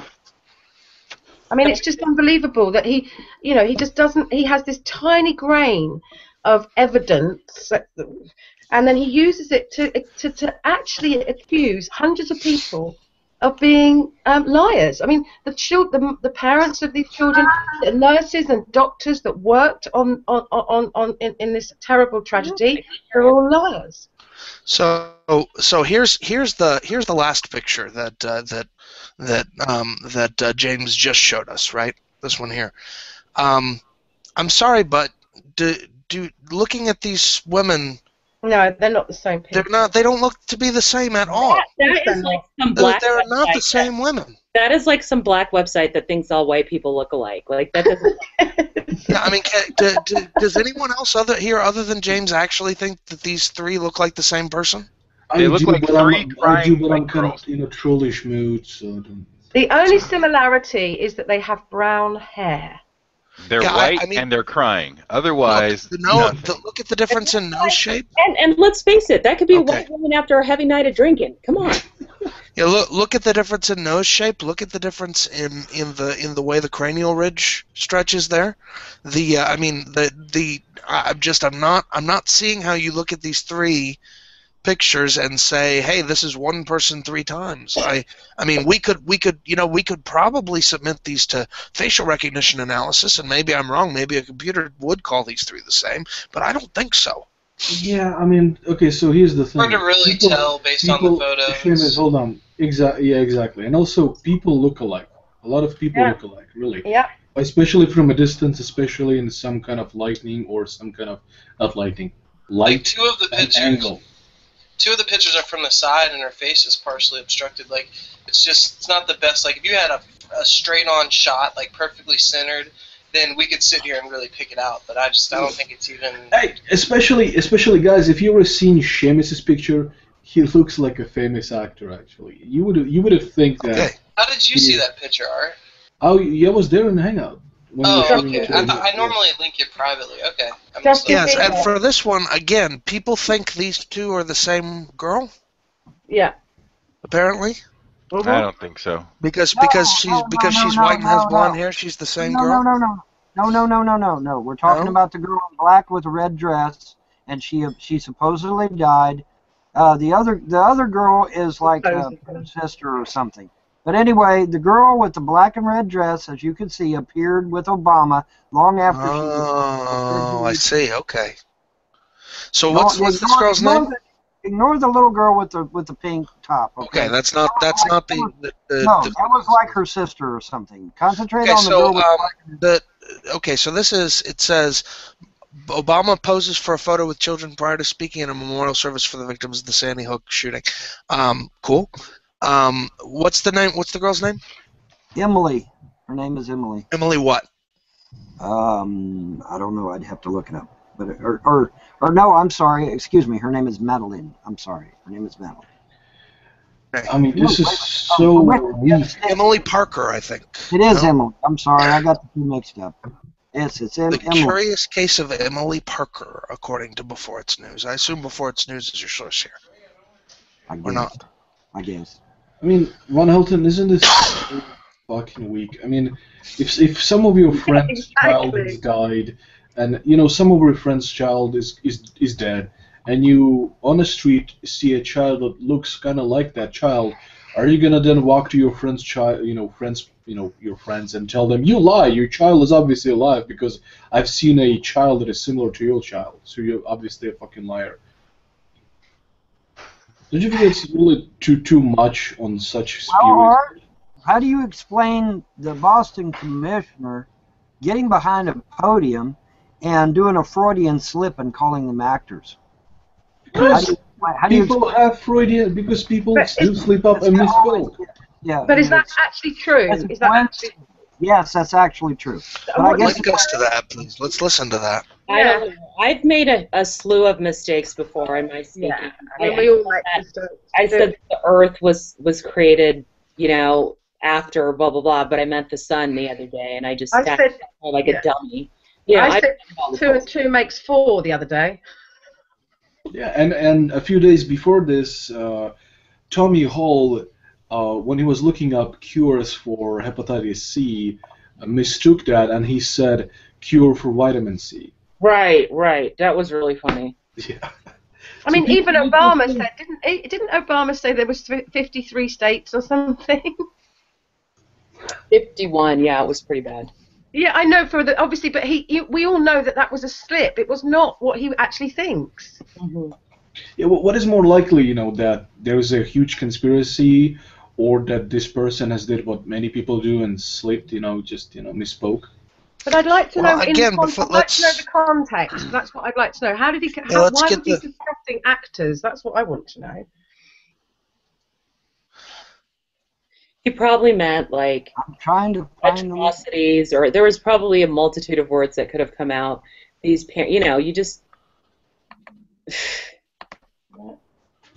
Yeah, I mean, this is so. I mean, you could have a case, Von Helton, and your conspiracy, friends, if we could establish that there is a certain, rate of how much people do, misspeak, and the rate that this person misspeaks at is so much higher than that, which makes it unlikely that he misspoke, right? Then you could maybe have some kind of, okay, maybe, yeah. So, for conspiracy theory, I remember watching something on PBS, how the moon landing was faked. So for a good 10 or 15 years of my life, I didn't talk about it, but I thought the moon landing was fake.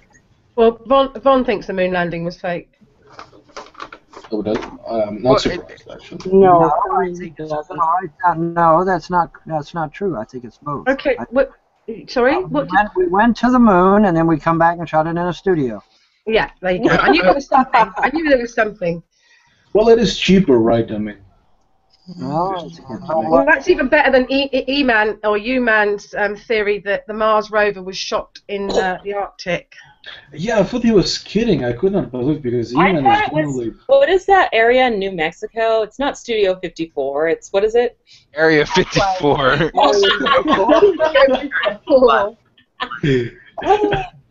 17. Silly. I'm sorry, guys. I just thought it was pretty funny. Yeah, but by the by, here's the situation with the can you still see the girls here? Right? Yep. The situation with the Obama situation, this is Emily Parker. She died. This is her younger sister Madeline. She did not die. This is Madeline taking a picture with Obama, the younger sister of Emily. Okay? This is the younger sister of the girl who died. Yeah. This is the girl who died.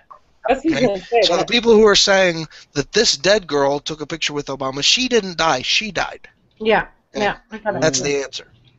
That's what they want There's to always an explanation. It's always an explanation, and that's the thing. And that's why, I'd like to hear this commissioner's speech or whatever it was, because I'm sure it was either taken out of context. Did we get a link for the slip up yet? Well, I'm looking up the Sandy Hook being a conspiracy and a hoax, and within the first 5 links, something from Rose pops up. I'm trying to find... If y'all are familiar with Rose. No. And Von Hilton, while you're at it, can you find me a video of Ahmadinejad saying, that he wants to cause the apocalypse by a nuclear war? Because the one that you gave me says the opposite. In that video, he actually denies that. Right. Yeah, he denied it in that video. I know. Let me try to find its governor first. Damn it, the picture was right. Ahmadinejad actually on the record said that I don't want to say it. I don't want to. Let me find the quote. I don't want to misquote it. Are you talking about when he supposedly said that Israel should be destroyed? Yeah. Well, they always say that. Yeah. Yeah, but I've heard that I heard that it's wholly mistranslated. I believe this myself. But I, was pointed out that it's mistranslated. It wasn't saying that. But it is something that, let's be honest. Ahmadinejad, sorry, you know what I mean. Ahmadinejad, yeah. Ahmadinejad, he was always coming out with incendiary comments towards the West. That was what he was known for. Oh yeah, right. I found the actor's clip, by the way, and by the way, in context, referring to them as the two actors. Meaning the people who acted to bomb the site is actually completely reasonable. Right, okay. We talk about actors. To the bombers, right, okay. Oh, so you can understand why Von's decided to take that and run with it then, can't you? Well, sure, yeah. Confirmation bias, yeah, that happens. But I'd like some actual evidence, not just because somebody spoke out of turn and, any kind of, we'd all watched that bombing, right? Didn't we? We all saw what it did to people. It blew people into smithereens. What are you talking about? You're talking about the Boston marathon bombing? That's what he was talking about. I was in town at the time. It was a ridiculous. I was actually we made the decision rather than going and seeing the marathon finish line. We decided to go take a tour of the historic town instead, so we were like a half mile away when it actually happened. But you could have been a lot closer. We could have, and since we were staying downtown in in a building there, in an apartment building, a corporate apartment owned by my firm.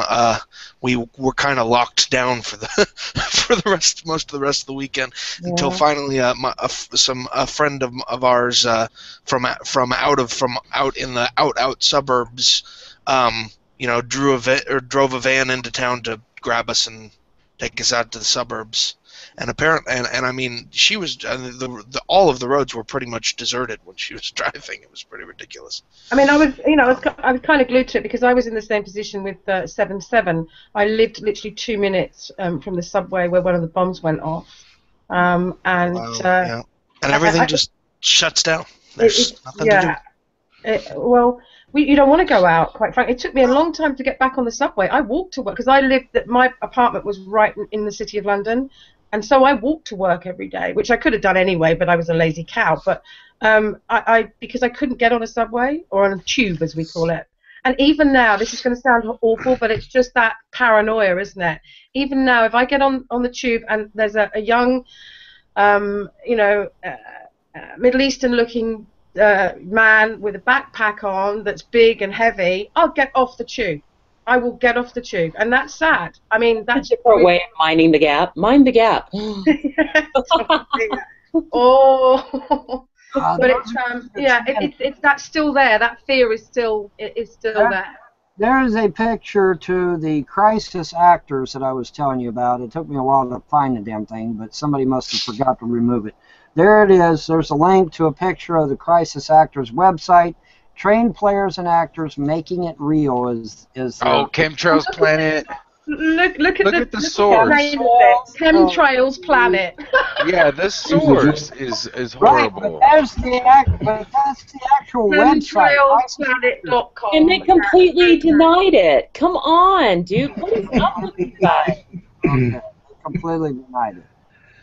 I don't see them completely denying it. It's not that. It's this whole idea that the emergency people in the emergency workers were in on this conspiracy. The nurses, the doctors, all these parents they were all actors. Everybody's listen, Annabelle. Don't you think the hospitals would have had something to say about a bunch of people running around that didn't work for them? When you got the coroner on your side and the coroner's out there saying that this shit happened, what are you gonna believe? I'm so thankful because I grew up here in Colorado, not far from Columbine attack in Littleton, Colorado. Right. And I am so thankful that the internet was not all hubbub at the time. Yeah. If anybody would have possibly spewed the stuff that I've heard, I can't imagine how hurtful that could have been for the community. Well, this is why it's so appalling that people say these things, because it's just such disrespect for human life and for the individuals that their lives have been destroyed by what's happened. Again, no, I don't think it's disrespect. I mean, they're acting in goodwill. Nobody laughed. Guys, man, I'm sorry, I'm not buying it. Nobody what? I just said this was probably a better reason why I shouldn't raise more kids. Believe in this nonsense. Oh, good point. Well, no, just introduce them to logic. That's all they have to really know. Well, at least we know that God forbid anything ever happened to any of James's kids. All of his friends would tell him it wasn't real. It never really happened. Oh, that's mean. Oh, come on. I mean, it's just when you just wouldn't. I'm not being. I mean, I'm sure we do have conspiracy theorists in this country, but they're very few and far between. And obviously, U-Man or E-Man or whatever he calls himself is one of them. He even suggested that Dunblane. We've had one school shooting in the last 30 years, and it was Dunblane, and it was pretty horrific. But I bet ours were bloodier. Probably. You Brits don't know how to do anything bloody and violent, right? Oh, yeah. Tell that to Henry VIII. And he actually had the audacity to suggest that it could. I said, "Do you think Dunblane is a conspiracy?" And he went, "I don't know. Maybe, yeah. I think it is." And actually, Andy Murray, our one and only famous tennis player who won Wimbledon a couple of years ago, was actually at the school.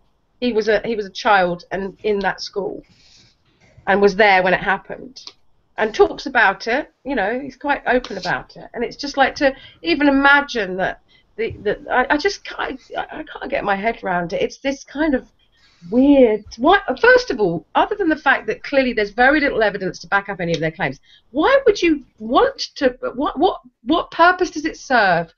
You know, spending hours and hours trawling through, you know, conspiracy websites. What does that? How does it help you as an individual and your family around you? They probably think that they're doing some good, right? Because they think there is a evil, organization that causes harm. So I would not say these people are dishonest or evil who promote conspiracies. No, I agree. I don't think they're dishonest. I mean, I quite like Von actually, but I don't understand. Well, I would not go that far, but okay. No, I do. I've got a little soft spot for him. Not quite. No, let me just retract that. What I mean by that is I have a lot of empathy for him. I don't actually find him sexually attractive. I just want to get that on the record. I didn't know that's what soft spot means. So is it a British thing? What's that? Soft spot. Yeah, kind of. It sort of means that you've got sort of some kind of fit. Don't start, you two. Stop growling. You've got like a bit of a soft spot. Means you kind of, well, to some people it could mean you fancy them. Fancy means you find them sexually attractive. Well, thank you, because I only heard this word from Americans, and then they used it, as like, I like you. It can be used for both. You're fond of somebody. I'm used. My understanding of the use of the term soft spot is that it just means that you have unusual sympathy for. Yeah. Okay. So in fact, the term is generally used more in the case of like dependents. Like he has a soft spot for puppies. He has a soft spot for little girls. There's generally not an implication of sexual stuff there. There's an implication of sort of being softy or being emotional too. Everything I think is sexually based at the moment. I don't know what's wrong with me. I'm sorry. I like how you think. I think I could probably diagnose what's wrong with you. No, I think the word I probably need a shag is probably the. That's pretty much yeah. Yeah, that thought so. But anyway, back to conspiracies. But I was just or back to LARPs. I'll happily talk more about the Dragon of Feldra. I'm happy. The reason I brought it up was because I'd never experienced three people that were basically calling us all stupid for believing that it happened. That's what I found amazing, and saying that we only got our information from the internet. And it's like, well, that's where you get yours from. But Anna, you don't find it disturbing that there's actually a real group out there called crisis actors that actually act out shit like this on a regular basis? I'll tell you why. Now, let me explain why if I'm right, these are people that are employed or used specifically when they're reenacting disasters or aircraft crashes or train crashes for practice purposes for the emergency services. Is that right? Is that what they are? That's what they actually do. Yeah, exactly. Thank you very much. I've just answered your question, Von. Thank you. Well, that's what they claim, but this is what you. Wait a minute. They can't be used in a false flag? Well, of course they could be. They could be, but what's the problem is what's the evidence there's been a false flag? Exactly. Anything can happen. You could be a woman secretly, you could be a ninja or an alien secretly, but what is more likely? A ninja. Actually, according to our preliminary scans, James is not an alien. Just putting that out there. You did a scan, okay. Preliminary scans. Is he a ninja though? He is a ninja. You got to admit he must be a ninja. Hey, Art, don't be ridiculous. We can't do some sort of blood or DNA scan to figure out if someone's a ninja. No, come on, be realistic here, Art. Okay. But no, See, seriously. this is kind of what I was saying, like earlier. The It's a small just joke. kinda- Oh, come on. Loosen I'm up. just Loosen saying, up. though, like, come on. Get a tampon, dude. Seamus. Get over Sense of it. humor. And that's what I'm saying. Like, Don't mock. it's not Like much. hour It's 3. having fun. Yeah, it's just a simple slight. I mean, If I've you- said if- slights I as well. told you guys, he's got no sense of humor. He's proving me right every time he opens his mouth. Well, he I can mean, be Vaughn upright. just seems to be the kind of man who, if he was really bothered with what we were saying, he would tell us to shut the fuck up or something. Or leave. I He mean, loves it. Von loves it. He loves the attention that he gets off us. Believe me, I promise you. I'm just saying, like, it just, I don't know. I don't like to participate in it. I'm kind of, like, hoping we can get, like, into something a little more, like, has some more What you value or want to something. talk about? Go and Well, find just someone else. anything. We can talk about sports or... How about LARPs? Sports or Shut up, Adam. Adam, So we're running. Sports? We're Did running I the speak Dragon up of during the Faldra. LARPs and talk bad about it? No, I didn't, but I'm speaking bad about the mockery and this stuff. Yeah, So, stop let's talk whining. about LARPs, or let's talk about You realize the subject we're talking about, right? For I think about the 7th or 8th time in a row this year, we're actually going to be running the Dragon of Faldra at Gen Con. It's the 30th of July through the 2nd of August. You'd be happy to come and join us. Did you say Gymkhana? Say what? Did you say Gymkhana? No, Gen Con. Gen Con is the name of the Oh, event. sorry. It's short for Geneva Adam. Convention because it originally took place in Lake Geneva, was the original location of the convention, but now it's in Indianapolis. Running around. I had an image of you on a little pony running around with rainbow. That would not work. Well, and you saw how ridiculous I looked in that costume, so I'm way overweight for that. Really? I thought you looked, normal. Fair enough. What was I saying? This year we're also writing the Council of Subcalia, which is a new LARP that we're going to be trying. We did Garden of Butterflies last year, which was only the second time that's ever been run, and it was very successful. We had a full cast. I wrote 5 extra roles, but still ended up having to turn somebody away from the game, which was very distressing for me. So I'll probably end up writing like a dozen extra roles this time, just in case. Which my wife hates because it's extra time that I spend putting the stuff together, but it absolutely breaks my heart if somebody comes up, walks up and says, I would like to be playing in your LARP, and I have to say, you can't because I ran out of people for you to be. That really bothers me when that happens. Aww, you're such a nice guy. Well, thanks, but some of it's somewhat self. I really like sharing this world that I've created. It's original to me. I wrote this thing. For you are God. Say what? Said for you are God. Well, my creation. In sort of a Tolkienian sense, you could put it that way. Yeah, Tolkien saw things that way. Anyway, and it's really fun. It's a fun game. So y'all should come play. Council of Subcalia is going to be a little more diplomatic in sort of tone. Dragon of Faldra is very adventurous. So. So you're in Boston or around Boston, the Boston area, right? Not anymore, no. Oh right, because I was going to say you can't be doing anything. You can't even leave your houses at the moment, can you? Or is the snow melting? Oh yeah, Boston's in pretty bad shape. Ohio's a little better. I'm in Ohio right now, so. Has the snow melted in Boston yet, or are they still like 10 feet I think they're still in pretty bad shape because it's still cold. It was fucking 80 degrees here yesterday, and today it's fucking snowing. Someone get you a violin. I think we need to get you a violin, Digi, because clearly having 80 degrees weather is very depressing for you. But the next day it's snow. It's like I put all my jackets and shit up because we've had like 3 or 4 days at 80 degrees, and I'm like, yeah. And then I wake up today, I go outside, and I'm like, holy fuck, there's ice on the ground. Wow. I have to say, talking about where I have to say, I'm in Texas, West Texas.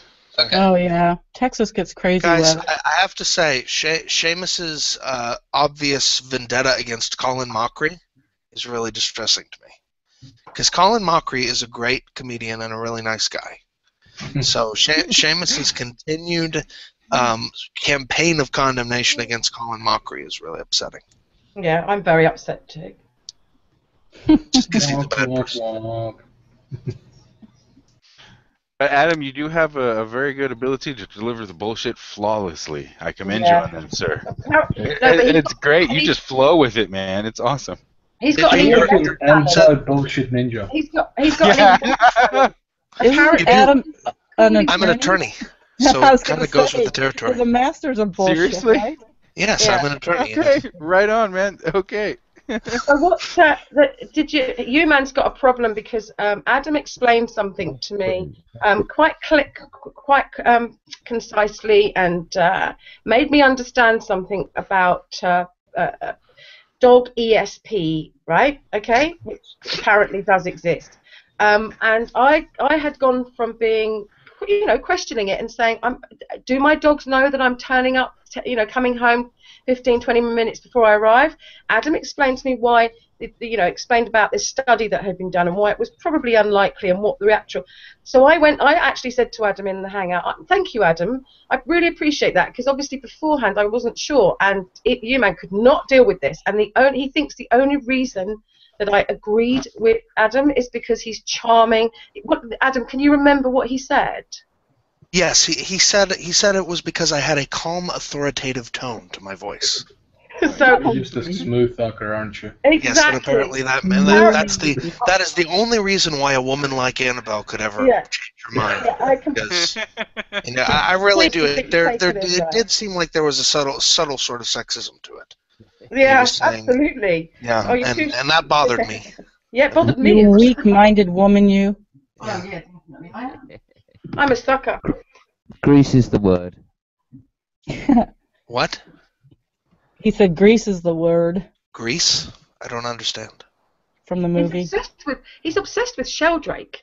I don't know. I don't know really who this person is, but he doesn't. Rupert. I can tell you some about Rupert Sheldrake. He is a he is a guy who's actually very intelligent, and he has an alternative belief about life and sort of evolution and the mind, where he doesn't believe that brains and thoughts really come through just like genetics and emergent properties, but believes there's this underlying energy called the morphic field, and that it includes it actually includes information and memory in it and conveys it to living creatures, right? So because he has this pet theory, he is very, he's very interested and very good at setting up all sorts of sort of fringe experiments that are designed to seem just plausible enough to maybe kind of support this theory. Right. And works very hard to keep his experiments away from any possibility that might go against or refute the data that he's looking for. So but the thing is, he does manage to if we call what he does pseudoscience, and I would, he does it in a way that has more of the seeming trappings of legitimate science than most, which is what he does look a whole lot. They're very close to science experiments. They're only different from science experiments in one or two key ways. And so it can be very hard to sort of distinguish. I don't know if that was a useful. I was thinking yesterday or the day before that there's a certain I don't know what it's called, but emotional kind of pull to it as well. That we want our dogs to think that we're coming home. We have this relationship with our dogs that's I think it's called anthropomorphic or something. Anthropomorphic, yeah. That's it. That's the word. Where we think that they think like we do. If only they could talk, sort of thing. Do you see what I mean? Do you understand? Am I making myself clear, or do I sound like I'm an idiot? I don't know. Okay, silence. Right. Okay. What I mean is that I think I love my animals. I think they understand me. I understand them. So if someone tells me that my animals are going to be waiting for me 20 minutes before I get home, I want that to be true.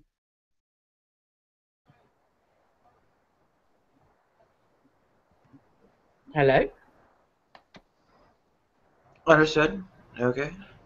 Yeah. Sir, I'm not paying attention much. I'm playing a game, and I have really nothing to add on the topic. No, I think, is Adam still there? I think he's watching something. Yeah. I guess homelessness is probably not, anyone but me knows about, and it's kind of depressing too.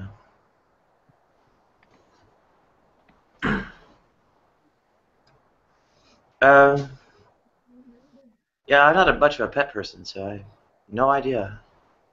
Well, I would love it if my animals could talk. I mean, it would just be the best thing ever. It's just like, so that's what I'm saying. There's an emotional side to it as well, where he knows that, it's like a sidekick to a certain extent, when he has a room full of people that want to be told that their loved ones are in the air somewhere and that are near and close, because you want to believe it. You could selectively breed like great apes to, I don't know, be better at language. Maybe they still have sign language. No, I don't think dogs will ever. But I mean, there are apes that communicate. The scientists teach them words or sounds to use, don't they? And sign language. Apes can use sign language, can't they? Yeah, they can. So, but I don't. I mean, I was reading up about this. The scientists don't think they'll ever talk. They don't have. I don't think they have the cognitive. I don't know. Well, tens of thousands of years of selective breeding might. Yeah, maybe. You can get I don't know, more vocalization, but probably easier just to get the cognitive faculties there. Mm. I love the way they look at you. When there's a place about 30 miles away from, well, not 100 miles away from me, called Monkey World, and the guy started bringing monkeys back from Spain that were treated like, that were in cages, and then he started bringing chimps back from Mexico, places, like where they treated these creatures terribly, and they were all pets people didn't want anymore. And he's got an entire, like a 50-acre site that he's got with orangutans, chimps, apes, that you name it, he's got them all. And you're able to get up really close to them, and they've got these huge, vast areas where they can, they're not cages, I can't really explain. They've got netting over them to stop them from getting out and stuff like that. And it's amazing. It's just the way they look at you, as though they understand you, as though they're trying to figure you out.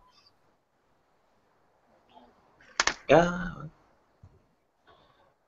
Peter Singer's been doing the great, but here are a few, I guess, notable ones. It seems they're the ones that are capable are not great in number.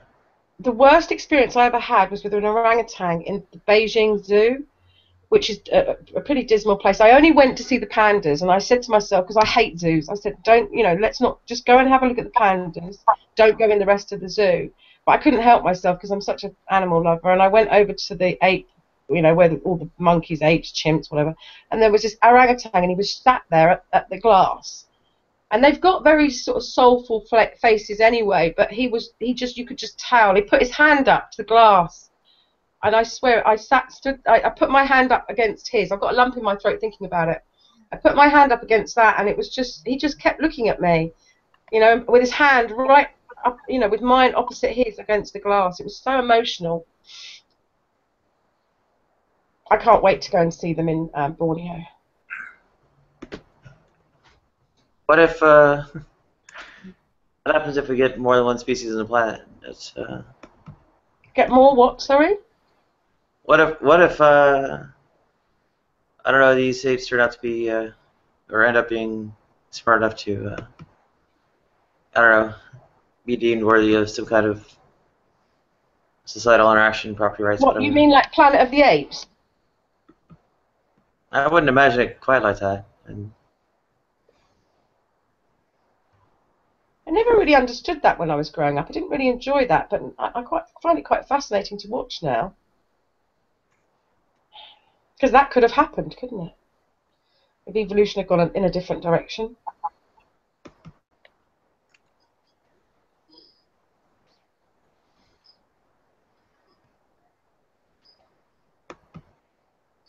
What's that? Well, could have risked life. I'd imagine it'd be more like what? Kind of, sort of. Sorry, have you clicked on Von's latest link? No. That'll amuse you, Nadia. Uh-oh. I'm terrified already. Do you think that's acceptable, Annabelle? No, because it's not true. It's not true. No. Nobody teaches masturbation to 5-year-olds, please. I don't even know if they teach masturbation to I mean, I'm sure that masturbation comes into the sex education because it's part of sex education. However, teaching people, 5-year-olds, how to masturbate, please. Yeah, dildo safety would be pretty helpful in general. Somehow, I've never actually gone to the issue, but making sure things have like flared bases and you're not using just random objects that might cause internal damage or whatever. Well, yeah, but then you're not going to do that to 5-year-olds, though. I mean, you're just not. I mean, sorry, even I would have an issue with that. I mean, teaching children sex education is very important, but 5-year-olds, put a 1 in front of that, and you might be right. Well, it's pretty easy, you know. 51-year-olds? What? Stuck up inside. No, Yeah. no, I said a 1 in front of the 5, not behind. Yeah, I could probably do with a few lessons. No, I'm sorry, I don't believe a word of it, Ron. Next. Well, all three journalists. Sorry, Vaughn? Yeah, I was going to say all 3 journalists that interviewed Edward Snowden are now dead. All 3 of them. Really? One of them died within hours of interviewing him. Right. Who's this? What's his name? What's his name? Yeah. Yeah. Well, let me click on it. Okay. The things these people come up with is just unbelievable. What did you think of that Mitchell and Webb, Adam? I thought it was brilliant. I mean, really brilliant. I'd never seen it. I've watched a lot of Fry and Laurie, but very little Mitchell and Webb, and every time I get a clip, I'm more and more entertained. Yeah. It's very good. They are great. Oh, here we go. Another one. Go. Okay, so this will have the names, yes? Yeah, it has the 3. It does, yeah. Okay. Good. Okay, let's look this stuff up. DC clothesline. Yeah. DC clothesline. So we've got. If I can take it as a parting shot, I mean, there is a genuine safety issue involved with the masturbation that probably merits some kind of. Not at 5 years old, though, Nadia. Come on. Well, there are ways to phrase it, like don't stick things inside yourself that you can't get back out. Okay, but but you're not teaching them how to masturbate. You're teaching them not to put foreign objects inside themselves. It's very different, isn't it? Okay, so need to do a bit of research on these names. Right, so Ned Colt. Yep, Bob Simon and David Carr are the 3. Okay, you do Ned Colt. I'll do. Yeah, I'll do Ned Colt to begin with. I mean, they did all 3 die. Yeah, but when, how, you know. That. Review. How many journalists are there in New York, would you say? Probably about 2,000 or 3,000.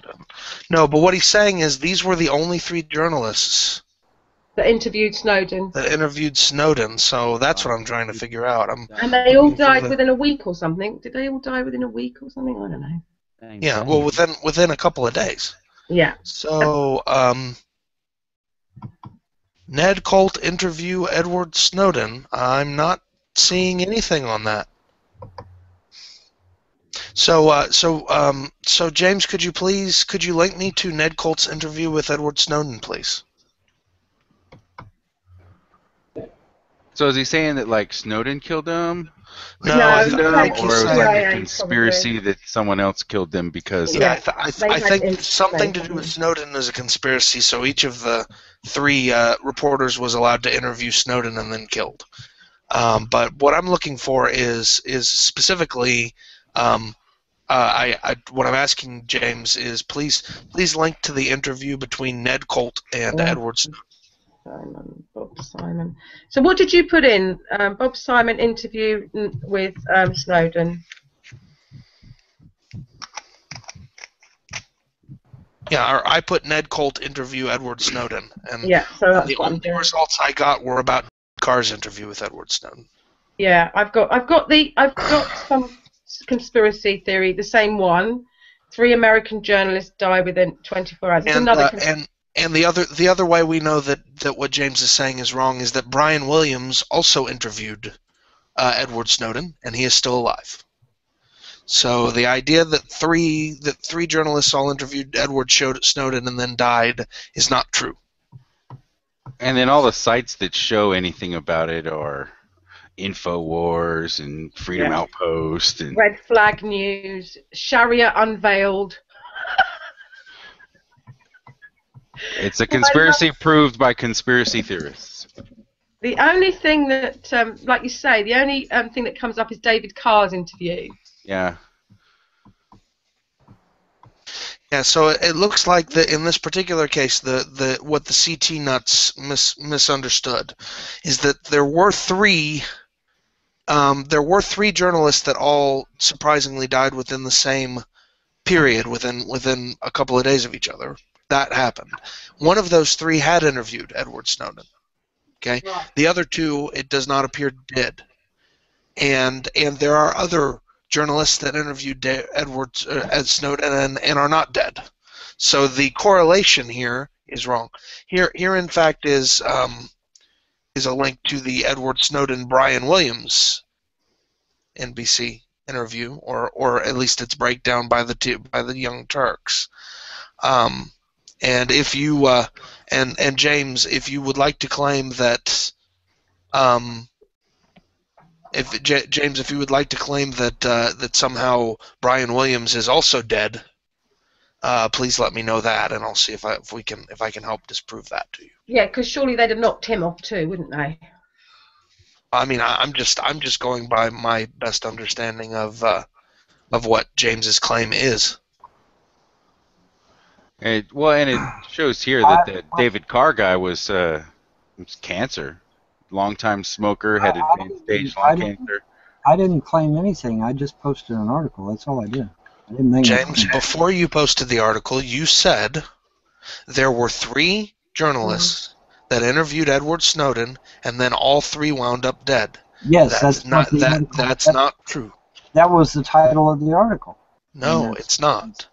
But you should. Well, actually, even if it was. Even if it was. Yeah, no. The title. You need to read more carefully, James. Yeah. The title of the article is 3 American journalists die within 24 hours. 1 hours after interviewing Edward Snowden. Oh, okay, my bad. Okay. So, James, is it possible that some of your other conspiracy-based beliefs are also based on misreading headlines on conspiracy theory news sites? Well, I'm certainly not perfect. You're right. Okay. I'm certainly not perfect. See, this is when I like Von, when he acknowledges that he could possibly be wrong.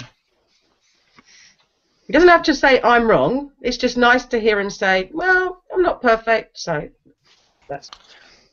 So why did not I was off for a while because I muted you guys while I watched that very, very funny Mitchell and Webb video. Why did we end up getting a link to Talking Chimpanzees? Because I was in the middle of talking to you and you completely ignored me. To me, I'm sorry. It's all right. I understand. Don't worry. I get you. No, that's terribly rude of me. I really apologize for that. No, I was talking about, what was it? Anthropomorphic. The fact that you want your animals to understand you, and you think they understand you. Sure, you anthropomorphize your animals. Sure. Yeah, exactly. And you have, and I think what I was trying to say was that Sheldrake plays on that, and that the people that he's trying to convince that animals have this ESP are the very people that want them to have an ESP. Yeah, that's true. I mean, that makes sense. It is certainly easier. Throwing that into the ring, I would love it if someone could provide evidence to me that my dogs understand what I'm saying to them at all times and completely pick up on my emotion. Well, they do. We've already discussed they do have this, this ability to be empathetic to us, definitely. But you know what I mean. I would love it if my dogs could talk. It would be the best thing ever. It would just be the most wonderful thing. But clearly they won't, and they can't.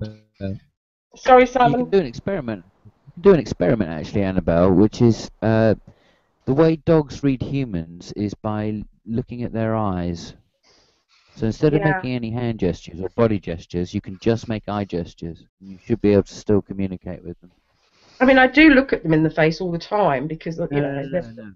Right, okay. They will look at your eyes and see what you're seeing. Yeah. Okay, and that is very empathetic, to say the very least. But the point is, you can direct them to do things just by looking at different things. That is a beautiful image of the orangutan using the spear there. Yeah, it's wicked, right? Yeah, I've seen this. It's amazing. And I mean, it's just a really pretty image too. I mean, it's just the composition is great on the photograph. Once they start developing tips for their spears, that's when we got to start worrying. Once they start making like arrowheads and shit like that, then we're fucked. I'll tell you what. When they start making IEDs, I'll be worried. I think as long as they stick to hand weapons, I'm not going to be too concerned. I love that picture. The fact of the matter is that a chimpanzee or an orangutan can rip open a human head with its bare hands.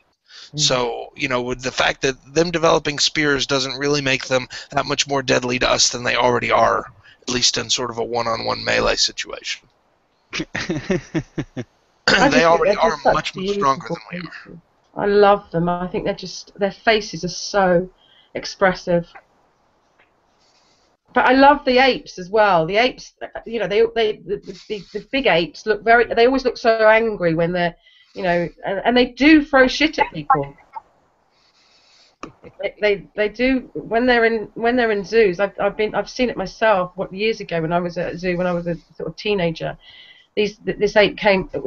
There were these young boys winding them up, and he was getting really angry, and he ran to the back of the cage, which was probably about 40-50 foot through the straw, and he turned around, and as he came back, he scooped up a load of shit and threw it at them.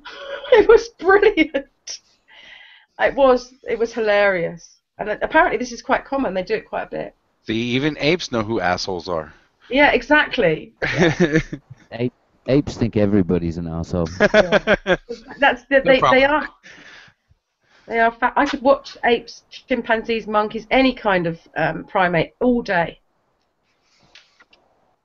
Wow, so Shadow Heathen on Tuesday is going to be taking on some of the Spirit Science videos. That's pretty cool. Yeah, that should be interesting. I personally very much like. Darn, I've suddenly forgotten his name.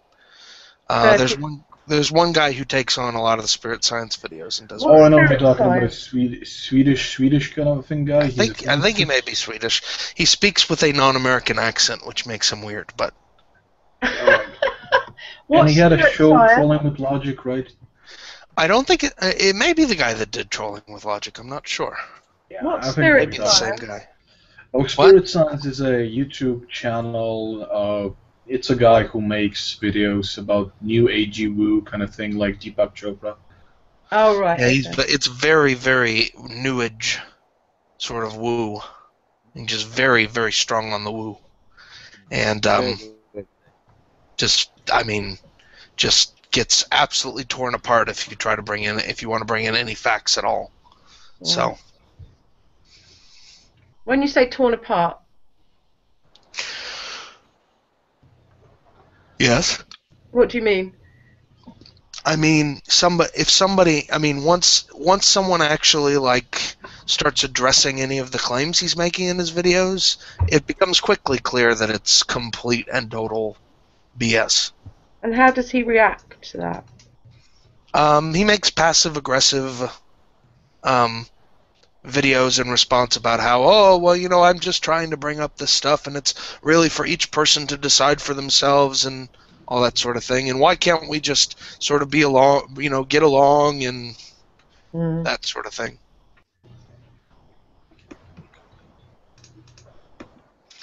Which is fun. I mean, the fact of the matter is Spirit Science has an order of magnitude more subscribers than any of his debunkers will ever have. So he can continue to spout his lies and not really have to worry about getting called on it too much.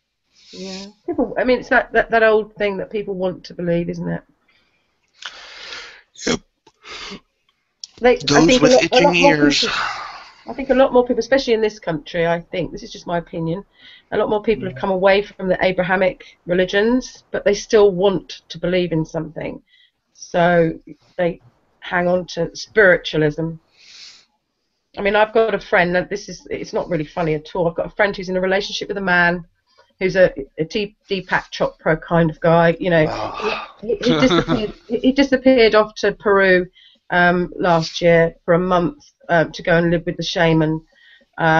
He's told her that he's got her on this. I mean, it's partly her fault because she puts up with it, but he's got her on this string that they may not be meant to be together in this life, but they will be together in the next one. I mean, stuff like that. I mean, it's a fully grown adult, 42 years old. I mean, I don't know how she. I don't know how she tolerates it. I couldn't be with someone like that. I just, even if he was the most gorgeous, sexy man, he is very good looking. That is the problem. I think that is what it is. But it's just that he only drinks. What's that grass? Wheatgrass. He drinks wheatgrass for 2 days a week, and he's as thin as a rake. He looks so ill. He's paranoid about putting stuff in his body. I mean, and he's so negative all the time. So, spiritualism, I thought, was supposed to make him more positive and be at one with the world and nature, but it just seems to make him unhappy. That's why he went to Peru, to find himself. Didn't work. Well, one would hope that once he was in Peru, he would recognize that he was in Peru and therefore would be found. Well, the shaman, they drink this sort of potent cocoa mix thing, don't they, from the cocoa plant that makes you sick? Yeah. But it gives you hallucinations, and that's it's like LSD. That's when you're. I mean, I've taken LSD, and believe me, it's incredible what it does to the mind. And I can understand that you probably can go into another sort of area of your mind. I don't know, because I don't know enough about neurology or neuroscience to really comment, but I can see why people think they're going to another place, because you have these incredible hallucinations. Entire, things change. This computer would change into a pumpkin. That kind of. That would be delicious. Computer pie. But that's what I mean. Your mind plays huge tricks on you when you're on these drugs. Huge tricks. Oh, Sadistic Atheist made a recent comment on my YouTube comments, and I should mention Pope Francis is officially on my shit list. Yeah, well, he should have been on everybody's shit list already. Yeah, Pope Francis already. I used to be a fan, but I stopped being a fan after the Charlie Hebdo. Yeah, crap. well, the mask. That's when I did. That's when the mask slipped, wasn't it? And now the trans comment is just what exactly? What did he say, Nadia? We are destroying creation and are worse than nuclear weapons. I mean, what? The fuck? Yeah. That is just wow. I wanted to ask a question before we got too far off. Annabelle said, I mean, she said it on air, but I just want to ask about, would you be willing, or if you're not, don't worry about it, but kind of like share us like a small part of one of your experiences that you had on that? On LSD? Yeah. I just, you don't have to like go into detail, but I just want to hear like, what any experience maybe that you had. I've never done it. I'm just curious. Oh, it's so fun. I did it quite a lot when I was in my early 20s. Well, when I say quite a lot, I mean I didn't do it every day or anything like that, but I did it probably every weekend for maybe about 6 months, because I'm quite experienced. I've been taking drugs since I was about 13, so I know that I'm on a high, or I'm in oh gosh, I've gone blank. What's it called? Tripping. That's it. That's the word I was looking for. I know when I'm tripping, and I've got this ability in my head. I know that I'm looking at like a pot plant turning into the devil, my hands going all hairy and with great big claws. I look in the mirror, I am the devil. All sorts of weird and wonderful stuff. Sex on LSD is unbelievable. It's mind blowing. Yeah. So, yeah. But I know that I'm tripping. I know that it's all the drug. I don't at any point. I've never had a bad trip. But I've been around people that have had very bad trips, and it's not nice to watch. When you go, like for example, when I'd go outside to maybe have a chat with someone or a party or something, and there'll be flies sort of flying around the lights, and we don't have big flies in the UK. We have tiny little flies. Which in comparison to what you guys get down, particularly in the southern states, they're nothing. Yet these flies would be the size of, I don't know, my hand.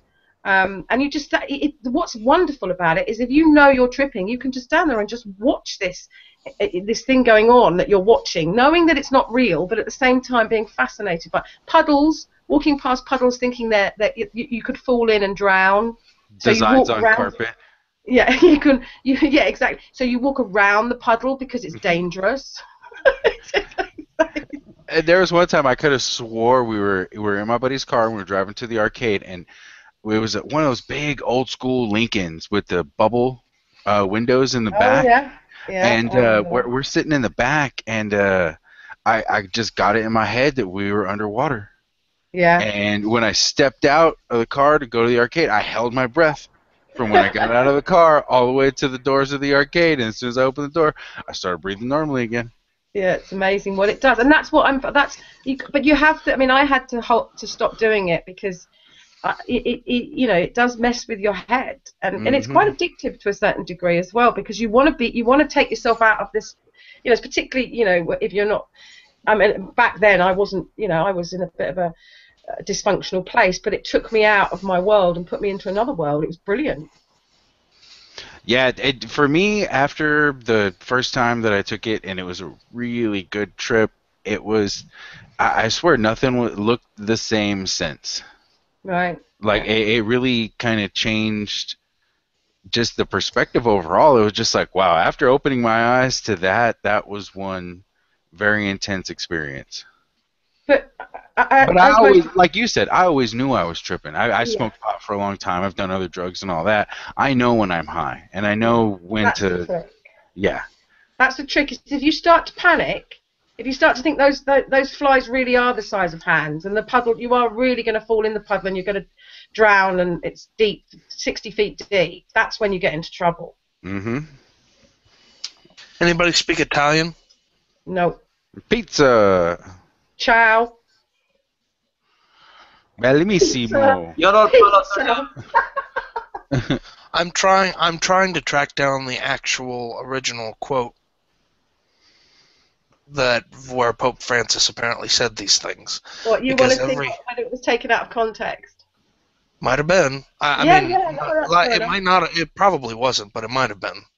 And I would like to see the context. Yeah, no, I understand that now. I've learned that. None of the articles I found actually seem to have the context. Everything seems to agree that it was an article. An interview is an excerpt from an upcoming book by two of La Stampa's Vatican watchers, Andrea Tornielli and Giacomo Galeazza. The book, titled "Pope Francis: This Economy Kills," is being released in Italy on Tuesday. So,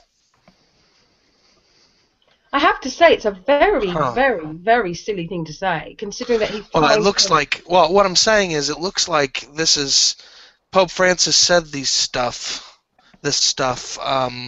in a 2014 interview with these two journalists. So I would like to know what questions were asked and what he was responding to. Has he responded to this accusation? I mean, has he come back with a statement to say, "Oh no, I didn't say that," or "I didn't mean that," or "It's been taken out"? No, not yet. Not that I've seen. Could you just briefly tell me what he did say? Just the gist. Apparently, Nadia knows exactly what he said. Yeah, just the gist, Adam. Oh, the gist is that altering your own body is tantamount to destroying God's creation.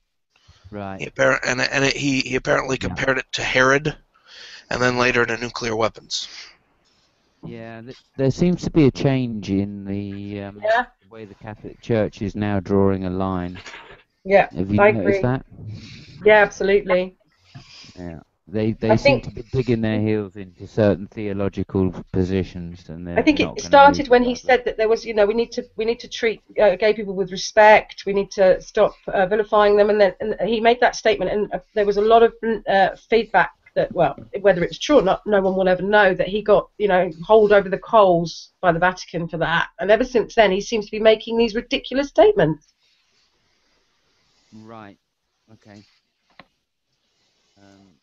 Yeah, no, it started with with Ratzinger being caught for being the one that was investigating the paedophilia cases, and then swearing you're going to go back that far. I was merely referring to the fact that lots of people thought that this new pope, was breath of fresh air. He wasn't homophobic. He wanted to bring the Catholic Church up to put a bit of modernity into it, make it to be more relate more to the 21st century, and that he was a good guy, and that he was far better than any other pope that's ever come before. And clearly, that's No. not the case.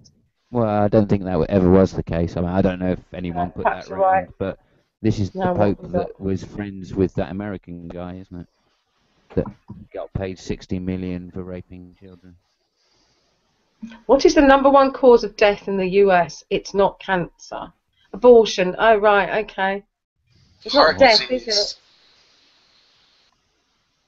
Sure. Civil rights begin in the womb. But yeah, no. The point. I think the interesting point is that the Catholic Church seemed to be making some strong theological claims recently, where they haven't done for quite some time.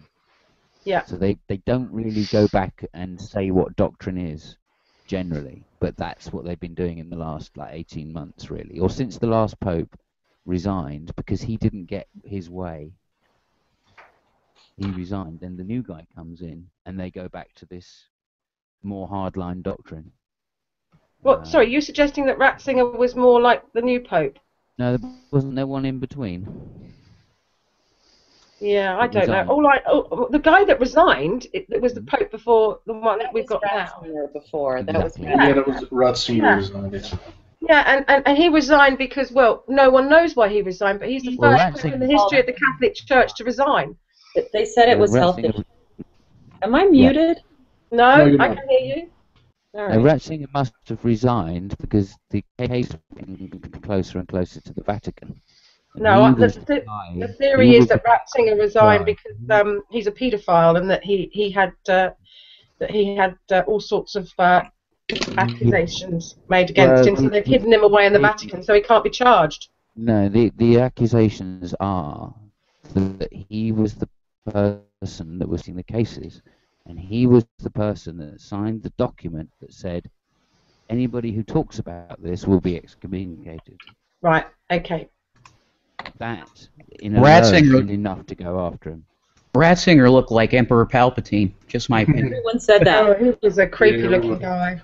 So then the next guy comes in, Evil-looking and guy. he's the moderate. Okay, so he was the guy pushing for the acceptance of gay rights, etc., and gay marriage and civil partnerships, etc. Yeah. And he tried to push all of that through, but then was blocked.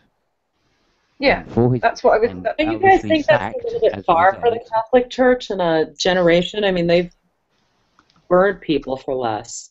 I don't know. I don't know if that was why. Well, But the point is that's they're facing paedophilia cases. That's the problem. So they have to move. Yeah. So basically, this latest thing is them saying we're not moving and we're not going to prosecute the priests that have been caught. We're not going to give you the information to do that.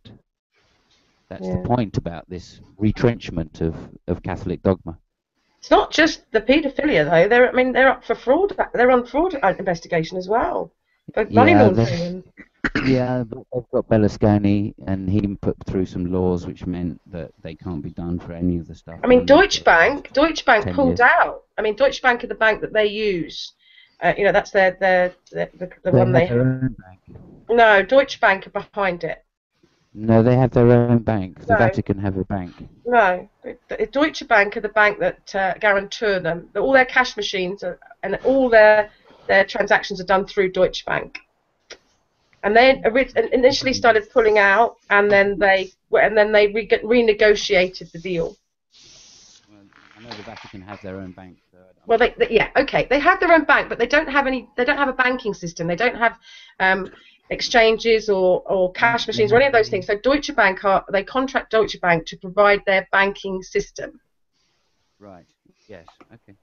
So Deutsche Bank pulled out about 3 years ago. I think it was just before Ratzinger or just after. I can't remember. But all these money laundering accusations and mafia connections stories were coming through, and they I don't know whether they pulled out for PR purposes or whatever, but they've renegotiated their relationship with the Vatican now and still are and still have it now. Ironic, they don't. Yeah, it's like this connection that they still have. You think they would use an Italian bank, right? Like Unicredit, which is one of the biggest international Italian banks. Although I don't think it's in a lot of financial trouble. But no, Deutsche Bank. Oh, here we go, another one. Are we still on abortion? Osama bin Laden was a multi-millionaire. Mohammed Atta was an engineer. Zander, the second in command, the doctor. 8 doctors in England were arrested plotting to blow up people in car bombs. Some of them driving. Yeah, right. Okay. I've learnt my lesson that I can't tell people that I live in this country. I think I might know about it. I appreciate that, but please show me where 8 doctors were arrested plotting to blow up people in car bombs. Please, that would be nice. Thanks. I mean, I'm sure there's a possibility that one practicing doctor, might have been arrested for. I believe that he got arrested went for training, or he went out to Syria or something and got arrested when he came back or something like that. I'm not suggesting that doctors can't do this. I'm just saying 8 doctors in 2007 sounds suspicious to me. It doesn't ring any bells. That's what I'm saying, and I think I might have remembered something like that. And I guarantee you they're not doing it on the NHS. Doing what on the NHS? What was it? Strapping bombs or something? Oh. It's probably Obamacare. After all these Obamacare. Sorry. Obamacare. I don't think people realize how little it really does, but okay.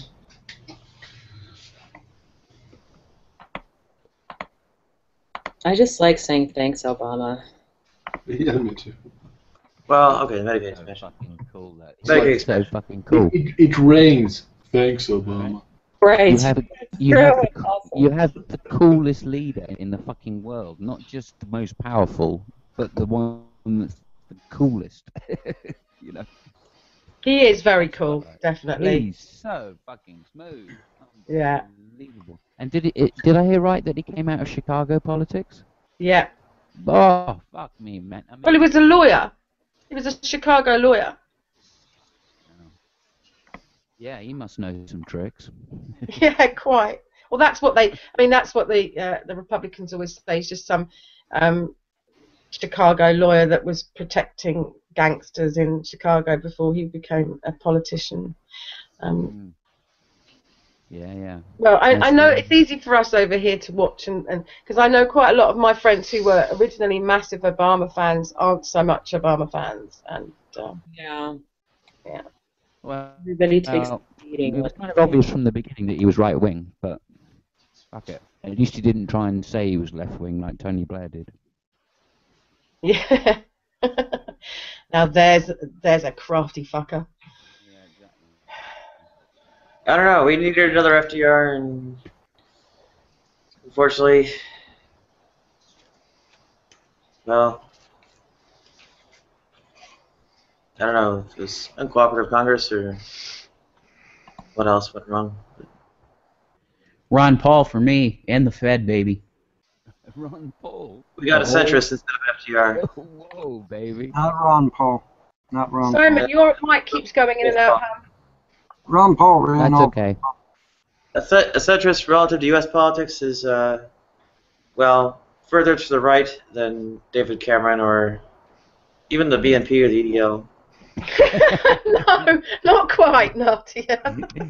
Surely not Yeah, the BNP. Center of U.S. politics is that far to the right. No, you're right, actually, because the BNP, although they are nationalist racist fuckers, they are actually left-wing below that. Yeah, that's true, and most of UKIP supporters are ex-Labour supporters. Yeah, okay, further to the right than UKIP.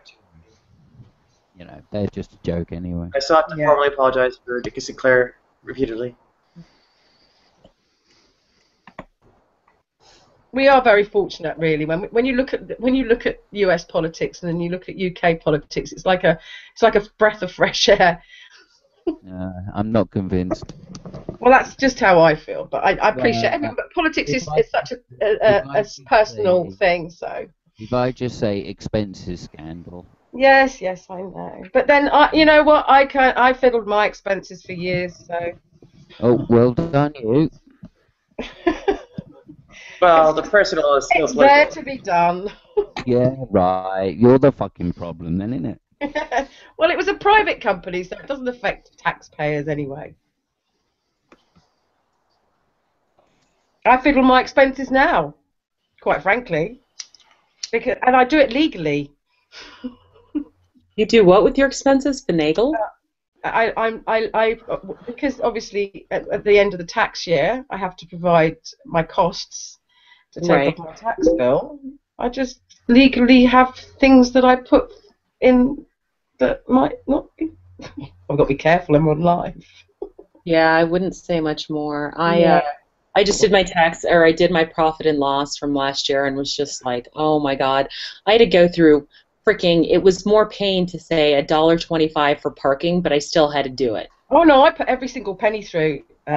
It was like, but I had I mean- literally had to do it because my bank doesn't really do a good job with QuickBooks. Well, I have an accountant. He's brilliant. But every single thing I use, whether it's parking ticket, anything, it goes in.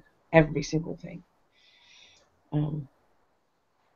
Oh, by the way, I got my money today. Oh, great.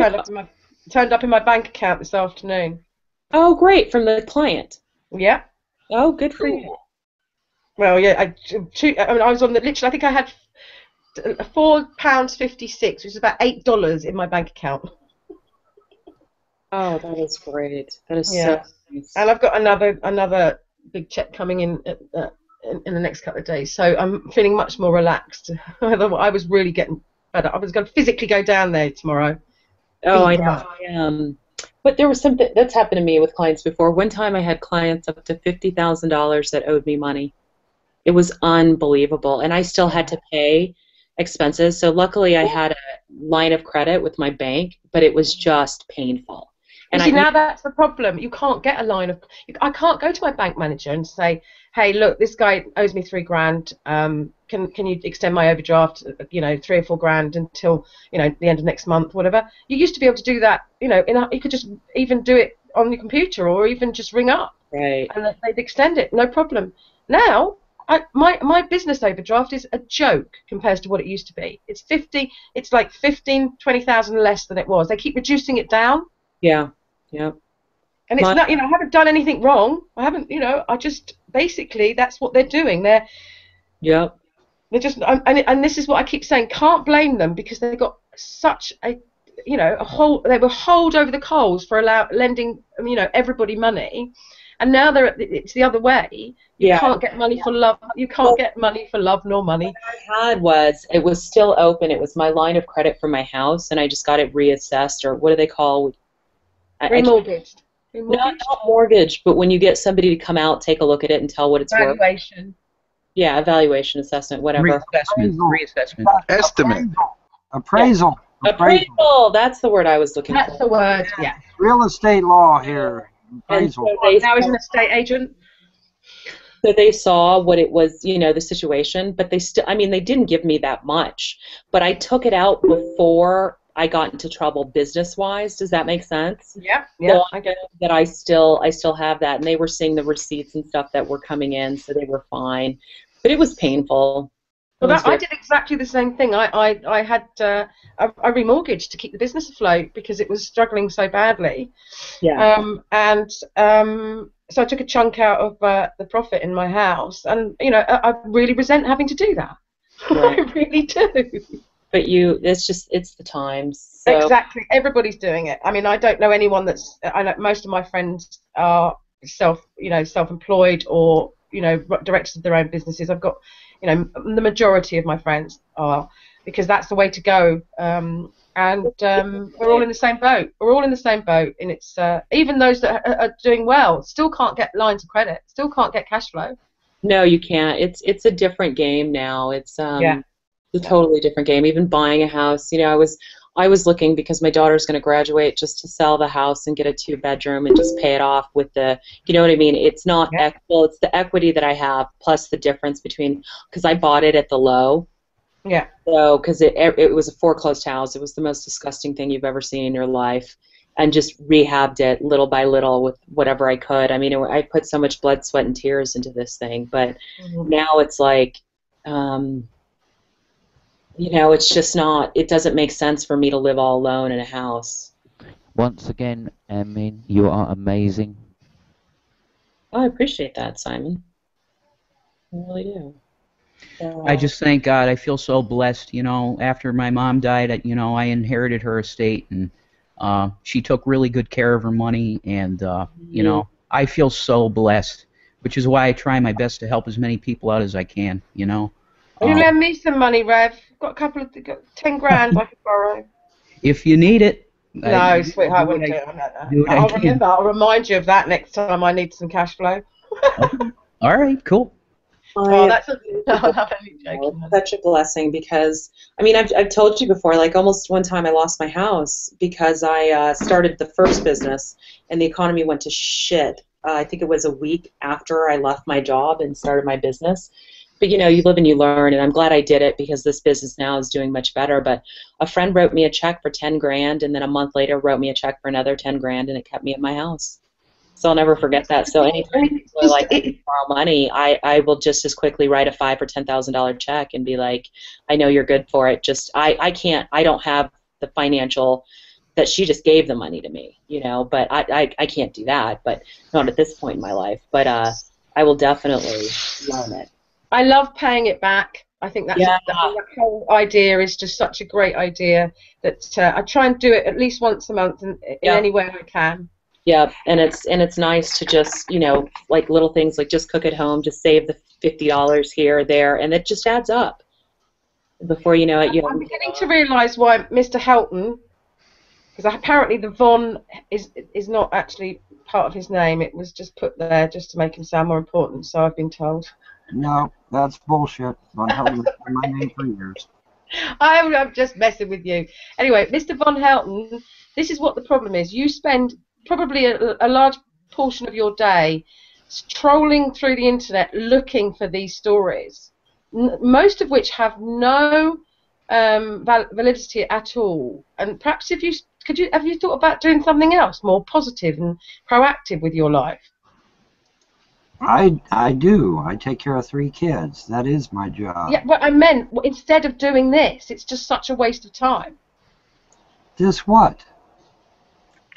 What? This what? Most of my day is spent spending hours trawling through the internet trying to find conspiracy theories.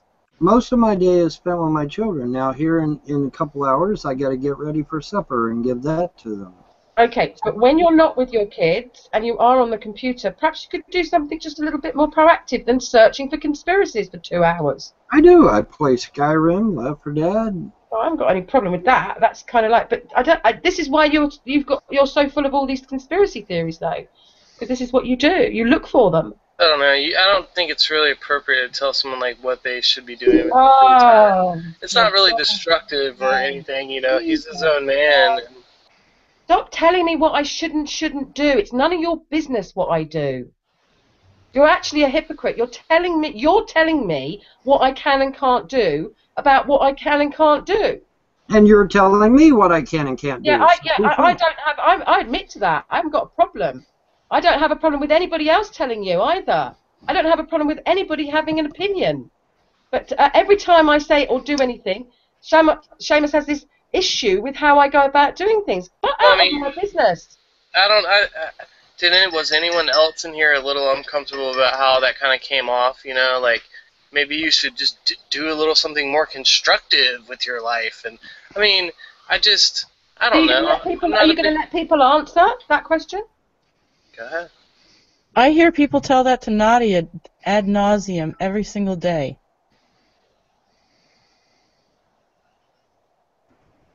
Yeah. I've never told Nadia what she should and shouldn't do. I didn't say you did. No, Harky, I'm not talking to you. I'll tell you why I haven't told Nadia, because I'm quite happy to tell. Because, it's a lot more different. Nadia's position, it's a personal, physical, it's her sexuality. It's a much more personal thing than somebody who spends hours scrolling through conspiracy websites I'm hardly telling him how to live his life. I'm just making a suggestion that if he spent more time doing something positive rather than negative, it might be helpful. Well, first of all, I'm not even sure if you're completely aware if he actually spends 2 hours each day going through conspiracy websites. I'm just saying you're kind of like painting him into like a character. Yeah, well, that's my right as a person. It's called free speech, love. All right. Sure, yeah, I'm not like saying you Stop can't. moaning at me like some child. No, Please, Annabelle, listen. leave me alone. I'm fed up with listening to you. Hold on. When are you going to get the hint? Do you ever get the hint when somebody doesn't really want to have a conversation with you? I was polite enough to answer your question. I've answered it. Now please stop telling me what I can and can't do on the internet. If you're in a room with 10 people, and then you say certain things, like you're gonna have to like answer to some of the. No, I don't have to answer to you at all.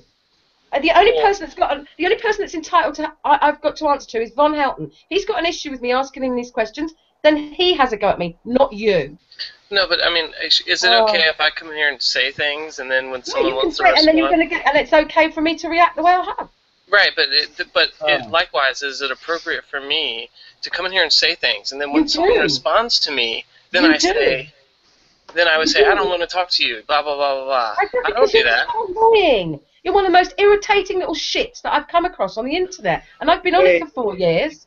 Okay, Annabelle, I think the only thing that he was getting at from the beginning is the mocking is kind of rough. Yeah, I know, but I'm sorry, but that's who I am. It's not any surprise to anybody. He's come into a hangout knowing I'm in here and spent literally every time he opens his mouth, it's to criticise how we go about doing things, telling us how we should speak, telling us what we should say, and telling us what. You're grilling Von Helton and kind of telling the man how he needs to live his life in his free time when he's in his own house, not hurting anybody. It's like he's putting up stuff in the chat to get a reaction. Why else is he doing it? No, I don't think that's what he's doing. I think he actually truly believes what he believes. So keep it. If you don't want people, so why is he putting it in the chat if he doesn't want people to comment on it? He never said I don't think he never said he didn't want anyone to comment on it. He's here ready to talk about it. He's not afraid. He's been voicing his opinion the whole time. No, I didn't say that. You're the one that's suggesting that he didn't put it up there to get a response. Right, yeah. I don't think he's here to get a response. I think he's here to talk about it. He just talk about what he believes. You know what? Let's just agree not to. I'm quite happy to stay in this hangout, but please, I'd really prefer it if you just go and criticise someone else, go and have a go at someone else, because the sound of your voice in my ear is really beginning to bug me. You've got the most tinny, whiny little voice. Stop it. Leave me alone. You're really being rude to me, though. Yeah, and you have been for a while. So stop talking to me, then. Don't you get the hint? I don't like you. I do understand that. I'm getting that idea. Leave me alone. Sorry, but you just won't shut up. No matter how much you've been rude to me, I haven't been rude to you, have I? Have I? Well, if you let people finish their sentences before.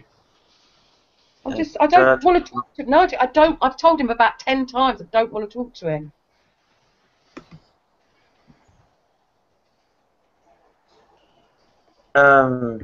Let's talk about something else. Nadia, please. Let's find another subject.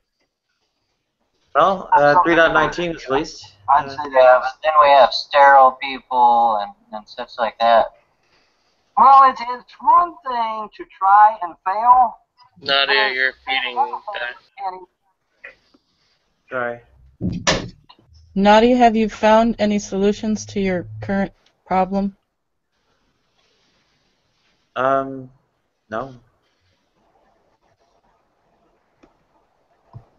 Nadia, I know that they call you every day on the phone. Somebody, right? Who is that calls you every day on the phone? Called telecare. They, I guess, check in every day, and if you don't answer for enough days in a row, they send out paramedics. Okay, gotcha. Have you informed them to your situation that you're going to be kicked out at some point, or no?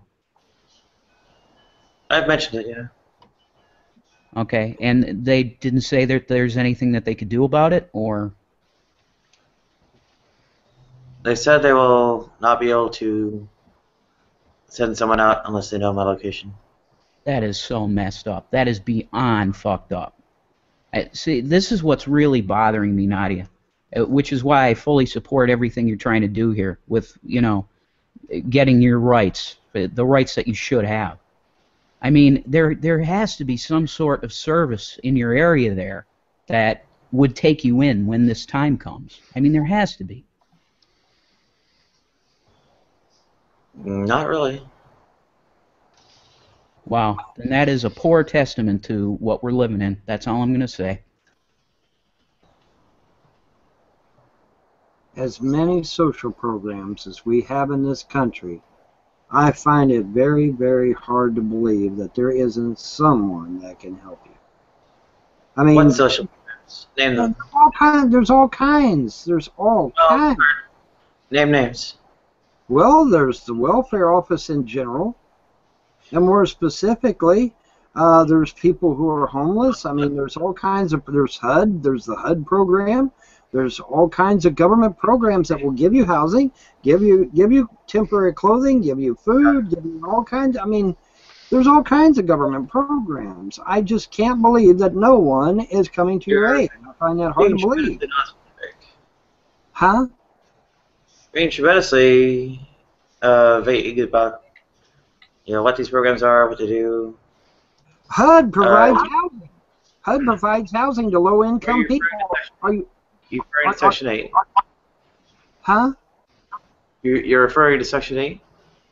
No, they give you they offer housing to low-income families or individuals even. They will give you now you'll be on a waiting list.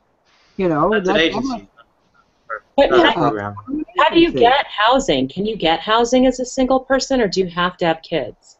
I don't know. I've heard both. I've heard both sides. I've heard that you can get it as a single individual, and I've heard the opposite. You know what? You might have to be a disabled individual. You might have to be on disabilities.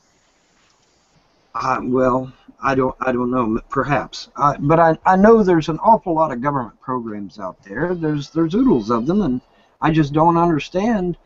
I mean, and plus, she lives in the most liberal state in the damn union, California. You would think that there would be thousands of liberals rushing to her aid. What about the ACLU? What about what's one of the shit? Vaughn, I think I know what the issue is. I think that basically the doctors are waiting for her to get to a point where she's basically either dead or dying to get the help, which is beyond messed up. I don't understand that. It's crazy. Go ahead. Well, the doctors aren't the problem here. Well, what the government see that, and this is what I told Nadia before. All right, they're going to reject you. They're going to tell you no, especially over the phone. Oh my God, over the phone they will tell you no every single time. You have to go there in person. You have to go there with the information and prove doctor statements, Social Security records, whatever it is they claim you need. But you need to go there in person, because if you do it over the phone, they're just going to say no and hang up the phone. Okay? That person's actually paid to say no. All right? You have to get up. You have to physically go in person. All right? When I called the Social Security office about my swollen legs, they told me no. They flat denied me. Now, when I went there in person, they actually listened to what I had to say. They looked at my legs and said, okay, we'll review it. Now, they came back and still said no, but at least they did look at my situation and review it. But they're not going to do that over the phone, man. They're not. They're going to say no over the phone. You have to go there in person, and you have to go there with evidence, show them your evidence, show them your proof, and and then plead your case then. But they're going to tell you no over the phone, man. The phone ain't going to work. Phone is just not going to work. You have to go there in person. Now, here in Kentucky, right here by my house even, I have a Kentucky Transit that goes up and down. It goes up in the morning and back in the morning. And then in the afternoons, it goes up and back in the morning. So theoretically, if I wanted to, I could call Kentucky Transit. I could get a free lift into town if I wanted it. Now, I don't know if California has something like that, but I would imagine they would. They would almost certainly. I mean, Kentucky is the poorest state in the union. and we got it, so I'm sure California has it. Now, I don't know what it would be called in California. Obviously, it'd be called something else. But, I mean, they provide, Kentucky Transit provides free transportation to anywhere in the state of Kentucky, literally. And they go right past my house twice a day, once in the morning, once in the evening. And if they'll do that here in Kentucky, they have to do it in California. They have to. Right. The big thing that we have to really try and try our best to help Nadia find a solution here for, is for her to be able to get on Social Security disability. Because, I mean, with all the health issues that you have, Nadia, I mean, it just makes no sense to me why they haven't approved you already. You know, it's going over my head. There's So. a short list Go of ahead. petitions. We'll get you SSDI, and none of the ones I have are on that short list.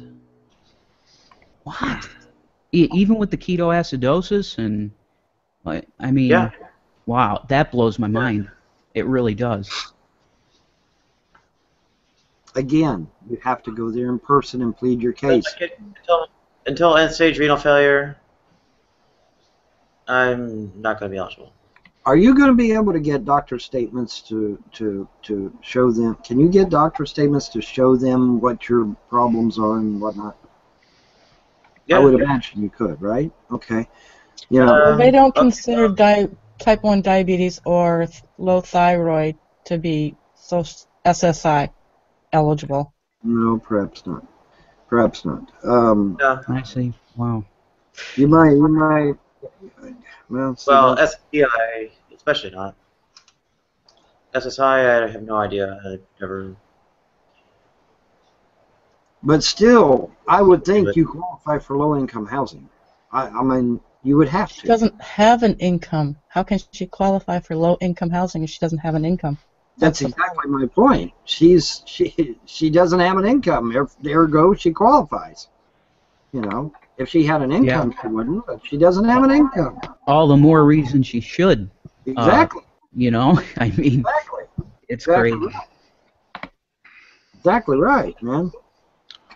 I have to have HIV to get into one of the shelters. I would otherwise take them in. It's called falling through the cracks. There isn't like a women's support group or something you could get a hold of, or maybe a gay rights activist group that you could get a hold of. Something. There has to be something. The gay rights activist group is busy dealing with gay marriage. The women's support groups are busy with domestic violence. They couldn't take 2 minutes out of their busy schedule to help you, or at least hear you out.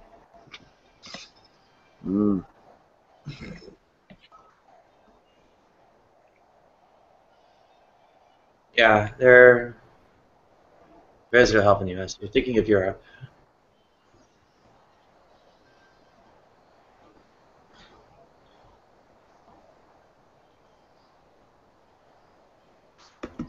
I don't know, man. I don't live in California, and ironically, California is one of the states I did not go to in my tour around the United States. So I have no knowledge to draw from. So I have no idea how they operate.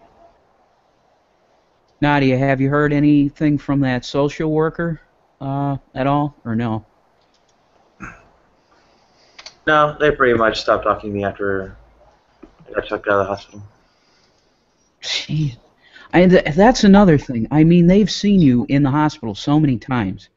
It's like they understand that you have a condition. You can't, you know, I mean, you're in a position where you keep having these episodes of, you know, you're going there almost dead. I mean, I don't understand how they can't push your case forward. I don't get it. It's crazy.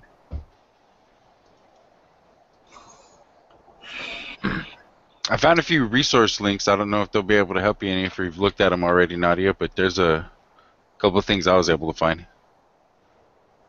Yeah, I know what they do. They don't do poverty assistance. They will give you a shoulder to try on and maybe tell you when you've got the money to go to doctors, what doctors to go to. Yeah, but maybe they know who you can get in contact with that will help you. No, they don't. You know, leapfrog effect. You know how I know?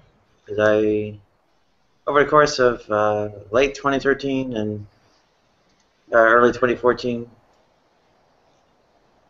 I've already been through this, man. You what? I'm sorry, I didn't hear that. Yeah, that was unintelligible. What is it?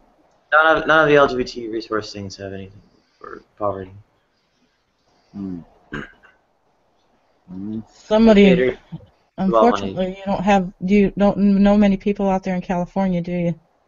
That could take you in, help you get back on your feet. There's wall whores out there. Everybody's looking for somebody to take them in. Or vast hordes of people are looking for somebody to take them in. Yeah, Heike, she brings up a great point, Nadia. I've asked you this before. I mean, I know that there's a lot of people that you've met here on Google Plus that are from your region. Wolf King. There's a good amount of people out there that you've met here that might be willing to help you out. You know.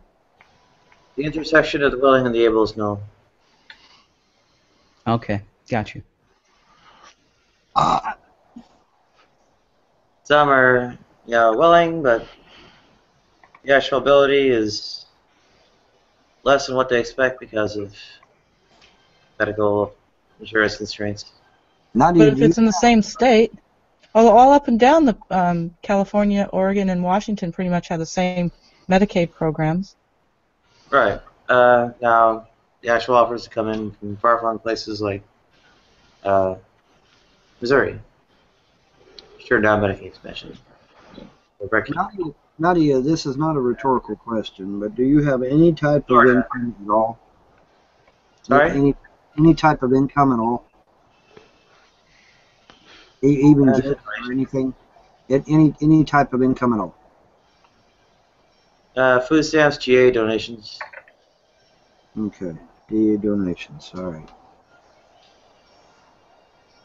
Donations don't do much more than keep the phone acting. Right. They're not enough even to pay rent. It doesn't do a whole lot of good to have this place rented if I drop dead and nobody hears about it. All right, Nadia, here's an idea. When you get the next court thing that comes through, that you have to make an appearance, could you perhaps plead your case? Basically say, hey, judge, listen to me. Here's my situation, and put it out on the table for him.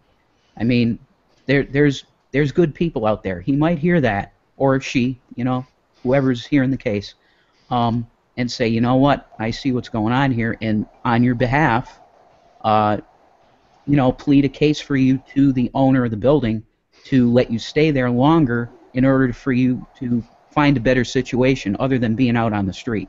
Is that a viable, perhaps, option to try? That was already the plan. I don't have actual genuinely admissible defense. So, say that last part again. Vaughn, you're I don't have genuinely admissible defense to plead. So.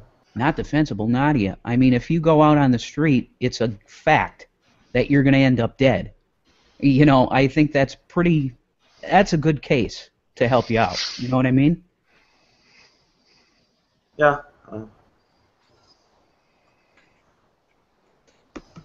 Not much. I don't think they really care. I mean, once again, I say that is disgusting. I mean, I don't know what to say to you. The best thing I could tell you is when that case comes up, you go there and you pour your heart out. Just pour your heart out. Might make news, for transgender issues. Just pour your heart out to the judge. And, man, if it were me, I know what I would do. But, hey. I can't understand why your fellow transgenders haven't started picketing the courthouse to get you some damn help. I'm flabbergasted by that. Now there's an idea. I am flabbergasted by that. Perhaps Nadia should make a hangout where he names it Rallying the Transgender Community in California. Period. I'm just brainstorming here. Perhaps that's an idea. We're totally atomized. I mean, we're all trying to raise, 100+ grand to get our social for ourselves. There's zero cohesion, and we have no attraction or anything else to each other either.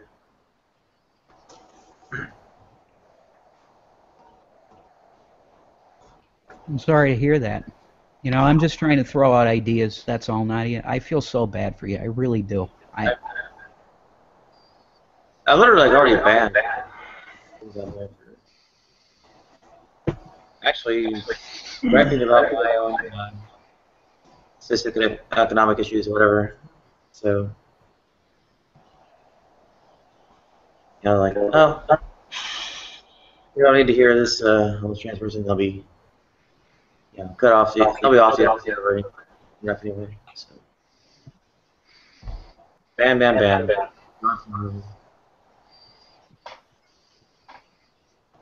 You don't talk to me anymore.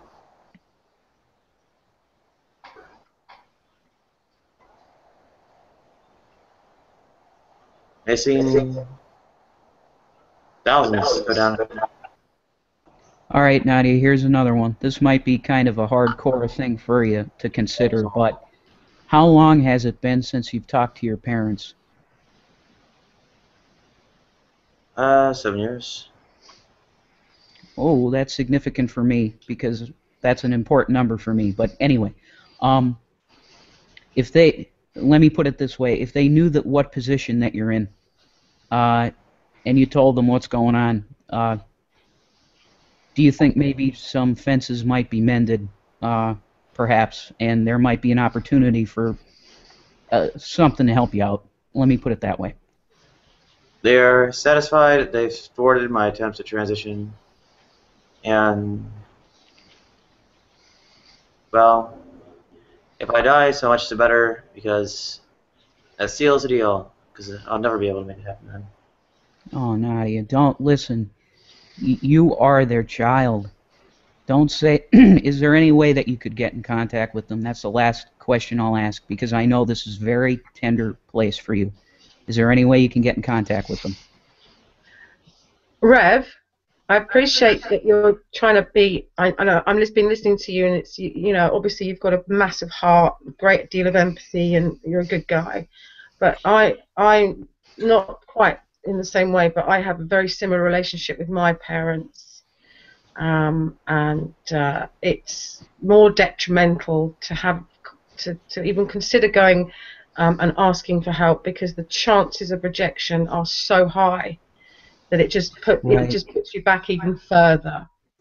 Anna, I totally hear you, because my mom had the same exact relationship with her mother, and it was not pretty stuff, and I won't go into it because it's, she's dead now, and I don't think that she would want me revealing that type of stuff. But I'll tell you this, Anna, when my mother saw her mother on a deathbed dying, she cried.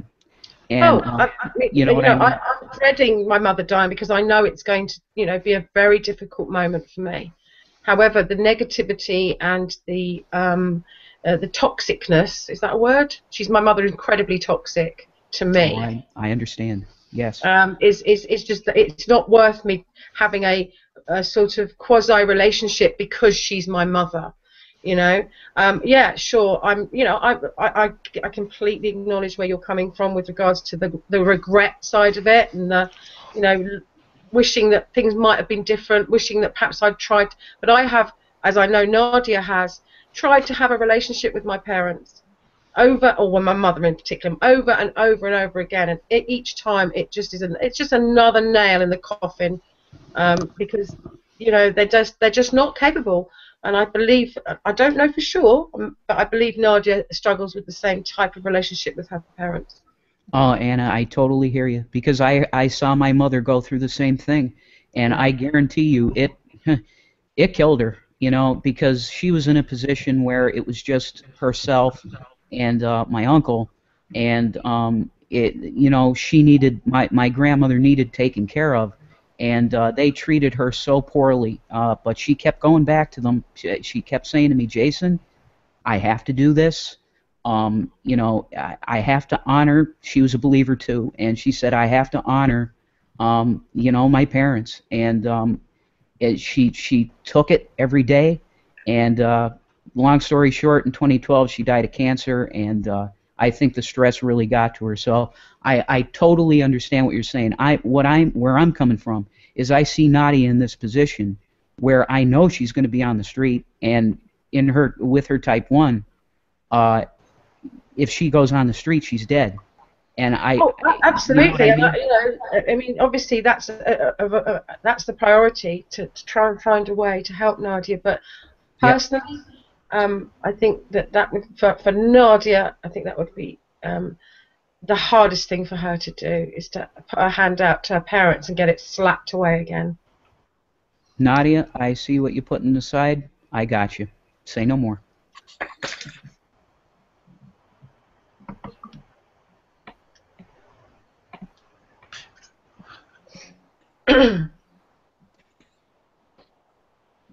So,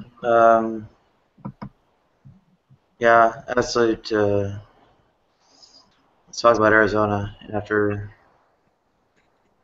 sometime after you left, I actually found out that Arizona had Medicaid expansion. So,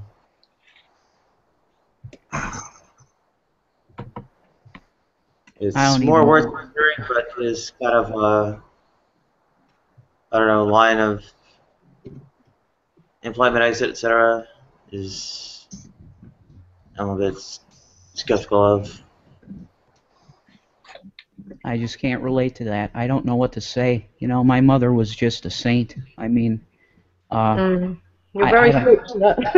Yeah, absolutely. I hear you, Anna. Big hugs to you too, hon. Oh, I'm okay with my mother. I've learned that the best thing is for me to stay away. I hear you. I wish my mom took that advice too, Anna. Well, yeah. I mean, it's hard though because at the end of the day, I'm still a little girl inside the shell.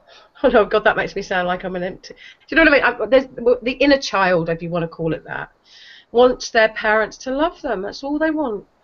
And even just talking about it, I've got a lump in my throat. You see, that's how. You see, this is what happens. Is that that's what my mother creates in me. This emotion of rejection.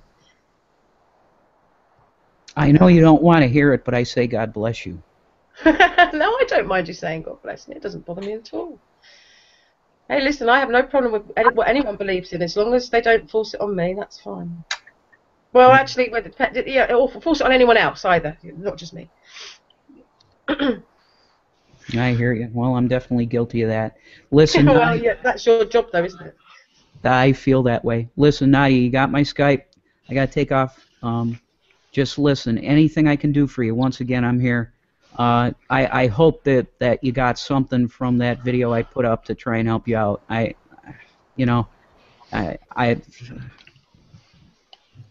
lose faith every day more and more in the quote unquote believers, that they're not willing to do more. I love you. I really appreciate what you've done for me with all the learning that you've given me through your Hangouts, and I can only hope and pray that I've been some sort of a good, a better representation of what I believe Christ was meant to come here for. And if I've been too imposing on you with trying to, proselytize, and you've taken offense to that, I apologize, but it really is real to me. And the only reason I'm doing what I'm doing today is because of that. So, you got my Skype. Whatever I can do for you, remember that, okay? Right. Thank you. Take care, Rev. Take care, Anna. Big hugs to everybody. Love you all. Be safe.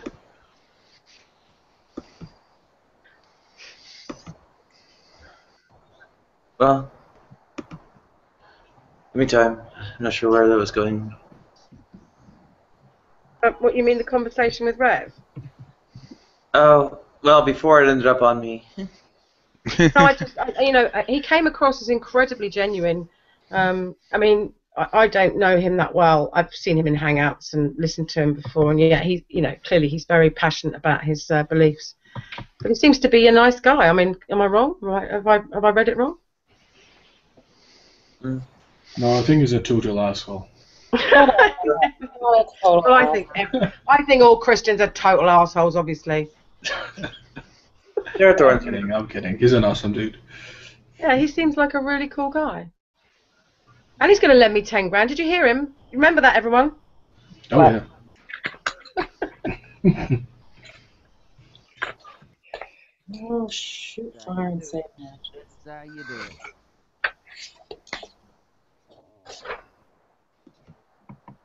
It's a very touching note. Can't hear you, Simon. Sorry, yeah, it was a very touching note. Yeah. Note that, Yeah, I'm so tempted to say, whenever Simon gets, so low, barely can hear him. What does Simon says? Yeah. What does Simon say? One, two, am I there? I'm not Bloody grief, you can't even hear me, can you? One, no, two. barely. One, two. I can hear you now. You have to shout clearly. It's you my have to battery's going. That's what it is again. God damn it. What? Do you have a battery and a microphone? I didn't know that. Honestly. Yeah, I'm kind of different. Can't you just use the one on your computer? It doesn't have one actually. Oh right. Okay. Doesn't have a microphone? Yeah. When did you buy it? 1997. Ooh. Sorry. Go on, then, give me your spec. Go on, give me your spec then. Come on. Oh, Come on, let's get I have verdicts no on the table. idea. I just Come on, went to Curry's. on the table. Just taking a stab at you. I just went to Curry's and said, "Can I have that one? Because it's a nice colour." Oh, you think I'm joking? No, I don't. That's why I'm laughing. Hello, Wolf. Hi, Wolf. He's Illuminati, Von. Have you seen what he's got on his head? Radio. It's a star. Yep, it's a pretty star. What did anyone see? I mean, it made me literally spit my coffee out when I started watching it. Rand Campbell did a brief hangout, or not even a hangout, a video about the Super Bowl, where he showed that the shirt that Katy Perry was wearing was clearly Illuminati. And did you see it, Heike? Yes, I did. Yeah. It's a conspiracy, yeah. Yeah, it was hilarious. I mean, I think Probably did it on purpose. is he a Poe or is he for real? He's a for real Poe. There you go, Simon. $6 webcam with microphone. There you go. And it's even HD. $6? I paid. God, how much did I pay for mine? 9 quid. $18. No, not that much. It's $154 at the moment. $12. Well, there you go, man. $6 webcam with microphone and HD. So there you go. Everything is so cheap in the States. No, it's not. I don't think it is anymore. Gosh, it used to be. It used to be everything. You used to get, clothes, everything, cigarettes, you name it. But I kind of given up on. Yeah, but you've got to pay the delivery charge on that, though. Yeah, get it shipped. That's where it gets you. Yeah. $6, $24.95 for delivery. Well, that's what you do with my ex did. You just take a trip here like once a year, and that's when you do like your Christmas shopping, your everything, because then it pays for the trip. Well, there's an Amazon. I'll get Mark to bring it back. I'll get Mark to bring it back. I don't think it is that much cheap. Do you? No, come on. You know more than anybody. It's how much? Do you think it's a lot cheaper in the? I mean, I don't know about Colorado, but certainly New York could stop being. Not New York. No, stay away from New York. Well, that's the only place I go. Well, here's the reason. He'd bring his family here, whatever, we'd all go skiing type thing. Yeah. And so what happens is we have these winter and holiday sales. And so sometimes he'd come before, like if you come before the holidays, we have Black Friday, all those different things. Yeah. And so it's just a steal. He got his MacBook here. He got his. There are some things that, there are some things that. Clothing for them. It was just, Old Navy, Gap, that sort of thing. I mean, it's just ridiculous. I mean, we used to go to Century 21. As soon as we landed, we'd go to our hotel, check in, and go straight downtown to Century 21. And you could pick up the most amazing bargains. Not anymore. Shoes were always half the price. I mean, everything. And it was just such a brilliant... I spent a fortune. And I realised about 4 years ago when I was doing my usual shop, because I love shopping in New York, it's just, that I was spending nearly as much as what I would have spent in London. And I just thought, why am I doing this? I'm doing it for the sake of spending money, so I'll stop doing it. Although cigarettes are much cheaper. I can pick up because I'm very naughty. I illegally take in 1,000 cigarettes back with me because I can buy 1,000 for $110, which is what about £70 at the moment. That would cost me £890. Holy shit! Yeah. For cigarettes? No, for so 1,000. So what's that? That's 100. No, is it 100 packs? No. Yeah, 100 packs. Yeah. No. But still, that's crazy. Yeah, it is 100 packs. 100 times £8.90 is £8. Yeah, and there's 1,000 cigarettes is how many? Nadia, you've got the brain. 50 pack of 20. Okay, so it's 50 packs. Sorry, apologies. So it's £445, and I only pay £70 if I get them at JFK. Shit, yeah. And so I took the risk. I mean, I must have brought in thousands and thousands of packs over there. But Peru's even better. Peru, they're 60p a pack. I mean, yeah, I think the cheapest I've ever bought them is Peru, 60p a pack, instead of what I pay £8.90 in the UK. Go to an Indian reservation here in the States, and they're even cheaper. Can you get them cheap there as well? I didn't know that. Uh-huh. What's the one upstate New York? Oh, I know what I meant to ask you, Emma. It's shit, what is wrong with me every time? Did you ever go to Studio 54?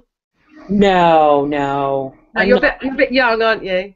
Yeah, I'm younger, and I'm just not that much of a partier. I'd go crazy there, I think. Yeah, it was looked like a fun. Oh, well, my best friend in America is married to a guy who lived in the Bronx when he grew up in the Bronx, and he literally he's a Cuban, a black Cuban, and just not Cuban. What am I talking about? Panamanian.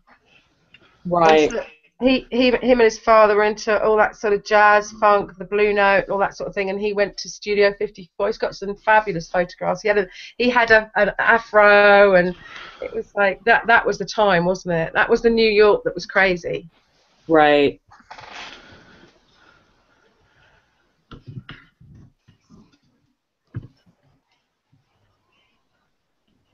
Wow. I'd love to have lived in New York. There's 2 times I'd have loved to have lived in New York: the 1940s and 50s, and the 1970s. The 70s would have been better for me. Before Janice Raymond killed trans healthcare in the U.S. Did they have trans healthcare in the U.S. in the 70s? Yes, they did. Wow. There you go. Yes. Janice Raymond did what she did in 1920. Let me find something about this. Anyway,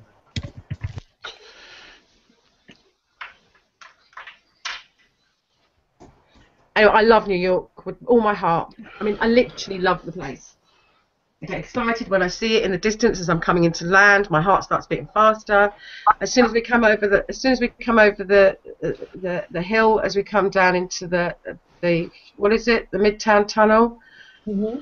I just get so excited. I'm like, and don't forget, I've lived there. I've been to New York hundreds and hundreds of times, but it still gets me every single time.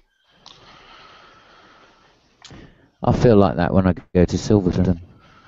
To where? Silvertown. Silverstone. Silverstone. Oh, what the what the track? Mm. Oh, you get excited about Formula One cars?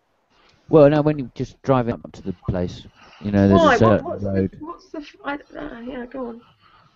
Well, there's just this huge long road, quite straight, and you can really open the throttle on it and get in there and get the racing feeling going. Then you get onto the track, and it's a fucking awesome track. Yeah, I like driving fast. I mean, I absolutely love driving fast. Put music blaring really loud. But these days down here on the south coast, it's not very often you can really go, you know, because I can get up to about 130 in mine. Mm. But it's rare I can do it in the middle of the night. Sometimes when I'm coming back from my sisters in Wales, I can do it down. But then you've got to be careful on the M4 because there's police everywhere. Oh yeah, yeah. Mind you, yeah. Well, yeah. Just one road I've been down for about 40 years. What, the M4? Yeah. back to Bristol, from Bristol to London. It's a nice road to drive on though. If it hasn't got any traffic on it. Yeah, it's got the white horse on it as well, so that's always cool. There's a lot, apparently, where I'm moving to, there's a lot of, what do they call those things, Simon, where they etch, like, horses into the... Tourist attractions. I knew you'd come out with something like that. There's a lot of these old Neolithic kind of things. Well, most of them, they're not Neolithic. Most of them are like Anglo-Saxon, late Anglo-Saxon, and some of them are Victorian. Well, Victorian, really? yeah, some of them are quite like the giant with the big penis. Yeah. Yeah, that one's Victorian, I think. Or just really? before. That surprises me. You'd think it was, Yeah. you know, pagan, wouldn't you? I'm going to be living about 15 minutes from Stonehenge, so that should be interesting. Oh, wow. Yeah. Yeah, lovely. It's a very, Simon will probably know more about this. I don't know why I think, but I just get the impression that he might. But the area around Stonehenge, and then you've got Glastonbury and all around there, it's considered to be quite, it's where all the all the crop circles appear. Yeah. And apparently there's ley lines, and it's all supposed to be very spiritual and completely everything I go against. So I'm pretty sure I'm going to be coming across hippies quite a lot in my... A lot of nutter butters, as they say. People swanning around in velvet coats, talking to stones. There's a lot of nutters down there. Yeah. There's actually the Stonehenge is amazing. I used to go down there and just take the guitar down, and then you just go around the pubs. And before before long, you've got a whole group of people that you can stay with for a couple of weeks and just have a holiday down there. It's really cool. There's another set of stones close to Stonehenge called Avebury. Not Avebury. It is Avebury, I think. Yeah, well, that is a set of stones, yeah. Yeah, and it's like a little tiny village, and there's about 5 or 6 houses, and there's these huge stones that are in a huge circle that go around for about a mile, and they're all different shapes and sizes, but they're in a circle. And that's quite. I think that sometimes when I drive through there, it just has a. I hate to admit it, and you're all going to laugh at me, but there's definitely something about that place. I can't explain it, which clearly I'm talking out of my arse, and I'm just imagining that there's something. It's very picturesque, Avebury. Yeah. I mean, well, the little village in the middle of it is gorgeous. So. Yeah, I wouldn't want to live there though, because they get absolutely bombarded with tourists every day, all the time. Because there's nowhere to park in the village, so people park up and just walk, and I think that would drive me insane, having people walking past my window all of the time. Yeah, maybe. Anyway. It's what happens in the city, though. So. Not if you're in an apartment 30 floors up. Oh, okay. I'm on the ground floor. So. Oh, right, okay, I'm sorry. I don't know why I was thinking about New York. We had the best view. We had the most incredible view. Our first apartment. And my first Christmas, we watched the fireworks out on the Hudson. We saw it, and there were fireworks in Times Square, fireworks in Central Park, and fireworks in the Hudson. We got the whole view. It was amazing. So lucky, really, to have had that experience living in New York.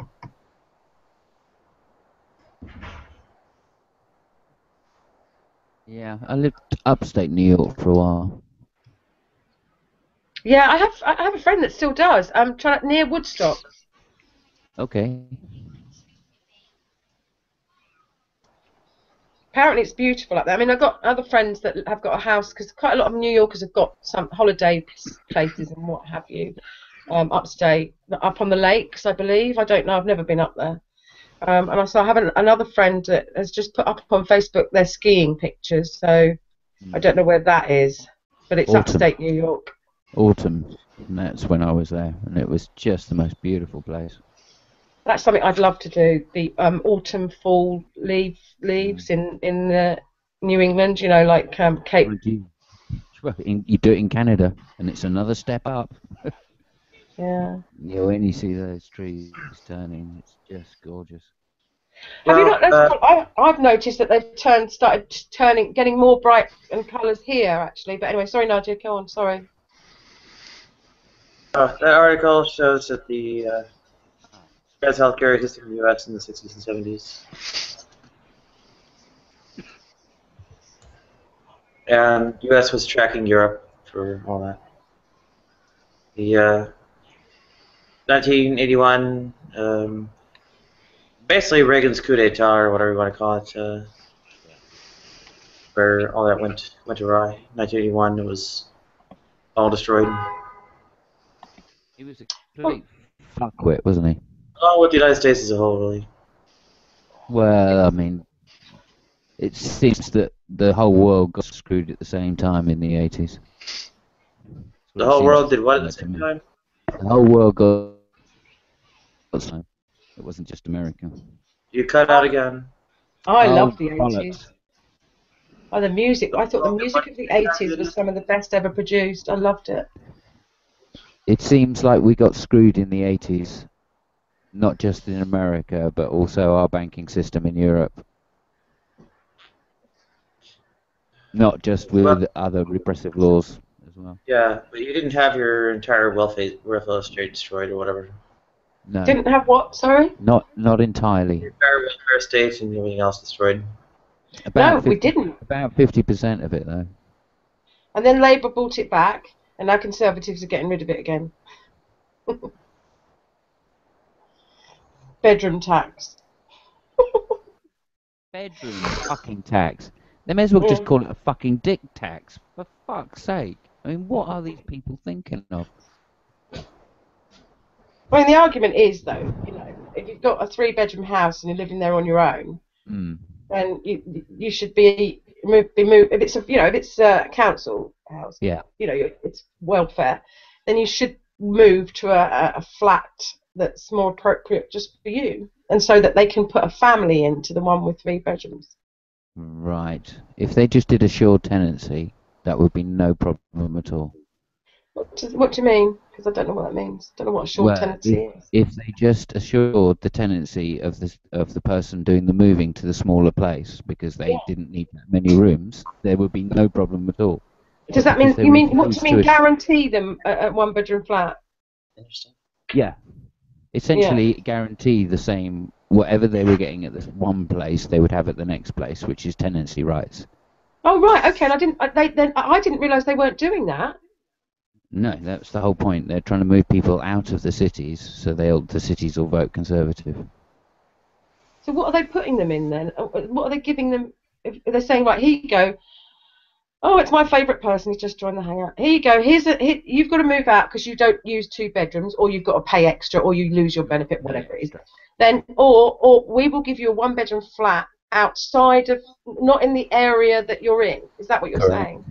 Yeah, because there aren't any 1-bedroom flats in the area they're in because they're all too expensive. Yeah. So there aren't any 1-bedroom flats. So in order to move into a smaller place, you have to move out of London.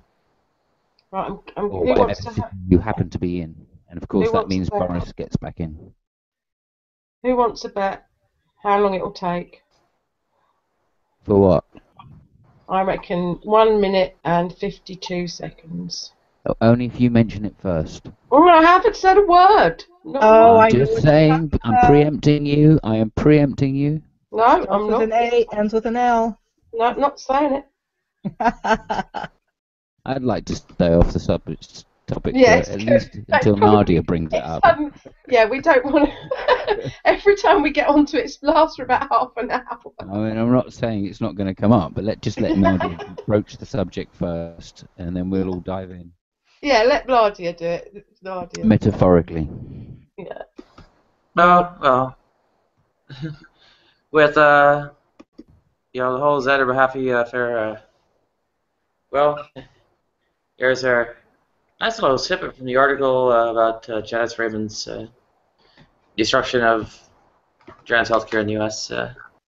About how trans treatment prevents suicide. Well, since Zander Mahaffey committed suicide, was driven to suicide. See, treatment, has a pretty high success rate for, preventing it. Have you noticed there that it dropped from 19% to 0 for men, but it didn't from 24 to 6 for women? You'd have thought perhaps it would have gone to 0. I don't know. What would have? I missed it. It's in the slide, Adam. I was sort of just talking about a piece that Nadia's just posted on what happened in the 80s with the transgender support network, or whatever you want to call it. It's not the right words, but you know what I mean. The support of the transgender community. There is never been a community. The insurance coverage for trans healthcare was eliminated in 1981 under the influence of Janice Raymond and Republican Congress, of course. Yeah, I was going to say they must have had a hand in it. Yeah, anyway, there's so many they would have broken the national budget. So you have these reports of reduction in suicide rate, and of course a trans teenager dead from suicide, Georgia. Isn't it interesting how we've gone the exact opposite way? We've pumped money and investment into the lesbian, gay, bi, trans community, and it's just like normal for us. It's like you're part of a massive part of society. Nadia, you're saying that you're blaming the Republicans for things that happened in 1981, when in fact the Democrats had the majority in the House of Representatives. Or does that, or again, is that your bigotry showing through, and you just can't? I mean, your narrative has to be that Republicans are evil. Is that what that comes down to? Republican-controlled government might mean just presidency. Republican-controlled government. Was Reagan Democrat or Republican? Congress when Reagan's was in the White House. Yeah, so Reagan was in the White House. The Republicans gained control of the Senate in 1981 at a 53 to 47 majority, not enough to actually pass anything because of the filibuster, which was absolutely in common usage in the 1980s. And the Democrats had control of the House of Representatives. They were 56%, 244 to 191. So any legislature that you want to cry as oppressing you that was passed in 1981, I'm afraid you won't be able to entirely blame the Republicans for, which I know is disappointing to you. But it wasn't legislation. Okay. First off, these were things internal to agencies. Okay. Right. So number one. Number two, there was also another agency that lost all of its funding, basically because I guess it was blocked from passing, which means I guess they're not very specific, but well, let's presumably it look it means up. the House. Yeah, well, Democrats passed it, Republicans in the blocked it. yeah. Remember that again that the House is majority Democrat at this point. So if the Democrats wanted, it wouldn't matter that all the Republicans in the House wanted to defund it, since funding is a House issue, right? The Senate would matter. Oh, you're saying that the evil Republicans could have blocked it from passing the Senate unless they got the changes they wanted. Is the assumption? Yeah. Of course, the evil Democrats could have done the same thing, right? With a particular agency. Okay, let's take a look. What agency is it?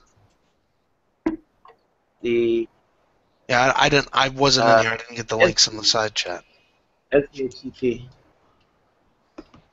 And which agency section is in? There we go. Oops, that's the whole text passage, but it's linked down at the bottom there. You can scroll around. So, no, NCHCT, yeah. So, and OHT, I think the NCHCT was the agency whose funding wasn't renewed.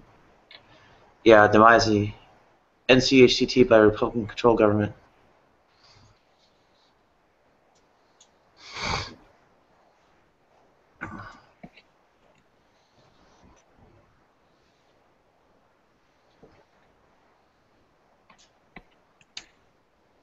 So that's not very. So let's see. Okay. Ted Kennedy introduced Senate 814. Control health escalating costs. And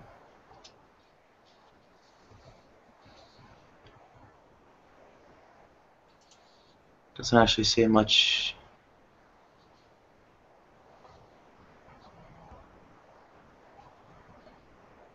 How specifically it died. They attempted to revive it. They don't say how it got defeated. Apart from ranking minority member on the Senate committee introduced SA-14. So presumably the minority in the Senate didn't get their way. So you said the ranking minority member on the Senate committee. Yeah, that would be a Democrat. Right. Okay. They introduced the bill in the Senate. This bill in the Senate didn't pass.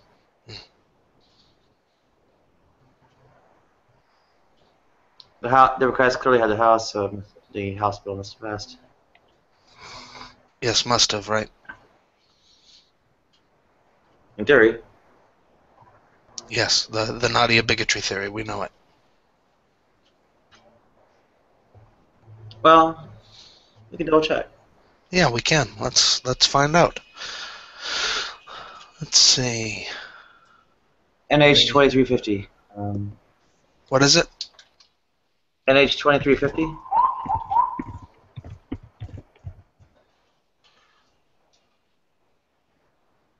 Okay. U.S. Congress votes database on WashingtonPost.com.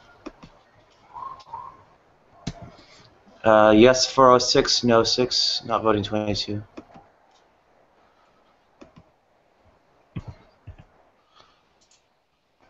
But did pass the House.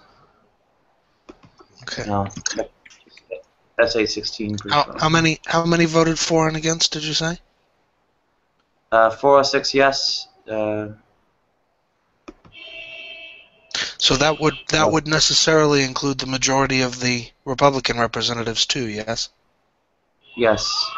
Okay, thank you. Appreciate that. Okay, so let's see. There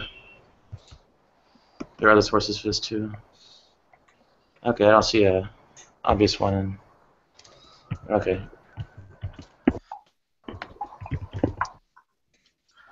So Senate 816 votes.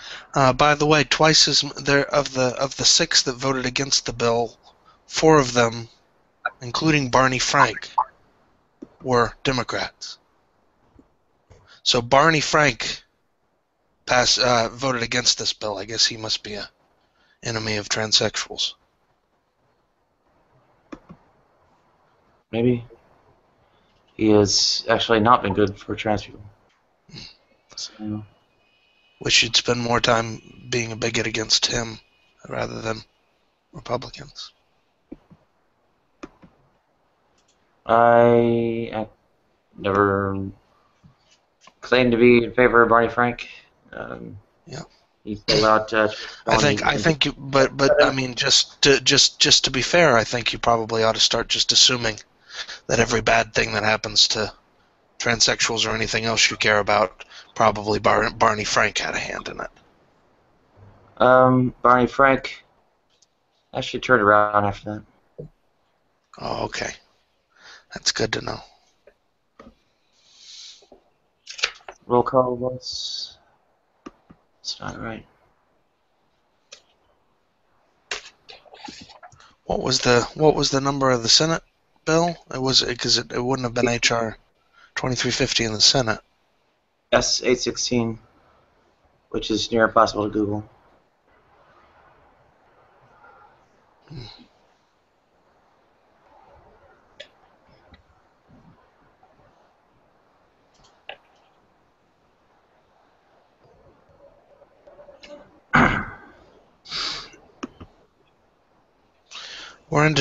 So this is 2003 then.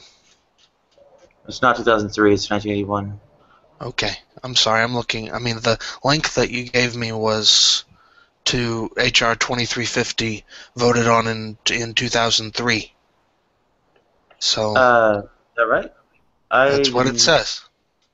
The 108th Congress, which is a very different Congress than the yes, than the 97th Congress. Okay. If that's right, then I'm winding back. Hang on. NH 2350.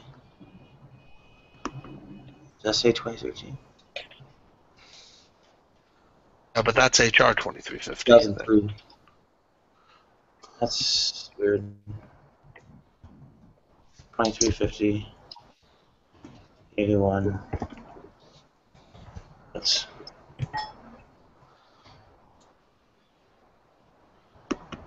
Okay.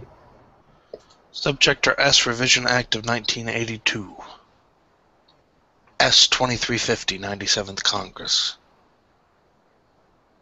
No, that's HR 2350. Okay. S. I'm seeing IRS when I look at 2350.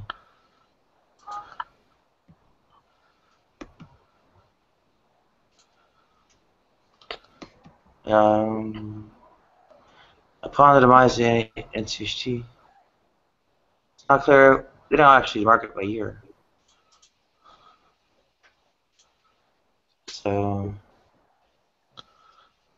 NCHCT, HR 2250.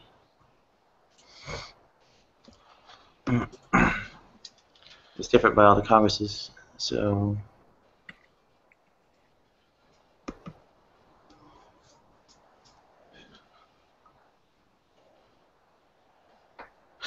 let's try 98th Congress.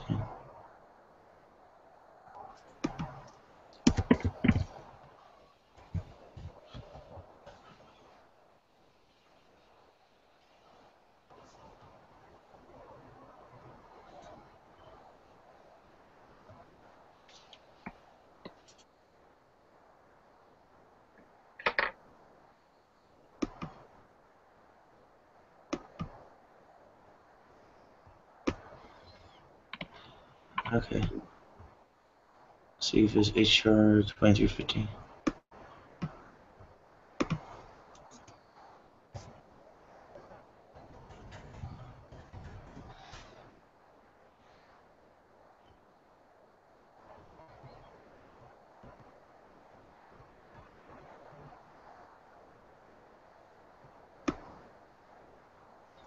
I'm not finding these things.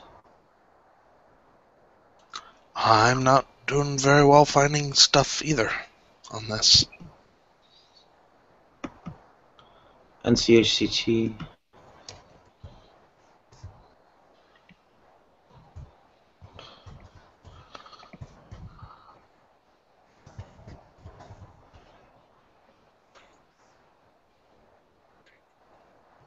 Yeah.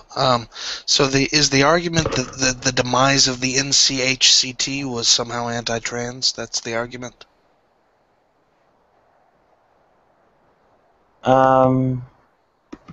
Partially. Because here's a blog by Dennis Cotter explaining how the NCHCT was a short-lived government agency. It lived for 3 years, and from the beginning, a lot of folk thought it was a pretty redundant agency that wasn't really needed. So the fact that it got floated a few $1 million a couple of years and then was allowed to die had really nothing to do with. I mean, I don't see anything in this discussion, in his discussions on it, about trans anything. Looks like it may be a case of an attempted, trying to find a smoking gun on something that may have had very little to do with transsexuals. No. The NCHCT issued the report or whatever from Janice Raymond, and then went out of existence, so it couldn't actually reverse its course or reverse its decision. So you think it was a conspiracy that it kicked that report out and then was killed off to make that report permanent? Is that the idea? No. Okay. But the fact that it did get killed off did make the report permanent. Was it a conspiracy to make it permanent? Okay.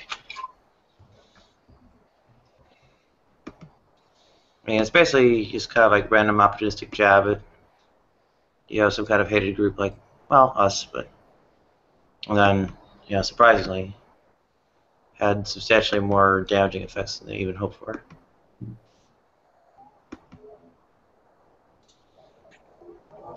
I'm curious, Adam. As you're probably aware, we have treatment available for the transgender community on the NHS. So in other words, I mean, it's not free, but you know how it works. It is free, but it's not, if you know what I mean. We all pay. You all pay for it. That's fine. We all pay for it. We all chip in. That's your decision. That's cool.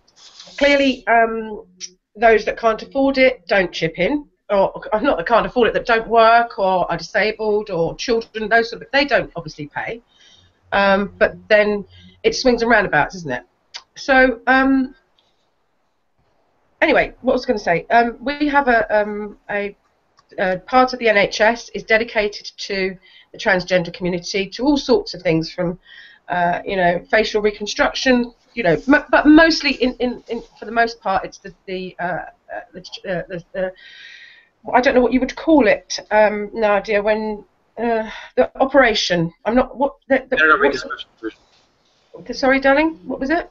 Assignment surgery or general reconstruction surgery.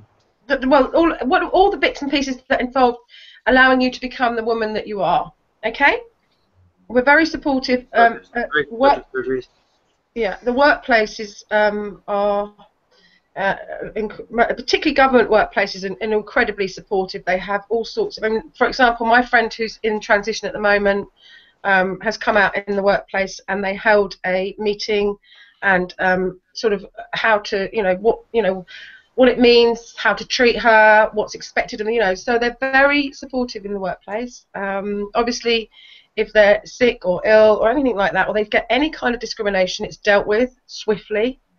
So it's a very different place for transgender people in the UK. Now, I mean, I just really wanted to explain that to you so that I could understand. Do you think it should be like that in America? Who, me? Yeah. Absolutely. Right. No, just wanted to know. Okay. I don't know if I've asked you this before. Sorry, I'm eating a chocolate biscuit. I'm swallowing my food. I just wanted to ask you, I don't know if you've told us, or even me, because you have to remember I'm getting on now, so my memory is, rapidly decreasing. What sort of law? What law are you in? Intellectual property. Oh, right. Okay. I'm a patent lawyer. Right. Interesting. As of today. Oh, what you qualified today? Today. Oh no! I've been a patent lawyer for 8 years now. Oh, but you said as of today, so I presume that. No, what I mean is, I was being ominous that I might not stay a patent lawyer. Oh, right. Oh, okay. What kind of law would you? Oh, I'd probably not be a lawyer. I've been thinking about maybe going back to school, being a teacher. Wow. Oh. Just thinking about it. Brilliant teacher. Hey, Adam. Brilliant Hey, teacher. Adam. Yeah. Maybe you could teach G-Man some history. Teach him the difference between indentured servitude and slavery.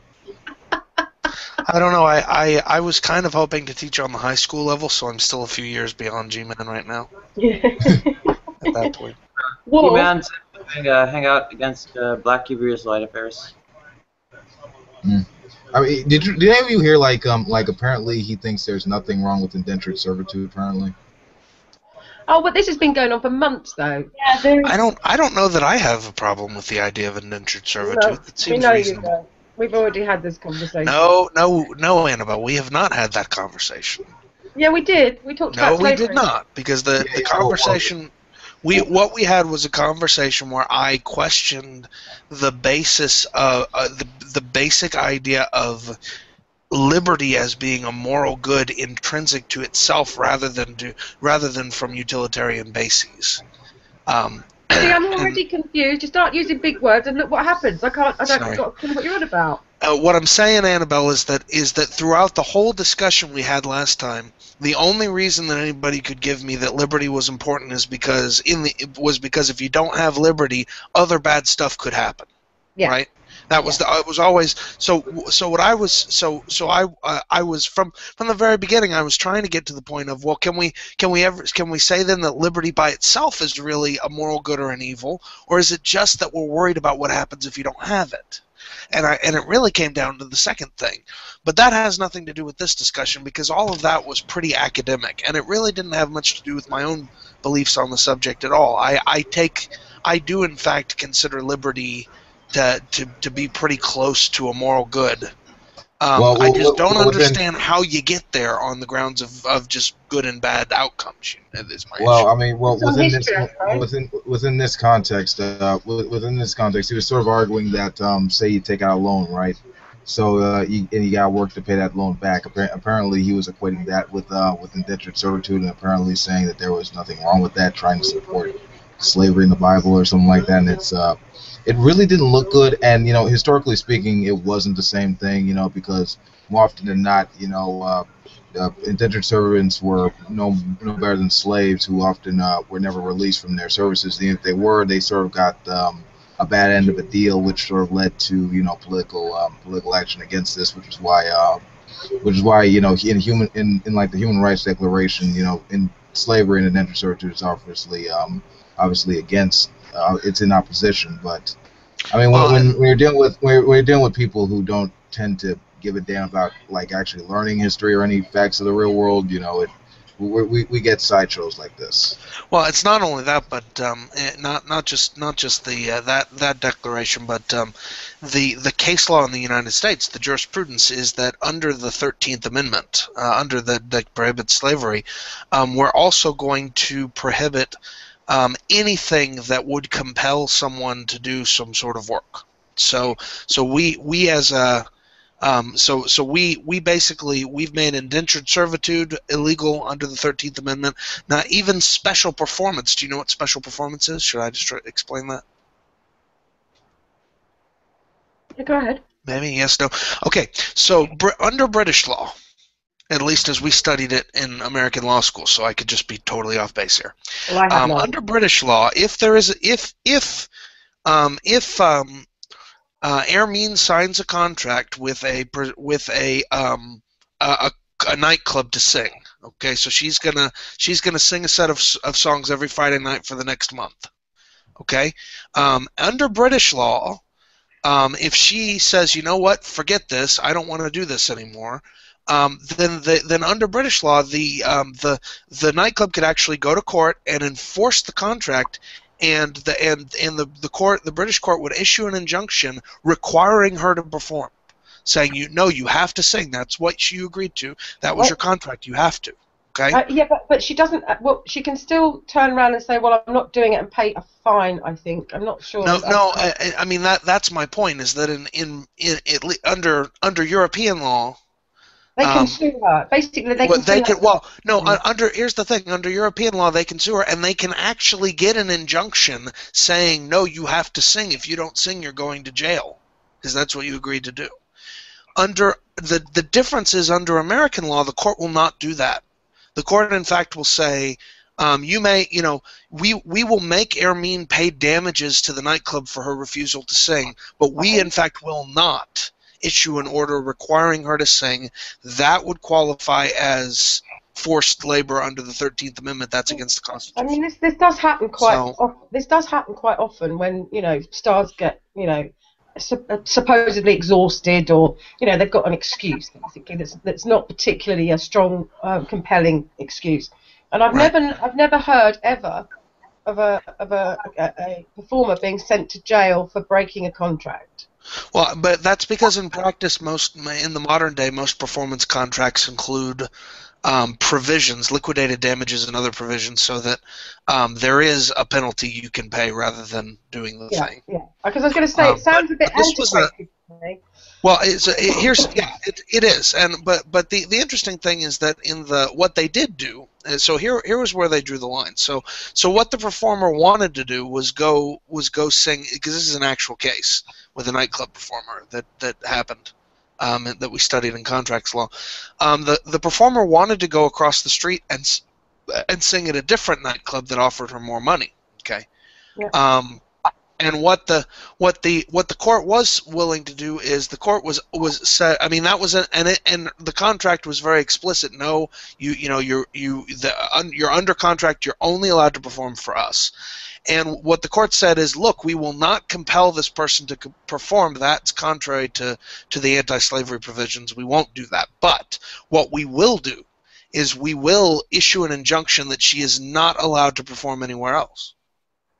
Because that is not making her do anything. That is stopping her from doing something. That is not contrary to the anti-slavery provisions. To the extent that she voluntarily signed this contract saying she would sing only here, we will enforce that and not let her sing anywhere else for the duration of the contract.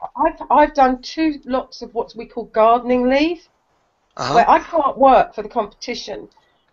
Sure. Gardening leave can be anything. I've done 3 months and 6 months, which is brilliant because you get paid while you're on it.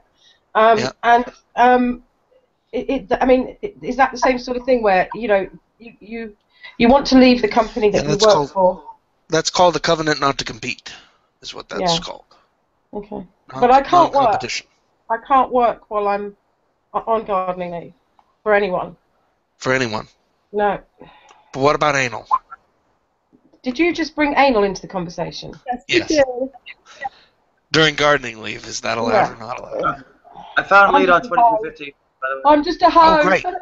I'm just a hoe. Did you get it? Well, you did say it was gardening leave. You do usually. Tommy's not even here. We scared him off. Oh, it's a joke. It's my joke. Did you not get it? Did it go over all of your heads? Oh, no, we got it. A hoe. Yeah, because gardening leave. Get it? Yeah, thank you. Thank you very much. That was funny. I know, I'm hilarious. I thought it was very funny. 2350 is from the 98th Congress. Okay, 98th Congress. There we go. So the 98th Congress may actually have been Republican majority in both houses.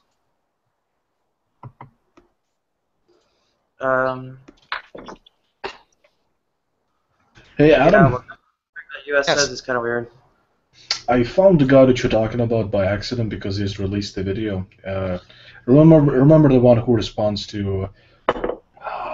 fucking hell, I forgot the name of it. It's Martimore. That's his name. Martimore, yes. The German. He just released a video about psychics. Oh, he's German? I don't want to listen to him then. Oh, you stupid Nazis. Shut up, Adam. Actually, interestingly enough, the 98th Congress was the House of Representatives was even more Democrat than before. It was 2/3 Democrat, over 270 Democrats. Yeah, well, they were Yeah. different back then, though. Because it died in the Senate. Say what? It died in the Senate. Oh, it died in the Senate. Okay, passed the House and died in the Senate. Yeah. Yeah, fair enough. And sponsored by Waxman. That's the Hatch Waxman guy, isn't it? Harry Waxman? Harry Waxman? Henry Waxman. Henry, sorry. That was too good to be true.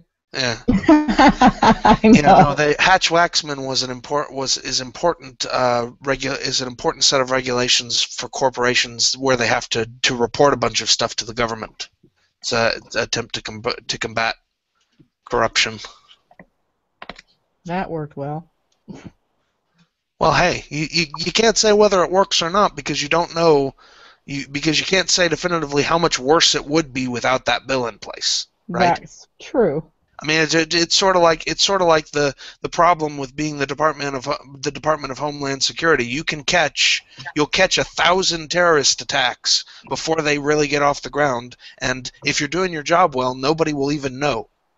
And so that that pretty soon they'll question how useless you are, not paying attention to the fact that you're not useless because of all the attacks that haven't succeeded. Yeah. Yeah. Anyway, the bottom line is, let's be honest. I thought we got kind of off the subject slightly because Wolf's Was just the subject anal while you were on vacation? Was that the subject? Disgusting. Or excuse me, holiday. It's called No, holiday. I'm starting to get concerned about your closet tendencies now. What? Because I'm interested in women having Because anal all you talk sex. about is anal. No, I'm just joking. I want to find out about you. I'm curious about, because I was thinking when I was listening to you, I was thinking, if I ever need a lawyer in the US, I'm going to be making a phone call to you. Well, that's not a bad idea because what I can do is what you'll need a lawyer for is probably not IP, but I mean I know lawyers in other fields, so I could direct you to someone I consider No, trustworthy. I was just meaning that There are a dime a dozen here. Yeah. What, attorneys? Oh, we have lots of attorneys. Oh yeah. What was I going to say? So, what's made you decide that you are sick of the? I didn't say I was sick of it. I've been considering the possibility of retraining.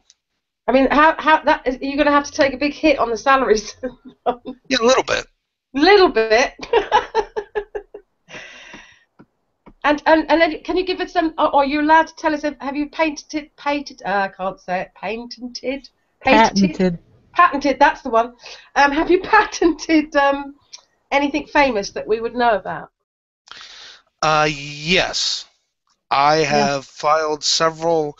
I filed several patents for Google on some of their builds of their Android operating system and on certain features in Google Plus that we use. And Von Helton's AFK and BYOB. What does BYOB mean? Bring your own Bring beer. out your own. Bring out the dead. Bring out your dead. That would be different. Now, what's BYOB? Bring your own beer is what BYOB Bring your own bullshit. Yeah. That'd be more accurate. I do have a little soft spot for him, though. I do. I think he's got it a bit tough at the moment. That's just my opinion. I mean, I may be wrong. I read some of the comments aimed at him in the chat. I'll show you something. You will lose your soft spot. I will I? Okay. Yeah. Yeah, but I've got a soft spot for Rand Campbell, Heike. You know that, so I'm not. It's like I'm kind of. Are you mentally serious? Yeah. Have you seen some of the things that Rand has said to Fiona? Yes. Not just Fiona. Well, I don't want to go out for dinner with Von. Well, actually, I probably would take Von out for dinner because he looks like he could do with a good dinner. But and Rand certainly doesn't need another dinner, that's for sure.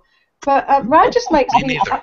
I just think he's the reaction that he creates in people just fascinates me. I mean, it's more than clear as day that the guy is some deluded fat fuck. Not fat. Sorry, I'm not a fatist, but I couldn't help it. I had to slip it in there.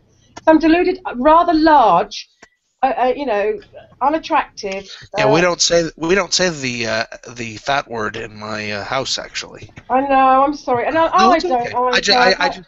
I don't know why I brought that up just now, except I could not imagine growing up that the word fat being off limits, but actually I guess but we've decided in our house it is. So my 3-year-old's not allowed to use that word. Particularly in front of children, particularly in front of girls. But I just said it, and I apologise. Anyway, okay. rather large, now this is fact. Rather unattractive. Man who thinks, who clearly is wanted to be part of the gang in, when he was growing up, and was probably not allowed in because he meant, any real criminal would never even consider discussing the stuff that he does. It's just against the rules.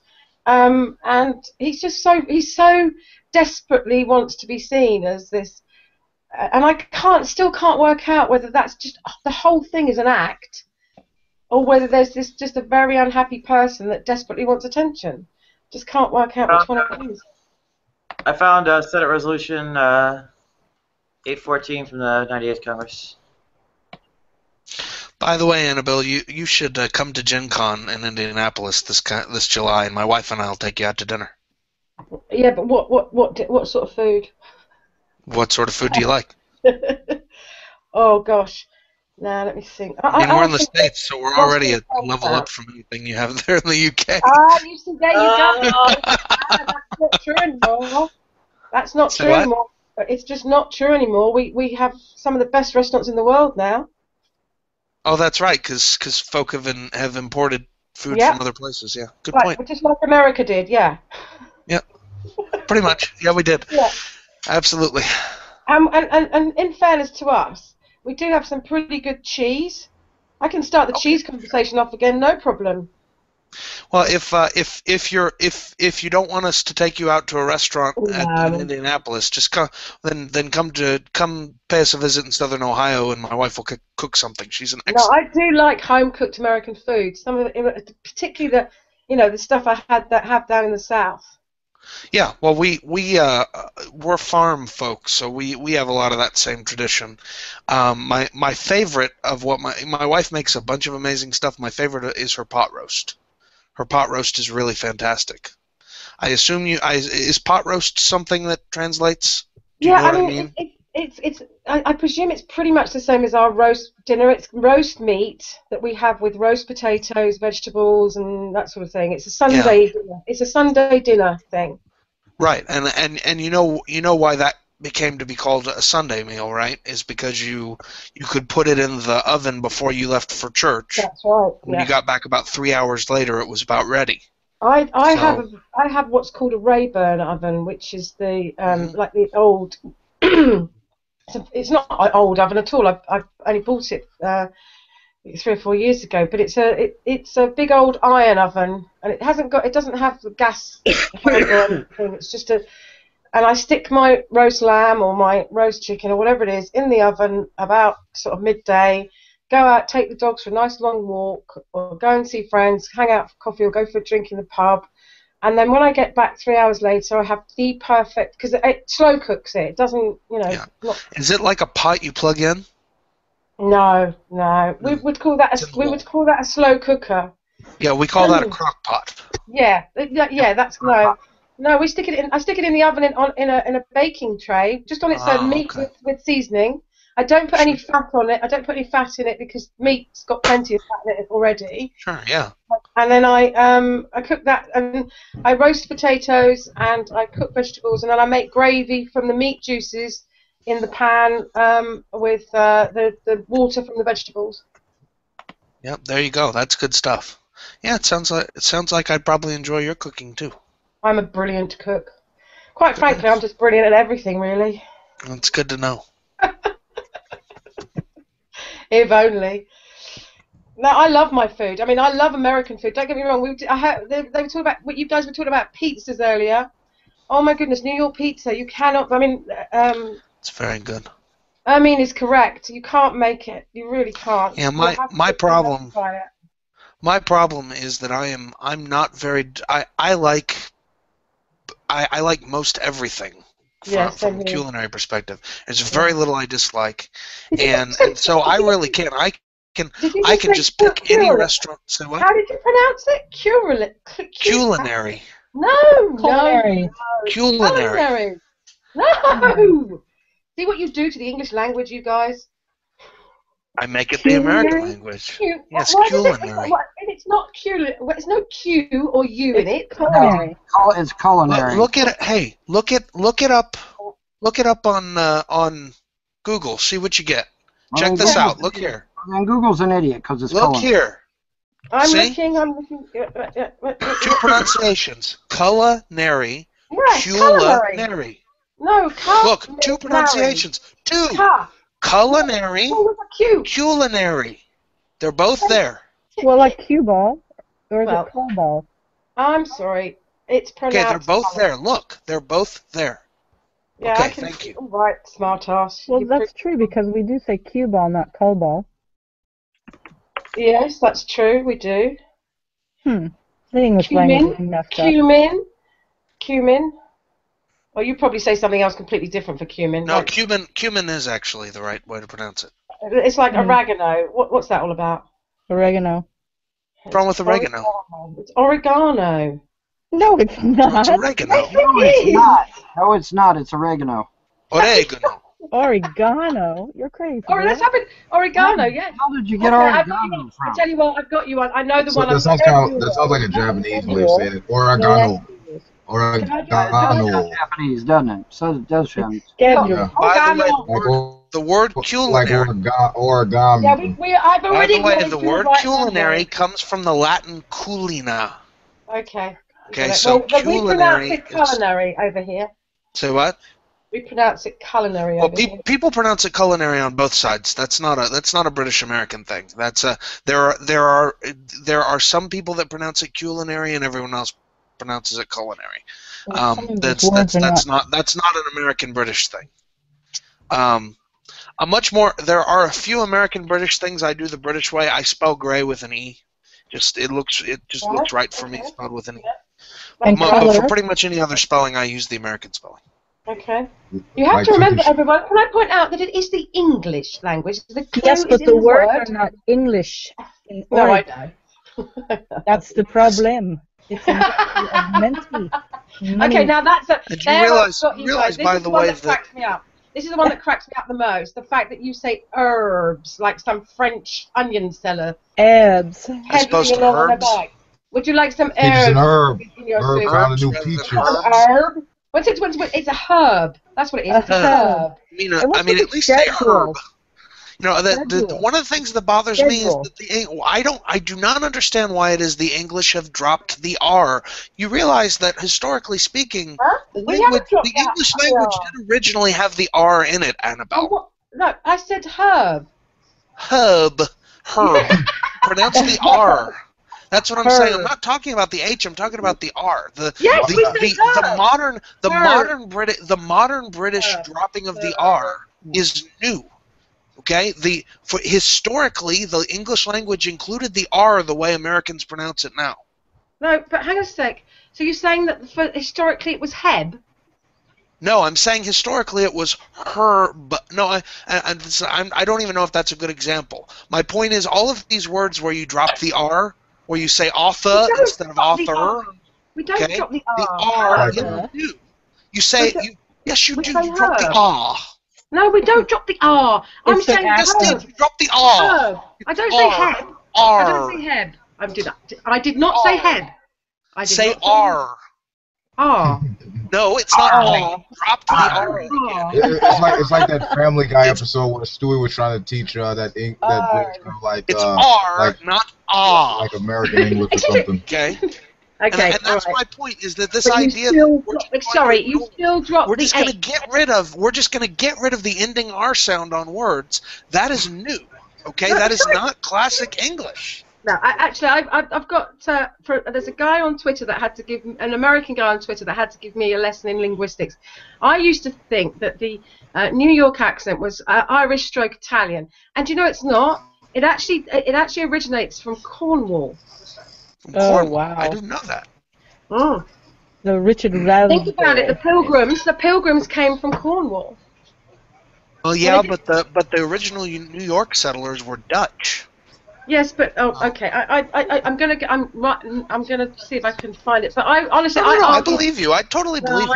It's so ridiculous. I said, listen to the New York accent. You can hear the Irish in it. You can hear but when you listen to the Cornish accent, you can hear where the Americans get their vowels from, because the Cornish accent's like, it's kind of like really long and vowely and. Anyway. Water. The other one. Oh, that's the other one. Aluminum. Aluminum. Aluminum. Aluminum was the original spelling. It's you guys. Aluminium. Yeah, you guys say aluminium. That is not correct. It's aluminum. Yeah, aluminum was the original. Aluminum was the original pronunciation. Aluminium was wait, corrected pronunciation. Annabelle, say aluminum. Aluminium. No, say aluminum.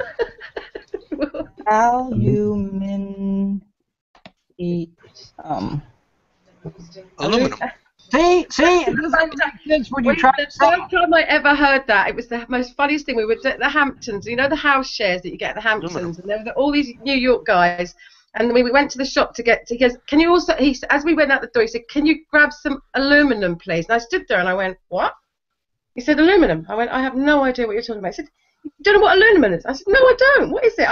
And we went on like this for about 10 minutes before we realised what we were both talking about. It was hilarious. Sorry. That is pretty funny.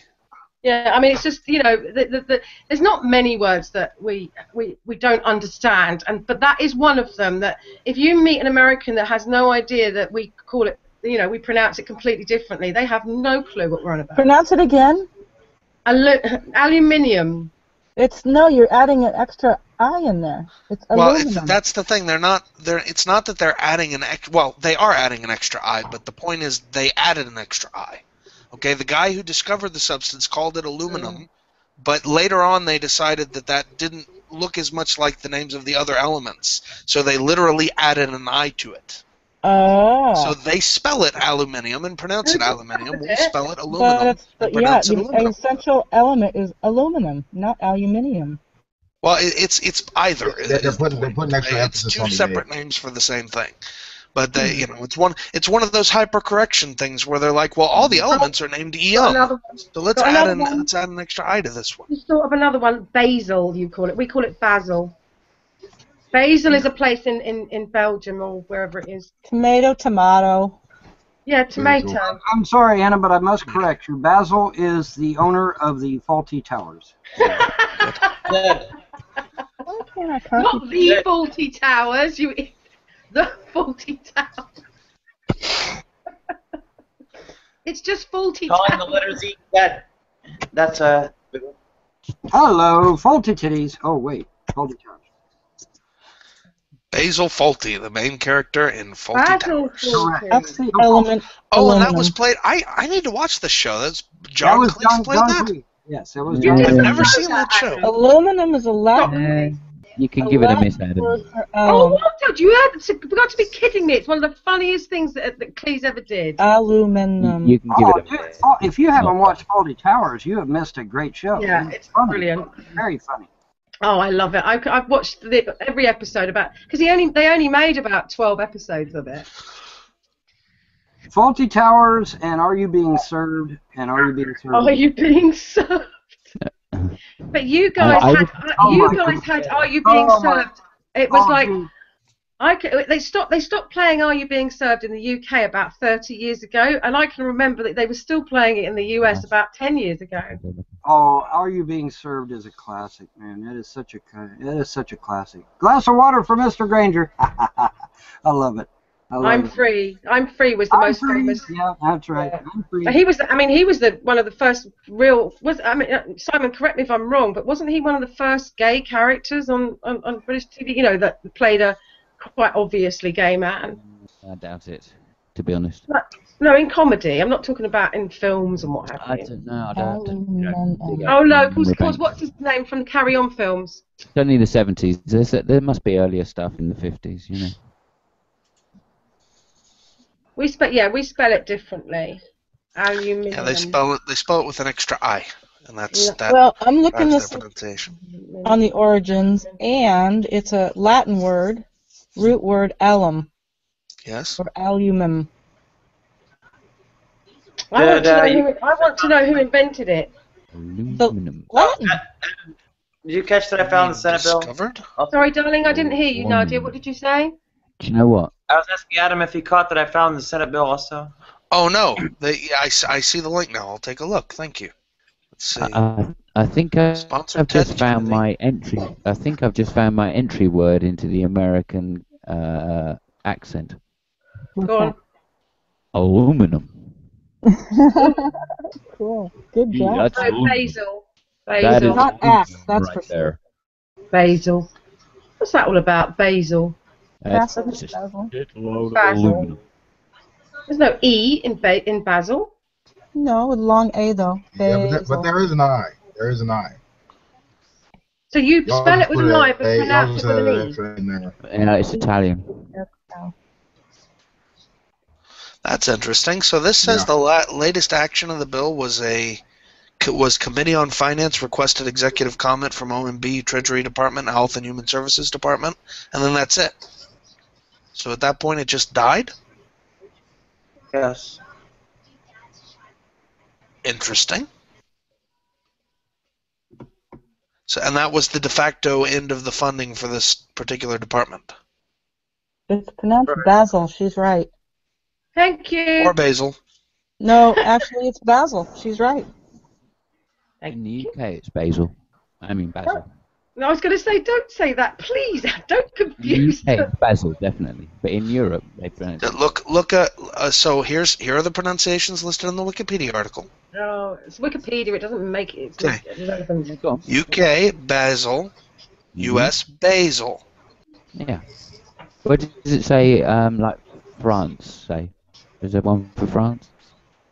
I don't know that. I don't even know. Or Italy. Italy would be better because I don't think the French even use it. Well, if they do, they call it by a different name. No, the French it's Basile. Basil. Yes. Basil. Basile. So let's see. Actually, because I have the language list here. French basilic. Italy. So it isn't basil. It's basil. No, it is. It's basilic. I'm sorry. There's just another word. Hold Basil. on. Basil. Different. Yeah. Okay, basil. Yeah, but apparently it's basilic in French. Basilic. Basilic in French. Oh, okay. So the root any other is- interesting languages? Well, that means the root Okay, is. but then there's the other issues as well. On top of the fact that you don't pronounce words properly, is that you haven't got the right words for certain things, like an elevator. Is an elevator. And No, we it's a invented lift. that one, so you It's a can lift. go Yeah, stuff that's yourself on what it should be called. Yeah. And that's We why invented we it, don't we name it. call it an You elevator. don't use the word fortnight either. Sure we do. Fortnite, no. Do you? I Yeah, didn't think you did. Fortnight's 2 weeks. Yeah, but I didn't think it was it wasn't. It's not a commonly used term in the US. No, it's not too common, but it is used. Just not commonly. Same as And- furlong. And you don't use dual carriageway either. A what? A motorway. Or a jumper for No two-way. Again, I'm pretty sure we had. Well, I could be wrong on this. I'm pretty sure we had. Yes. Traffic. We had common consumer automobiles before you did. So I think again we get to name those. Okay, well, what about this one? This one's a good one. Pants for trousers. That's the one that makes me laugh. What? Well, we call trousers. You call trousers pants, and we call knickers are pants, or underwear is pants. That's because we're a melting pot of languages. You guys are still speaking. She's right though. English. She's right though. If you say Now, pants in Britain, it means something different. You're going to have a hard job proving that, I mean. What? I didn't say anything. I'm the one that said it. That was. Oh, sorry. Heike, you're going to have a hard job, yeah. Is it I think Heike? English might be a Yes, bit of a yes, melting Adam, pot it as is. well. It's a German name. Did Well, I I'm get the sorry to hear that. pronunciation correct? Yeah, 40% of all Americans have German ancestry, so. Well, we do as well. Don't forget, we've got I'm sorry to hear that too. Our royal family is German. Let's not forget that. Bite me. It's the Parteiler. Right, yes, before they were German, they were part of that part of it. Yeah, and French. We got loads of French influence in our language. We got so more French words than we have English, I think. That's correct. Well, you can't say more French than English. I think you mean more French than Anglic. They were French, now they're English. And a lot of German, too. And It's loads like of German, loads of Latin. Actually, that's the other thing that freaks out Americans, that suspenders are braces in America. In England, they're hold-ups, stockings, you know, sexy times. Suspenders are suspenders.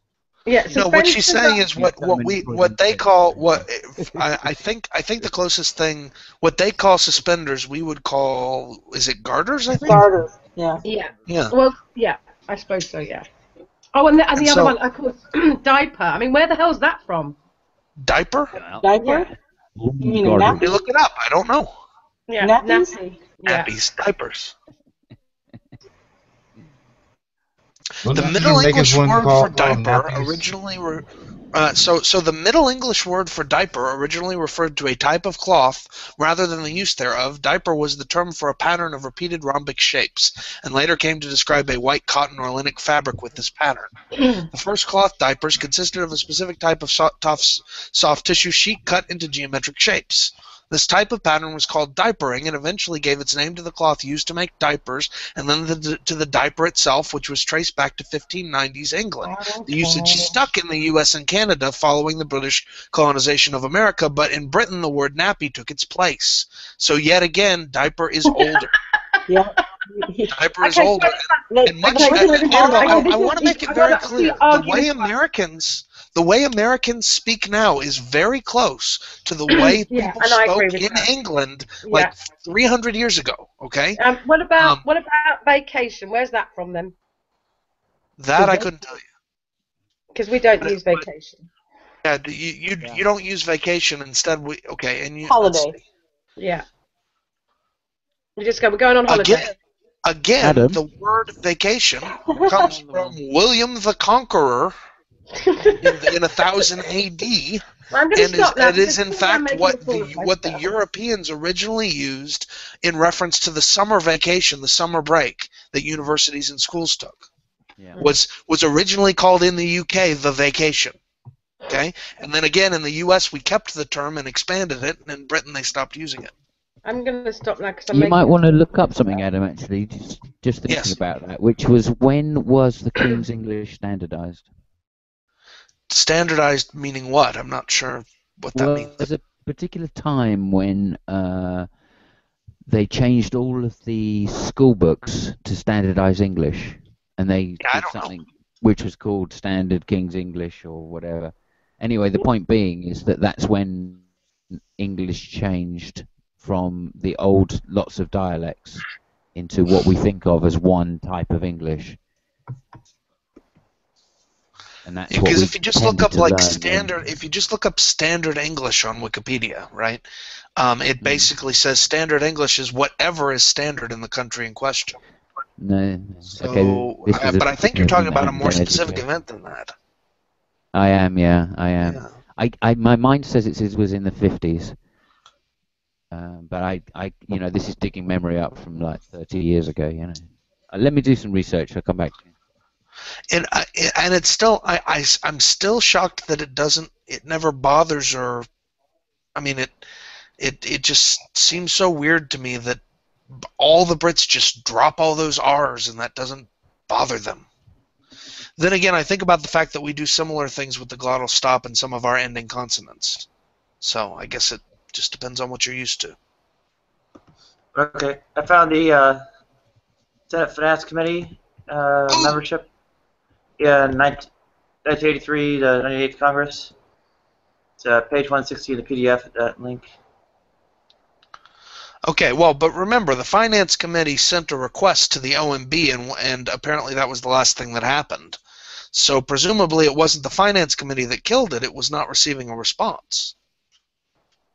Or something. I don't even know how that works. I'll find out who the head of the OMB was, too. Yeah.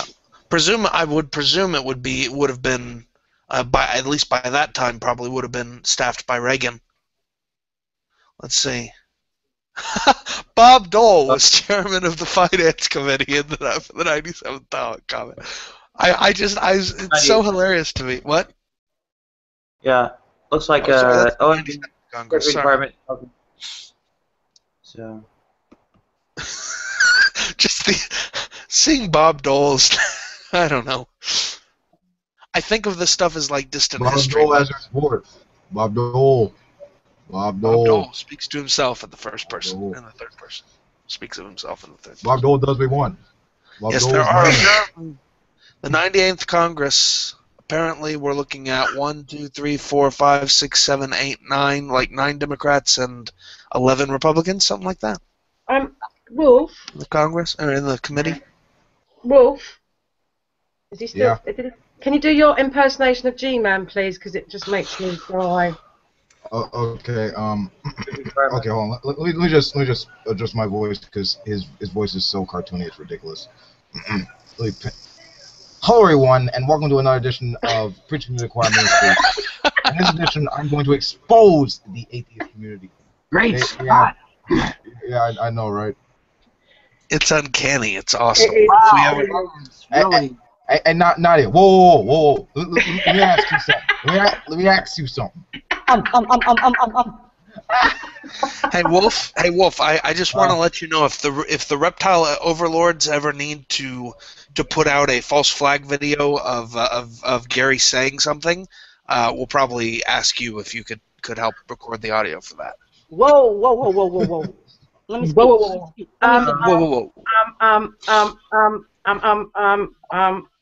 That poor guy. Let me ask you. Oh, that's my other little soft spot is G-Man. That is Gary, really? Yeah, he can actually be funny when he's not being. Yeah, Heike knows this. We've had private hangouts with him, and he's a very different person when he's not got an audience. That's true. You are lost. You need to read the Bible and do what it says.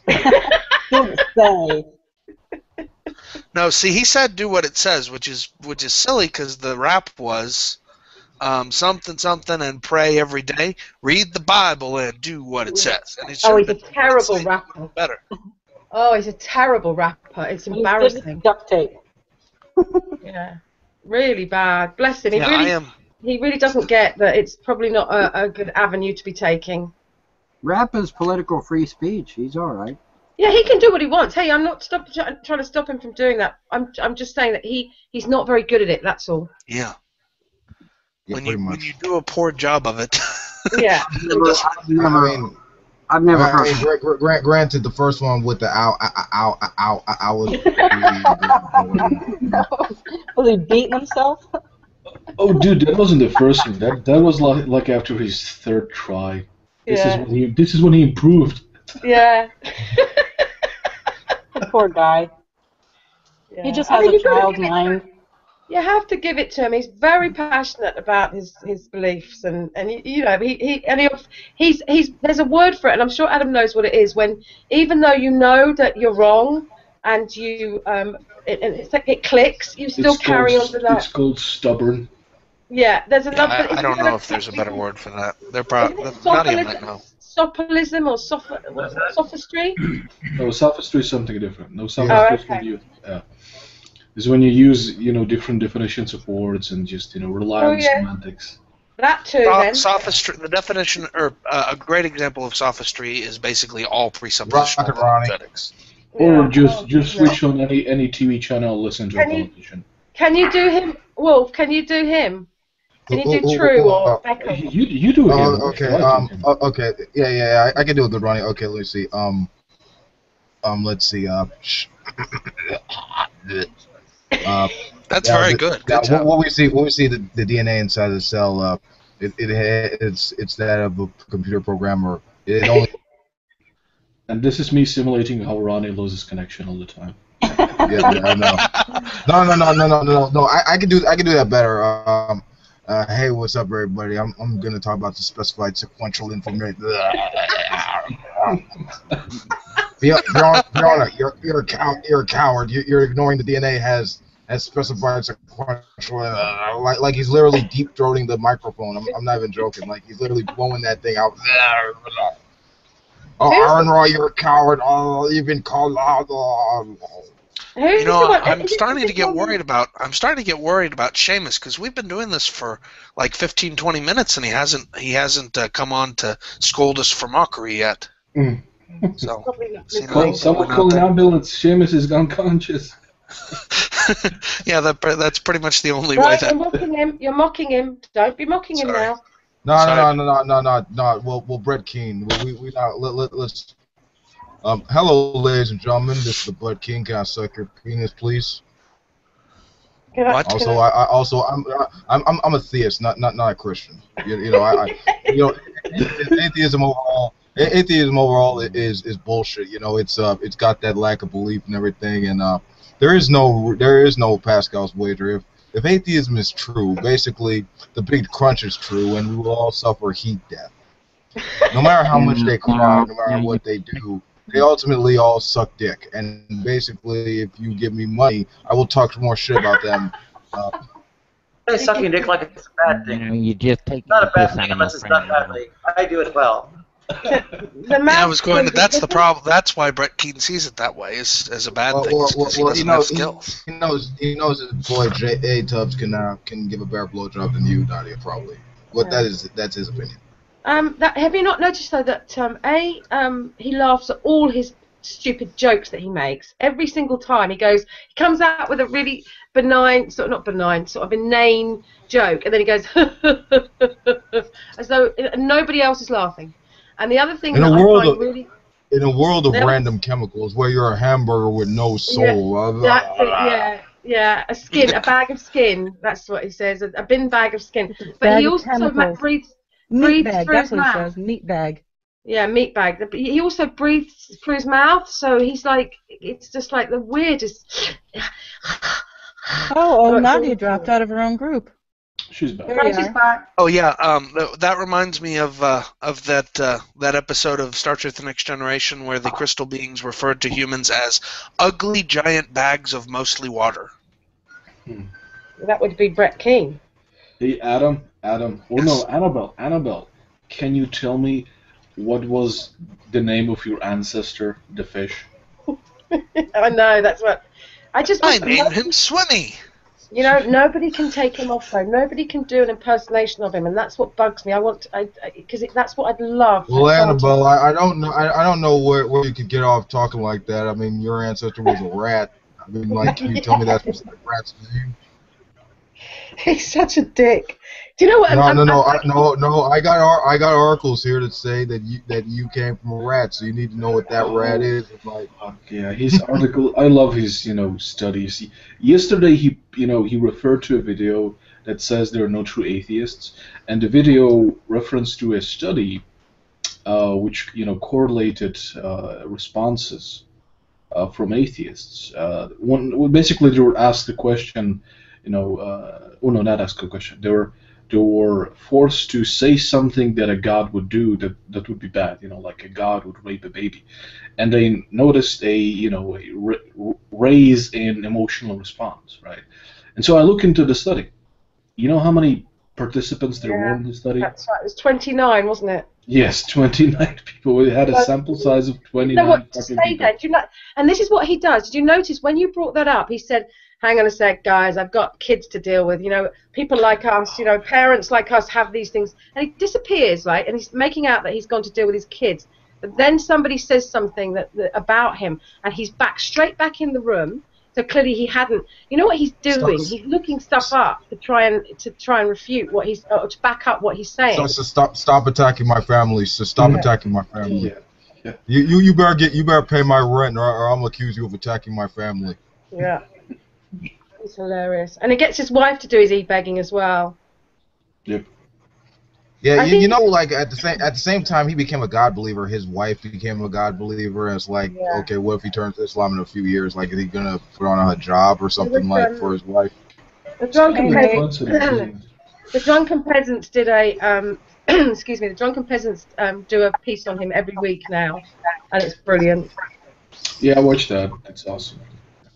Mm-hmm. We have a changeover. In the stool, and he has to keep under wraps because he's in addition to being like the biggest bullshit artist on YouTube, he's also banned permanently for life. So you know he has to change up his shit every time, from Hollywood to God TV radio. I wonder what it'll be this time. I don't know. Are we all moving over? I hope so. Okay, I'll see you on the other side, guys. Okay. Where's the link? Oh, there it is. in the Never chat. mind. Yeah, can someone else share it? I didn't get it in time. Oh, will do. Thank you. I'll bet you somebody's asleep, so there should be room. Hey, Seamus moved it over. Excellent. And Nate's still here. And I can. Okay. Oh, yeah, Nadia's. Who's not going to make it? I wonder. Do what I can. Market area off the airwaves. Yeah, we're only off the air for a couple minutes. Yeah, now I can say we really think about you. Something's vibrating. Oh, here we go, Jim. That's me. I'm getting too excited. Yeah. I don't know why my phone's vibrating.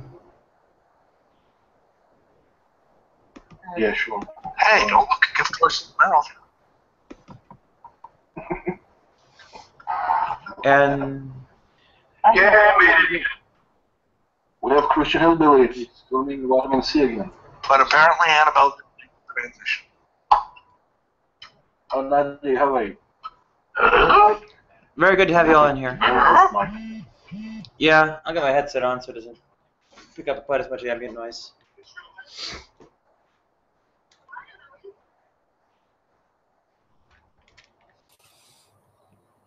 Where's Annabelle? Not sure. The room's full.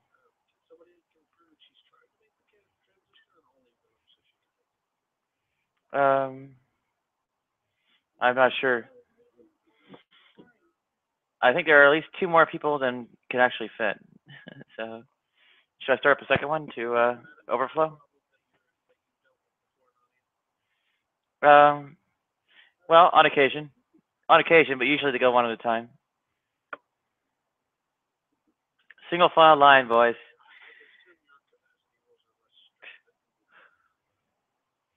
Absolutely, but still, I largely say single file line.